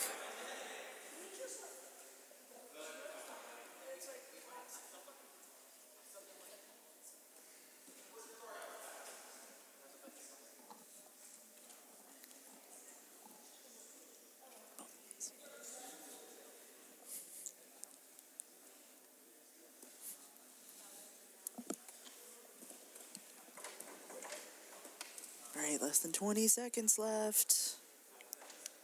Josh looks at the clock. A sign of fatigue, perhaps? Nico tries to shoot the triangle. All right. There we go. A little pseudo knee pick on the ground. All right. Hey, show him who's boss in there. There you go. Rough him up a little. I mean, you got to think that that's like a possible, that's what you want to do with the bigger opponents. Is you think that maybe your cardio is going to be a little bit better than them. So if you just constantly push the pace, maybe tire them out a little bit. Yeah, I mean, just from being a small guy, I could attest a little.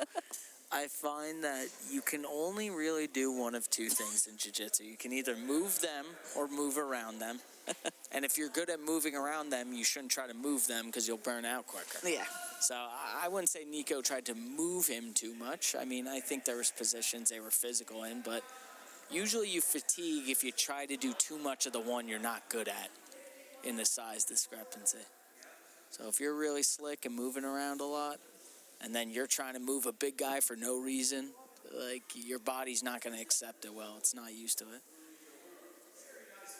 And from Josh's perspective, that's just he definitely is more of a mover of men. So just staying here, racking up time too. Got to rack up the time, even if you don't get it. Maybe not in this round, but still, the ride out has a factor. Yep, Nico is trying to sneak those hips out. Ooh, but there's some. Oh, all right, not enough. I thought there was a little more time left. This could be the Achilles heel, though. This could be David and Goliath. Oh, he's going armbar. Oh, wow. Oh, yep, he's just having him switch sides. Heck yeah, he's preferred Here we go. side. Going for the win here. Ooh, he's trying to prevent Josh from stacking up. All right, did it that first time, but Josh, yep. Way to tip him. Yep. Now he's just abandoning it. He just wants to break the grip now. Yeah. He's got those feet crossed, making it hard for. Yep, because at some point, looks like he's starting to loosen the grip a little bit. Still. All right, you're still in there? Yep. Still got that arm bar in now there. He's taking two hands to it again. He's switching between the under. Oh, nice. And he's free. Good stuff. Right. Moving on to modified ADCC rules. So 3-minute round. First to a dominant position.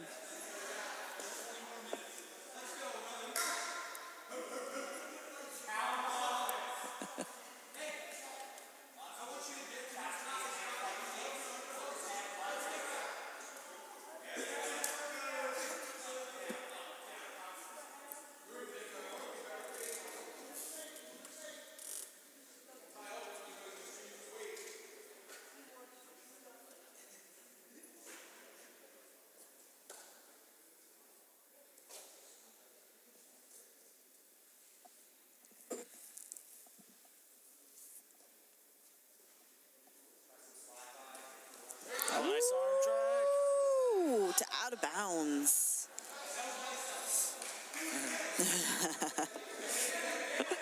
Captain America pointing over there. You like that arm drag, though? That was nice. Yeah, because I think you can see Josh is just a little tired now. I'm telling you, man. Oh. Ooh, and as I say that, he's able to get that blast double.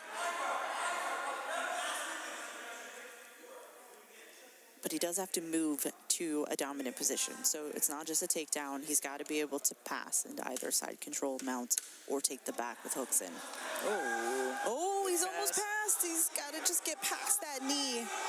Elbow-knee connection, keeping Nico alive. Yep, and plus he has to let go of the leg. You can't have an arm inside of their legs. Yeah, you need that push on it.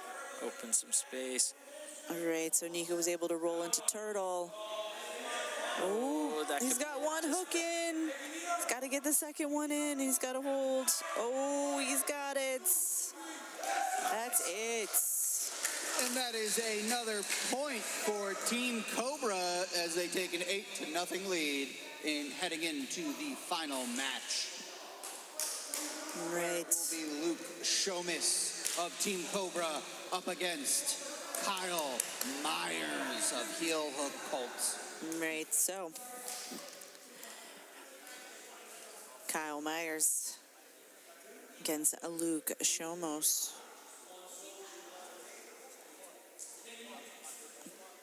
They are both in all black. Kyle has a beard. Yeah, I was going to say. Oh, foot sweep attempt. Yes. The classic jerky collar time. Love that.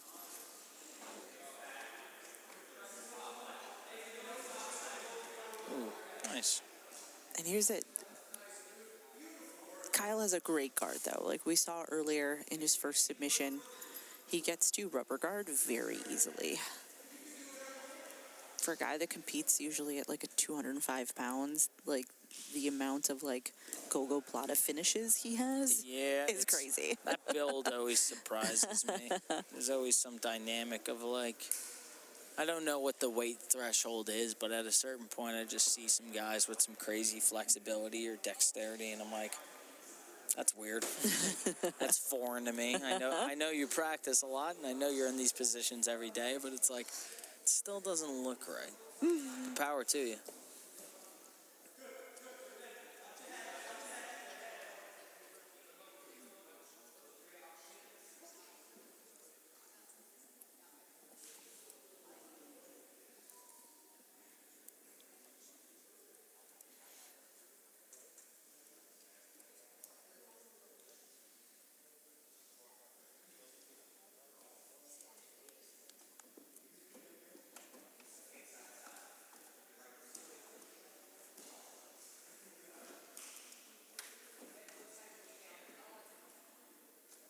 Right, Luke pulls him into a close guard here. You don't see a lot of people play close guard, at like a black belt level anymore, even though, like, I still love it. I think it's great. I like it too. I think the sport has evolved where it's not as trendy, but I think it still is very nice. I think it's still very applicable if you play certain games. It's just in any sport, not even just combat sports, everything goes in trends. Yeah. What's popular yesterday is... It'll all come back in style again. Yes, exactly. That's how it typically goes.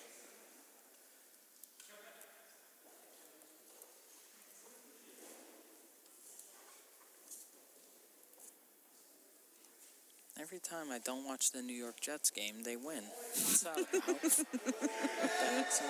Well, we're here. Ooh, Kyle's on the head. Oh, No just arm here in, in the but that's- corners. Yep, just calling to squeeze. Yeah, I was going to say, there's like, again, a threshold, I'm going to call it. We're up. Nice.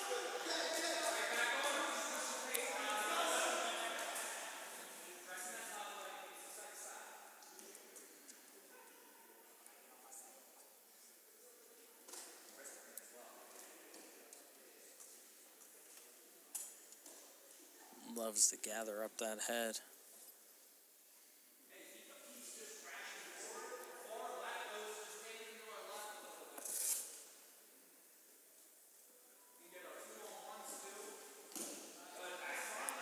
Ooh, there's a nice heavy back step there.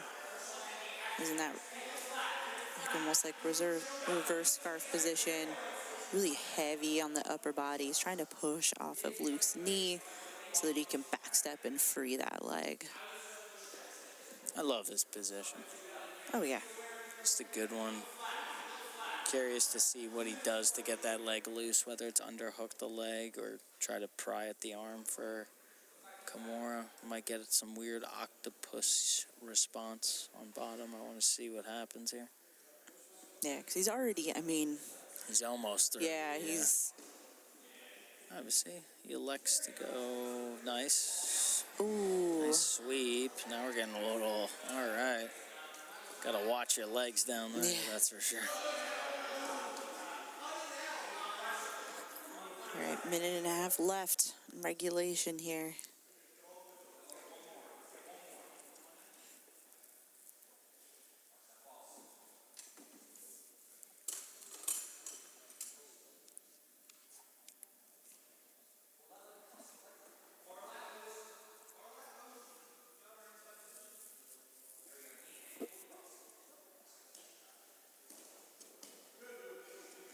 Luke pulls him back in the close guard. Ooh, possible armbar attempt.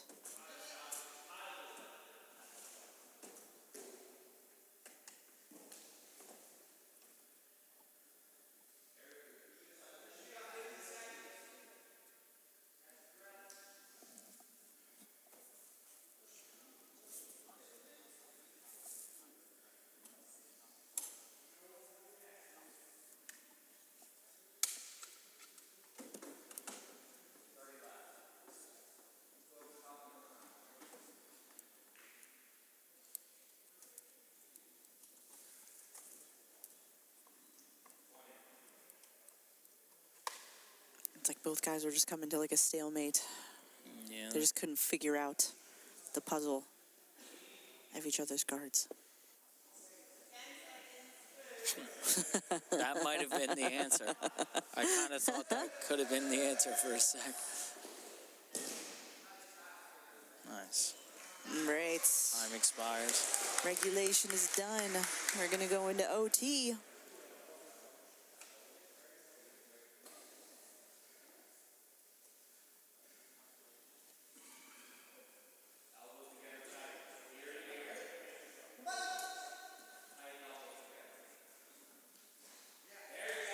Ooh. That's a lot of force quick. Could be there, but oh, he was pushing the foot off. Starting to inch out. I don't know. Yeah, he wasn't fighting the hands. I think Kyle's just squeezing. Oh. Getting kind of a tough angle to get back on top. This is it. This is it. I mean, this is it. This is the last match of the day. Oh, and he's out. Woo!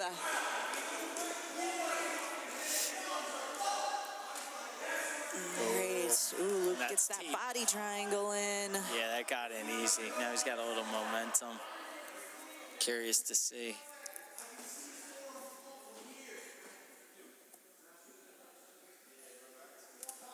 First things first, let's unlock. Yep, let's try to weave those legs, combat the lock.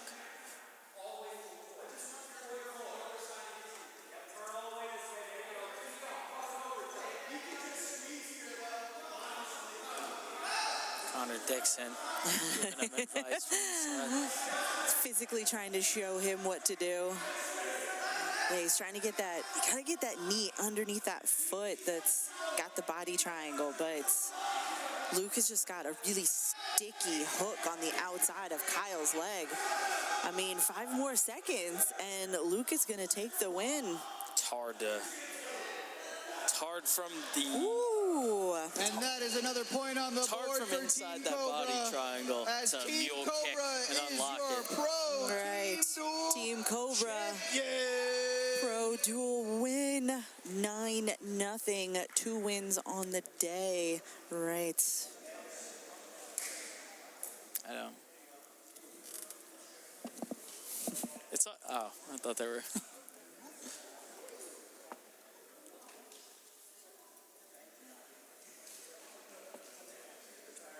All right, that is a wrap on the day. We have crowned our team dual champion, Team Cobra. We also crowned numerous amateur invitational champs today. So keep an eye out. We got December 6th is going to be our Academy season playoff. So tune in for that one.